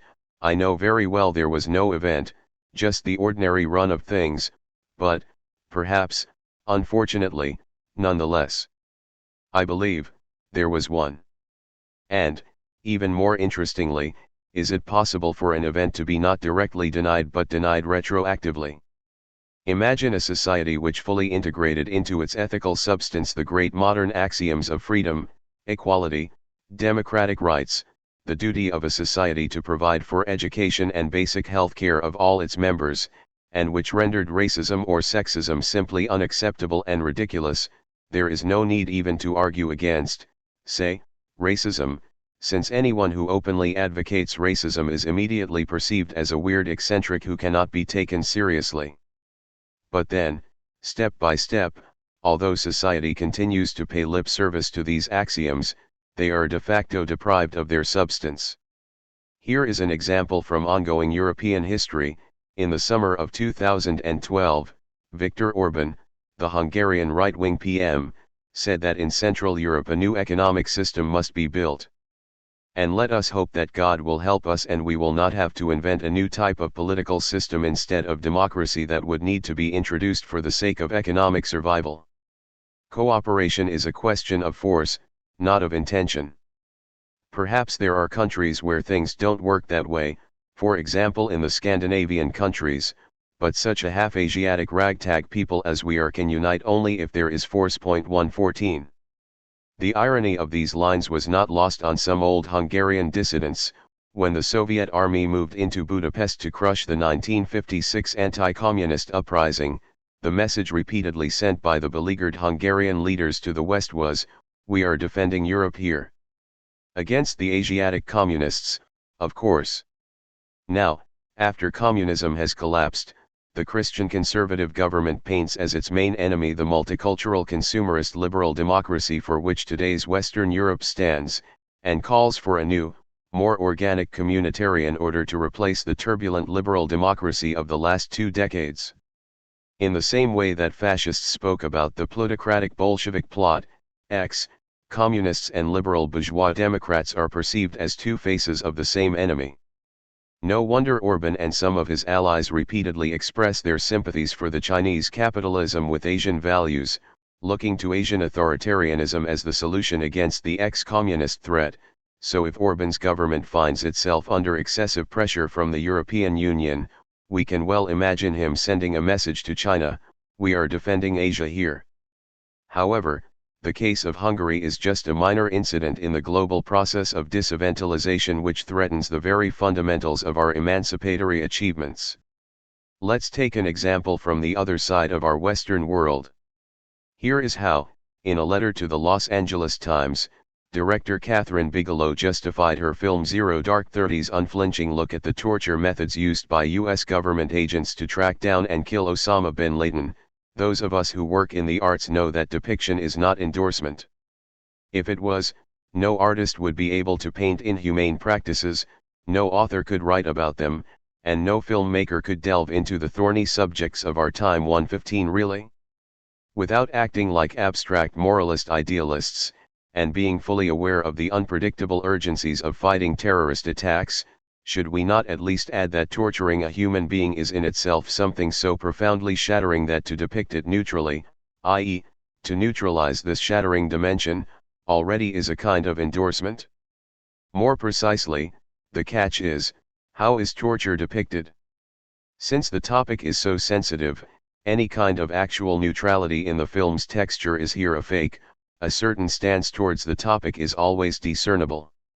Imagine a documentary on the Holocaust depicting it in a cool, disinterested way as a big industrial logistic operation, dealing with the technical problems, transport, disposal of the bodies, preventing panic among the prisoners to be gassed, etc. Such a film would either embody a perverse and deeply immoral fascination with its topic, or it would count on the very obscene neutrality of its style to engender dismay and horror in spectators. Where is Bigelow here? Definitely and with no shadow of a doubt on the side of the normalization of torture. When Maya, the film's heroine, first witnesses waterboarding, she is a little bit shocked, but she quickly learns the game. Later in the film she coldly blackmails a high-level Arab prisoner, "If you don't talk to us, we will deliver you to Israel." Her fanatical pursuit of bin Laden helps to neutralize any ordinary moral qualms. Much more ominous is her partner, a young bearded CIA agent who masters perfectly the art of passing glibly from torture to friendliness after the victim is broken, lighting his cigarette and sharing jokes. There is something deeply disturbing in how, later in the film, he smoothly changes from a bearded torturer in jeans to a well-dressed Washington bureaucrat. This is normalization at its purest and most efficient, a little bit of uneasiness, more about hurt sensitivity than about ethics, but the job has to be done. This awareness of the hurt sensitivity as the main, human cost of torture makes it sure that the film is not just cheap right-wing propaganda. The psychological complexity is properly depicted, so that well-meaning liberals can enjoy the film without feeling guilty. This is why Zero Dark 30 is much worse than 24, where at least Jack Bauer breaks down at the series finale. 116. The debate about waterboarding being torture or not should be dropped as obvious nonsense. Why, if not by causing pain and fear of death, does waterboarding make hardened terrorist suspects talk? As to the replacement of the word torture by enhanced interrogation technique, one should note that we are dealing here with an extension of the logic of political correctness. In exactly the same way that disabled becomes physically challenged, torture becomes enhanced interrogation technique, and, presumably, rape could become enhanced seduction technique. The crucial point is that torture, brutal violence practiced by the state, was made publicly acceptable at the very moment when public language was rendered politically correct in order to protect victims from the symbolic violence of labels. These two phenomena are two sides of the same coin. The most obscene defense of the film is the claim that Bigelow rejects cheap moralizing and soberly presents the reality of the anti-terrorist struggle, raising difficult questions and thus compelling us to think. Plus, some critics add, she deconstructs feminine clichés. Maya displays no sexual interests or sentimentality, she is tough and dedicated to her task like a man. Our answer should be that, precisely apropos a topic like torture, one should not think. A parallel with rape imposes itself here. What if a film were to show a brutal rape in the same neutral way, claiming that one should avoid cheap moralizing and start to think about rape in all its complexity? Our gut instinct tells us that there is something terribly wrong here. I would like to live in a society where rape is simply considered unacceptable, so that anyone who argues for it appears an eccentric idiot, not in a society where one has to argue against it, and the same goes for torture. A sign of ethical progress is the fact that torture is dogmatically rejected as repulsive, without any need for further discussion. So what about the realist argument? Torture was always going on, if anything even more in the near past, so is it not better to at least be talking publicly about it? This, exactly, is the problem. If torture was always going on, why are those in power now telling us about it openly? There is only one answer: to normalize it, i.e., to lower our ethical standards. Torture saves lives. Maybe, but it loses souls for sure, and its most obscene justification is to claim that a true hero is ready to forsake his/her soul to save the lives of his/her countrymen. The normalization of torture in Zero Dark 30 is a sign of the moral vacuum we are gradually approaching. If there is any doubt about this, just try to imagine a major Hollywood film depicting torture in a similar way 20 or 30 years ago. It's unthinkable. Let us now jump to our third and much more brutal case, which confronts us with what is unthinkable even today. The documentary The Act of Killing, Final Cut Film Productions, Copenhagen, premiered in 2012 at the Telluride Film Festival. Directed by Joshua Oppenheimer and Christine Cynn, The Act of Killing provides a unique and deeply disturbing insight into the ethical deadlock of global capitalism. The documentary, shot in Medan, Indonesia in 2007, reports on a case of obscenity which reaches the extreme. A film, made by Anwar Congo and his friends, some of whom are now respected politicians but who were gangsters and death squad leaders who played a key role in the killing of around 2.5 million alleged communist sympathizers, mostly ethnic Chinese, in 1965–66. The Act of Killing is about killers who have won, and the sort of society they have built. After their victory, their terrible acts were not relegated to the status of the dirty secret, the founding crime whose traces are to be obliterated. On the contrary, they boast openly about the details of their massacres, the way to strangle a victim with a wire, the way to cut a throat, how to rape a woman in a most pleasurable way. In October 2007, Indonesian state TV produced a talk show celebrating Anwar and his friends. In the middle of the show, after Anwar says that their killings were inspired by gangster movies, the beaming moderator turns to the cameras and says, "Amazing. Let's give Anwar Congo a round of applause." When she asks Anwar if he fears the revenge of the victims' relatives, he answers, "They can't. When they raise their heads, we wipe them out." His henchman adds, "We'll exterminate them all," and the audience explodes into exuberant cheers. One has to see this to believe it. But what makes the act of killing extraordinary is that it takes a step further here and asks the key question: what did the killers have in mind when they were killing people? 117, i.e., which protective screen did they use to make them blind to the horror of what they were doing? The answer is that this protective screen which prevented a deeper moral crisis was the cinematic screen. They experienced their activity as an enactment of their cinematic models, which enabled them to experience reality itself as a fiction. As great admirers of Hollywood, they started their career as organizers and controllers of the black market in peddling cinema tickets. They played a role in their massacres, imitating a Hollywood gangster, cowboy, or even a musical dancer. There is a nice joke about Jesus Christ. In order to relax after the arduous work of preaching and performing miracles, Jesus decided to take a short break on the shore of the Galilee Sea. During a game of golf with one of his apostles, he had a difficult shot. Jesus did it badly and the ball ended up in the water, so he did his usual trick, walked on the water to the place where the ball was, reached down and picked it up. When Jesus was about to try the same shot again, the apostle told him that it was a very difficult one, only someone like Tiger Woods could do it.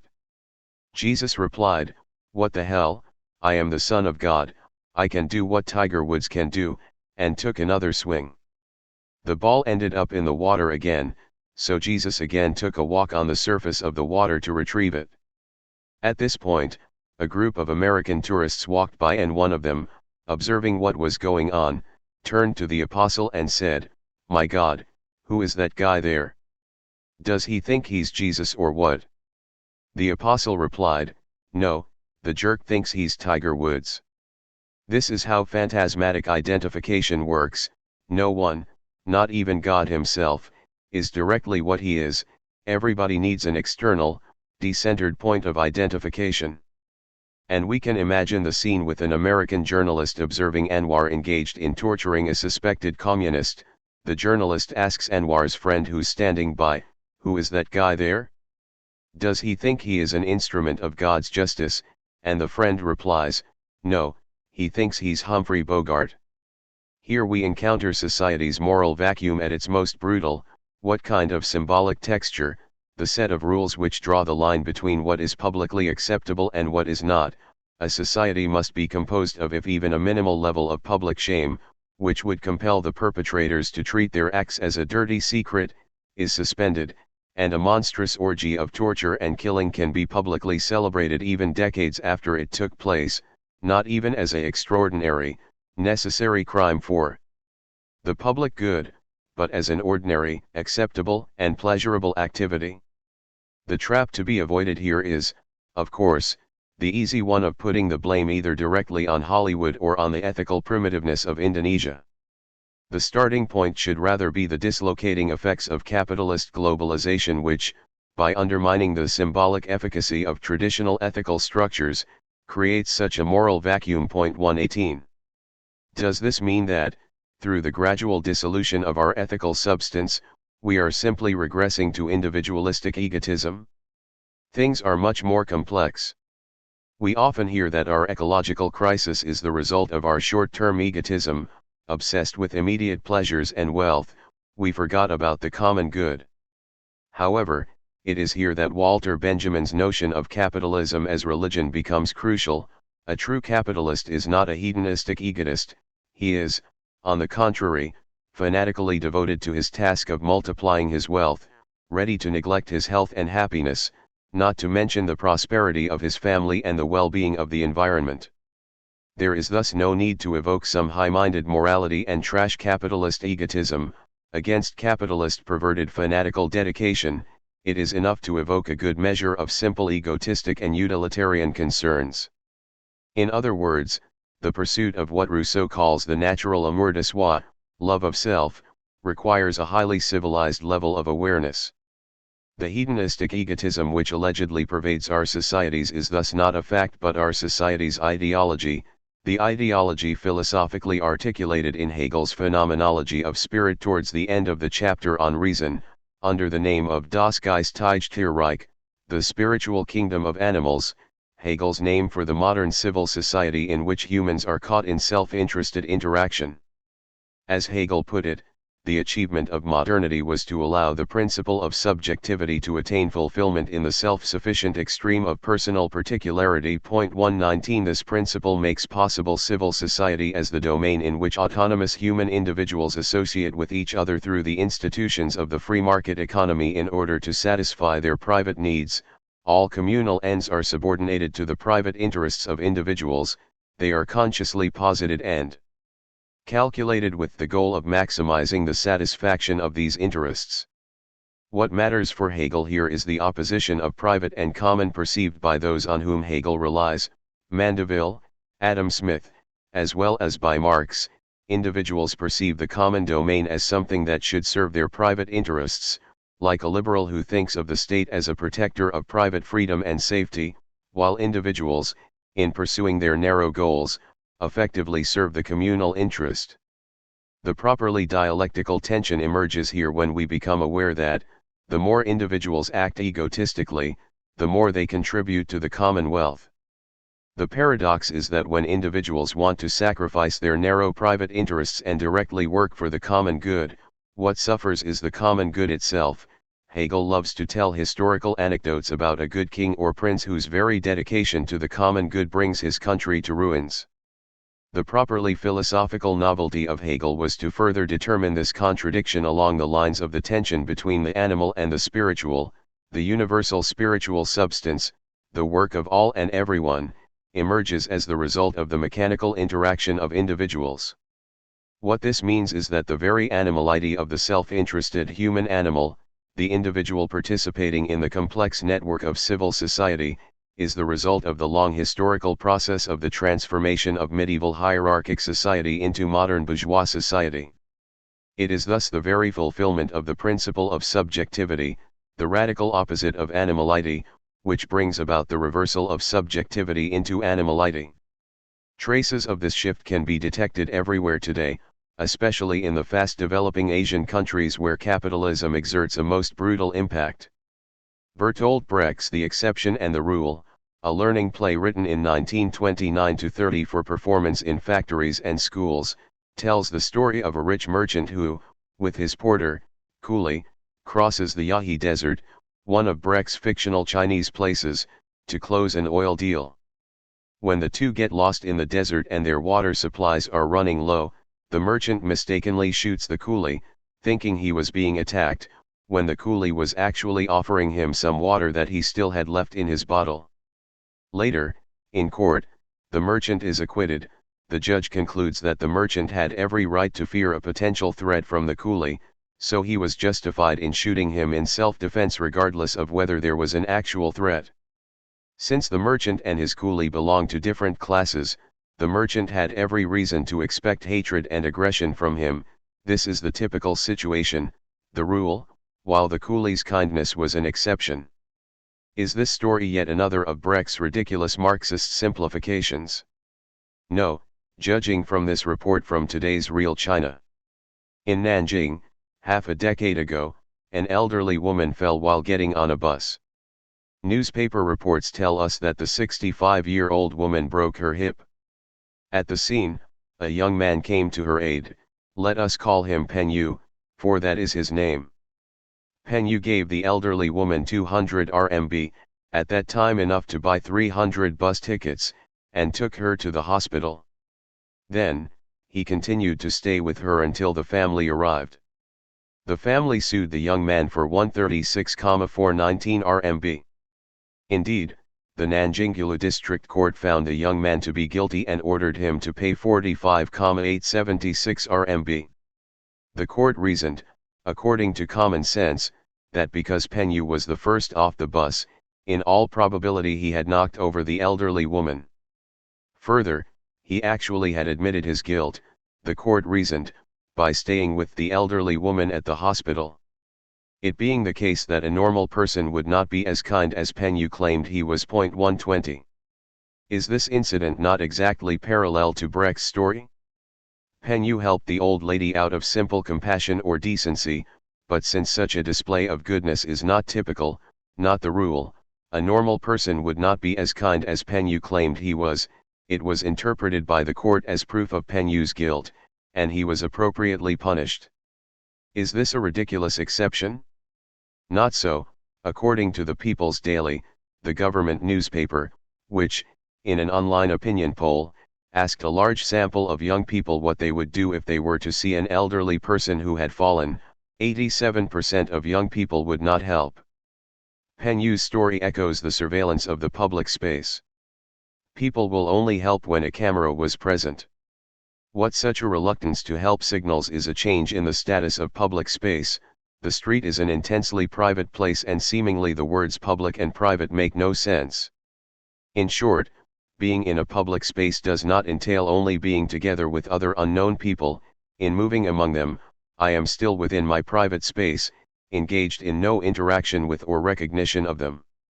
In order to count as public, the space of my coexistence and interaction with others, or the lack of it, has to be covered by security cameras.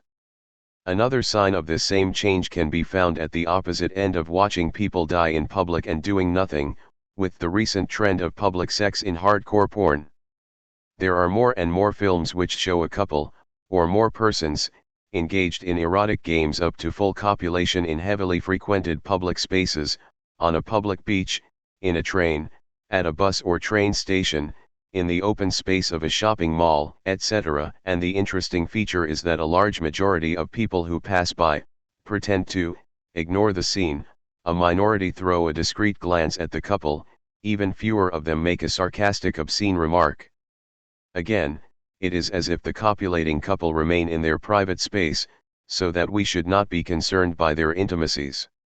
This brings us back to Hegel's spiritual animal kingdom, that is to say, who effectively behaves like this, passing by dying fellows in blessed ignorance or copulating in front of others? Animals, of course.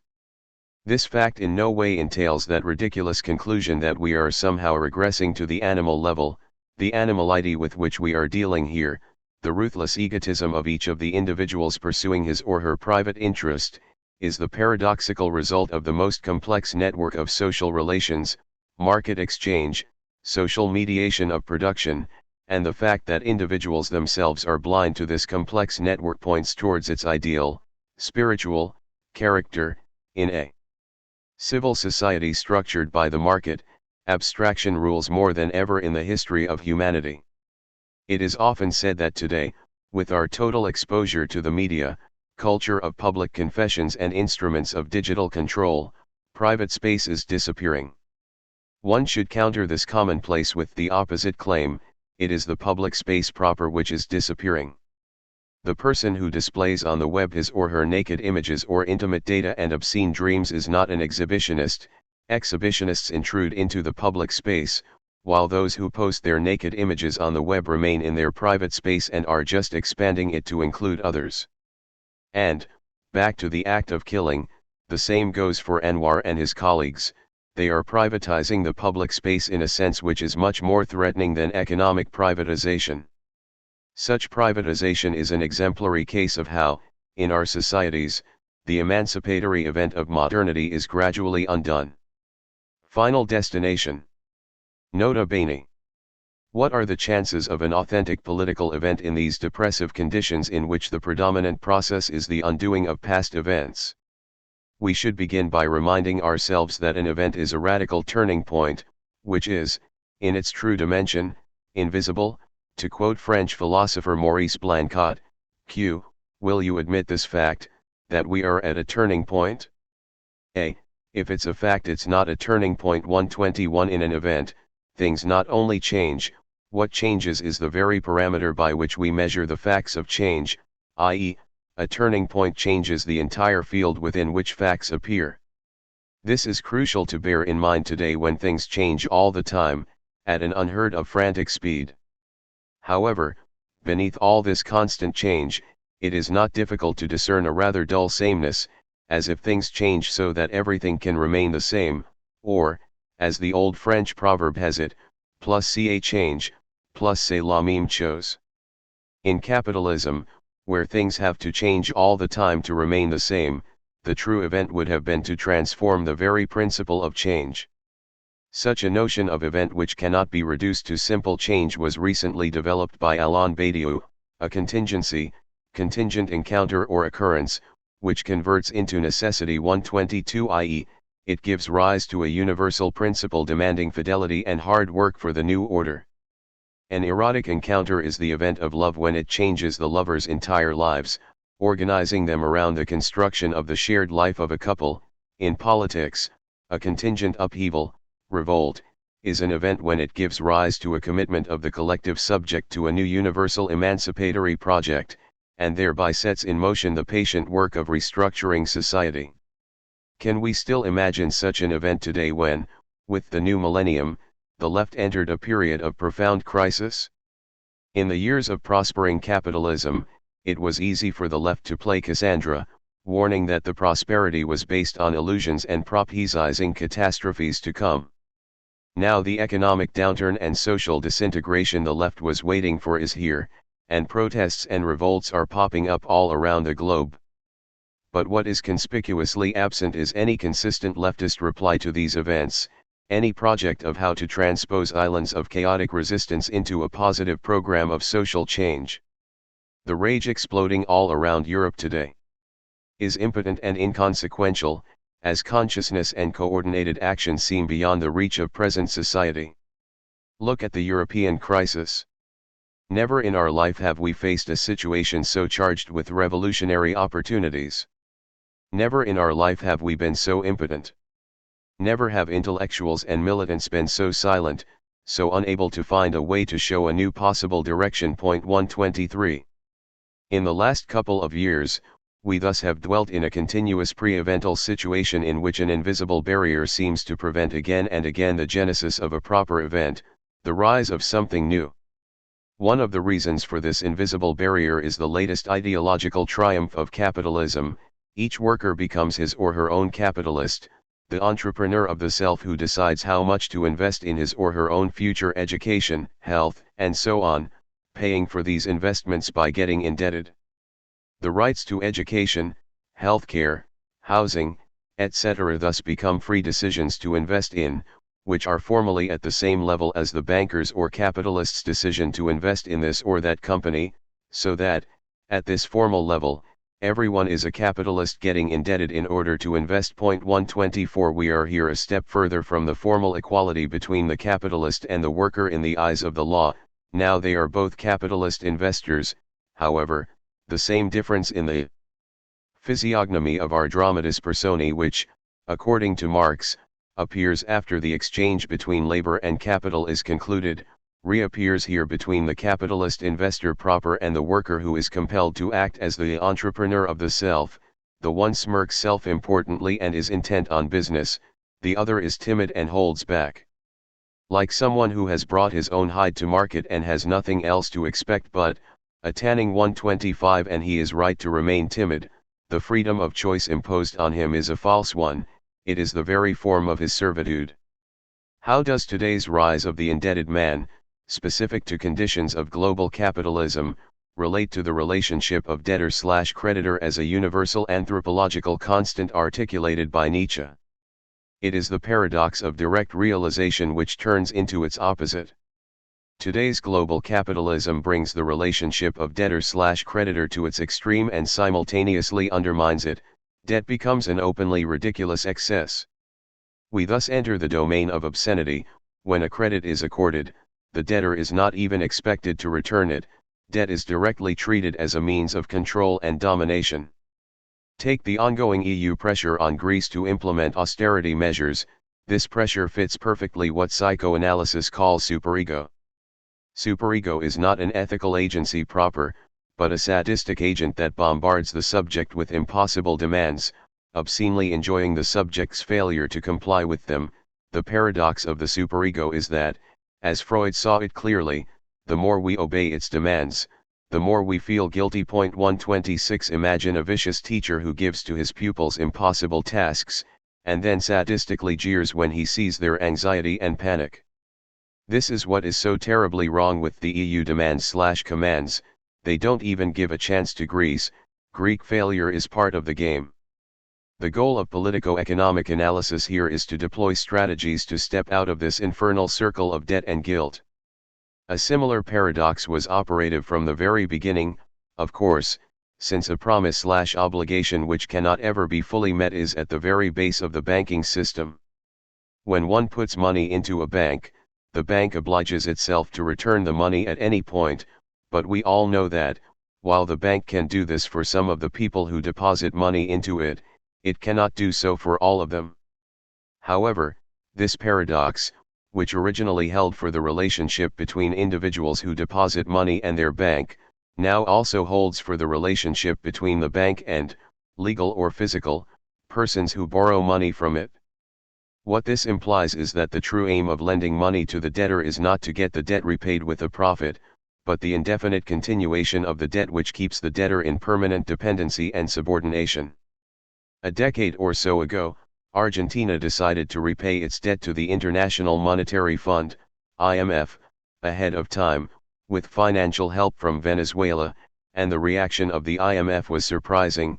Instead of being glad that it had got its money back, the IMF, or, rather, its top representatives, expressed their worry that Argentina will use this new freedom and financial independence from international financial institutions to abandon tight fiscal policies and engage in careless spending. This uneasiness made palpable the true stakes of the debtor/creditor relationship.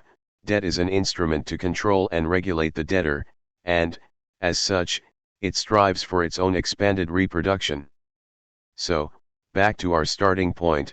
How can an event break us out of this debilitating situation? Perhaps we should begin by effectively renouncing the myth of a great awakening, the moment when, if not the old working class then a new alliance of the dispossessed, multitude or whatever, will gather its forces and master a decisive intervention. We should return to Hegel here. A dialectical process begins with some affirmative idea towards which it strives.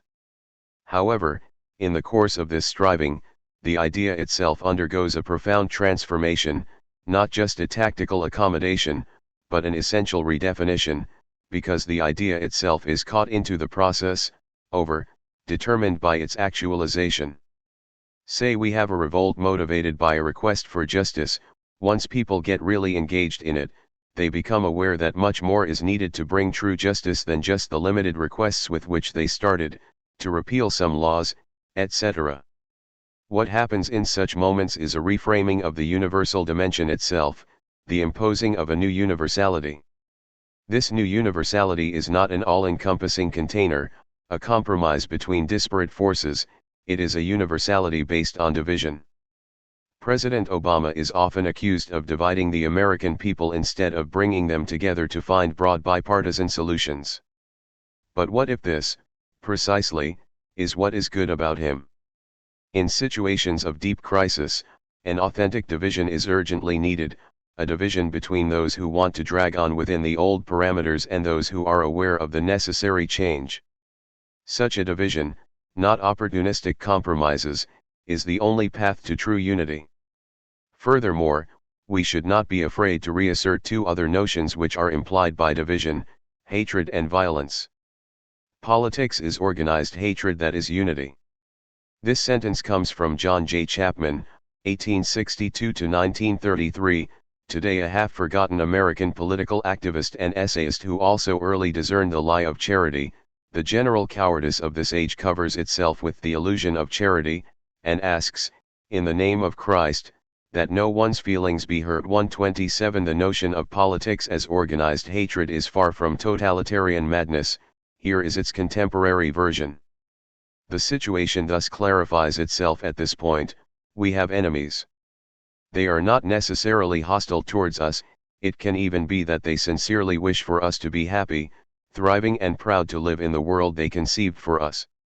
One can even say that it is exactly this that they expect from us, to confirm to them that their world is the best of all possible worlds, or the least bad. It depends on the case. 128. Once, decades ago, liberals were saying this about communists.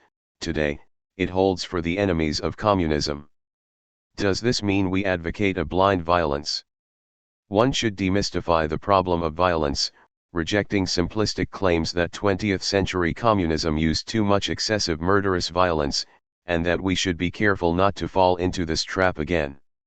As a fact, this is, of course, terrifyingly true, but such a direct focus on violence obfuscates the underlying question: what was wrong in the 20th century communist project as such? Which inherent weakness of this project pushed the communists in power, and not only those, to resort to unrestrained violence?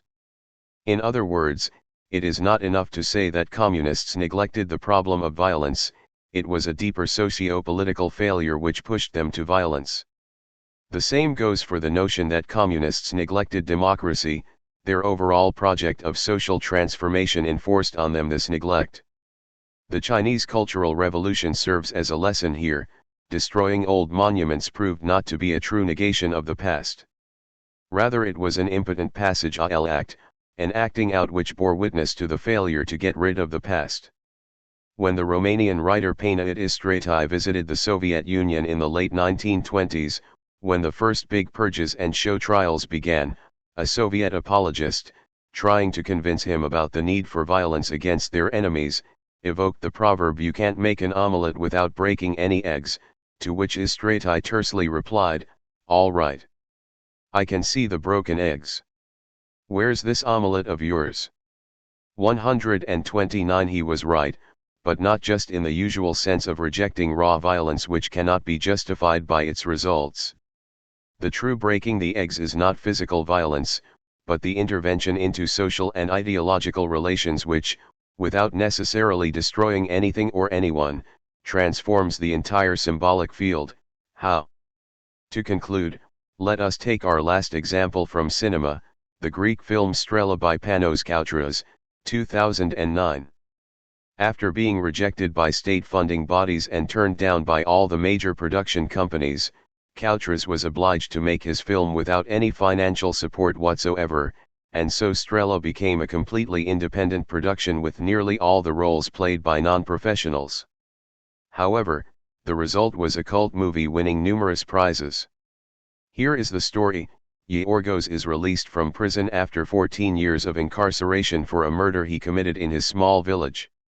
He found his 17-year-old brother playing sex games with his 5-year-old son and, in a fit of rage, he killed him.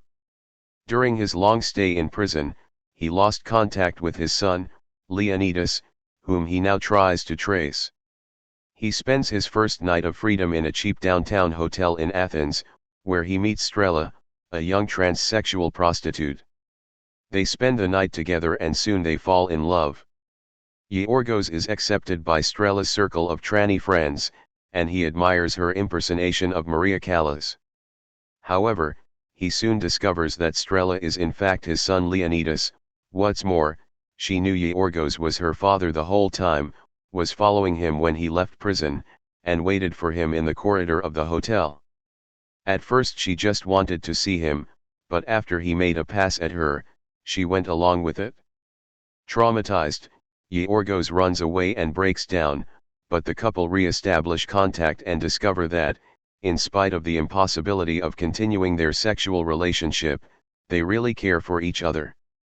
Gradually, they find a modus vivendi, and the final scene takes place at a New Year celebration. Strela, her friends, and Yorgos all gather at her place, with a small child that Strela decides to take care of, the son of a dead friend of hers. The child gives body to their love and to the deadlock of their relationship. Strela brings perversion to its ridiculously sublime end. The traumatic discovery is repeated. First, early in the film, Yorgos discovers that the beloved/desired woman is a transvestite and accepts this without further ado, with no pathetic shock. When he notices that his partner is a man, the partner simply says, "I am a tranny. Do you have a problem with that?" and they go on kissing and embracing. What follows is the truly traumatic discovery that Strela is his own son he was looking for and who knowingly seduced him. Here, Yorgos's reaction is the same as Fergus's when he sees Dill's penis in the crying game: shattering disgust, escape, wandering around in the city unable to cope with what he discovered. The outcome is also similar to the crying game. The trauma is overcome through love. A happy family with a small son emerges. Production notes describe Strela as the kind of story told at dinner parties, a kind of urban legend, which means that we should not read it in the same way as the crying game. The hero's discovery that his transsexual lover is his son is not the actualization of some unconscious fantasy. His reaction of disgust is truly just the reaction to an external bad surprise. In other words, we should resist the temptation to mobilize the psychoanalytic apparatus and interpret the father-son incest. There is nothing to interpret. The situation at the film's end is completely normal, the situation of genuine family happiness. As such, the film serves as a test for the advocates of Christian family values. Embrace this authentic family of Yorgos, Strela, and the adopted child, or shut up about Christianity. The family that emerges at the film's end is a proper sacred family, something like God the Father living with Christ and fucking him, the ultimate gay marriage and parental incest, a triumphant reframing of the fantasy. 130 In his notes towards a definition of culture, T.S. Eliot remarked that there are moments when the only choice is the one between heresy and non-belief, when the only way to keep a religion alive is to perform a sectarian split from its main core. Exactly the same holds for the Christian family values. The only way to redeem them is to redefine or reframe family so that it includes the situation at the end of Strela as its exemplary case. This, then, is the end.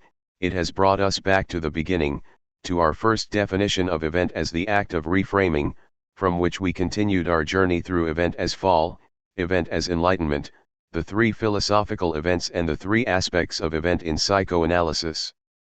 After confronting the possibility of undoing an event, we reached our final destination by outlining the contours of a political event. 131 If, late in the evening, already in bed, the traveler who has just finished this journey is pleasantly tired or too exhausted to envisage the prospect of a political event, I can only say to him sincerely, nota bene.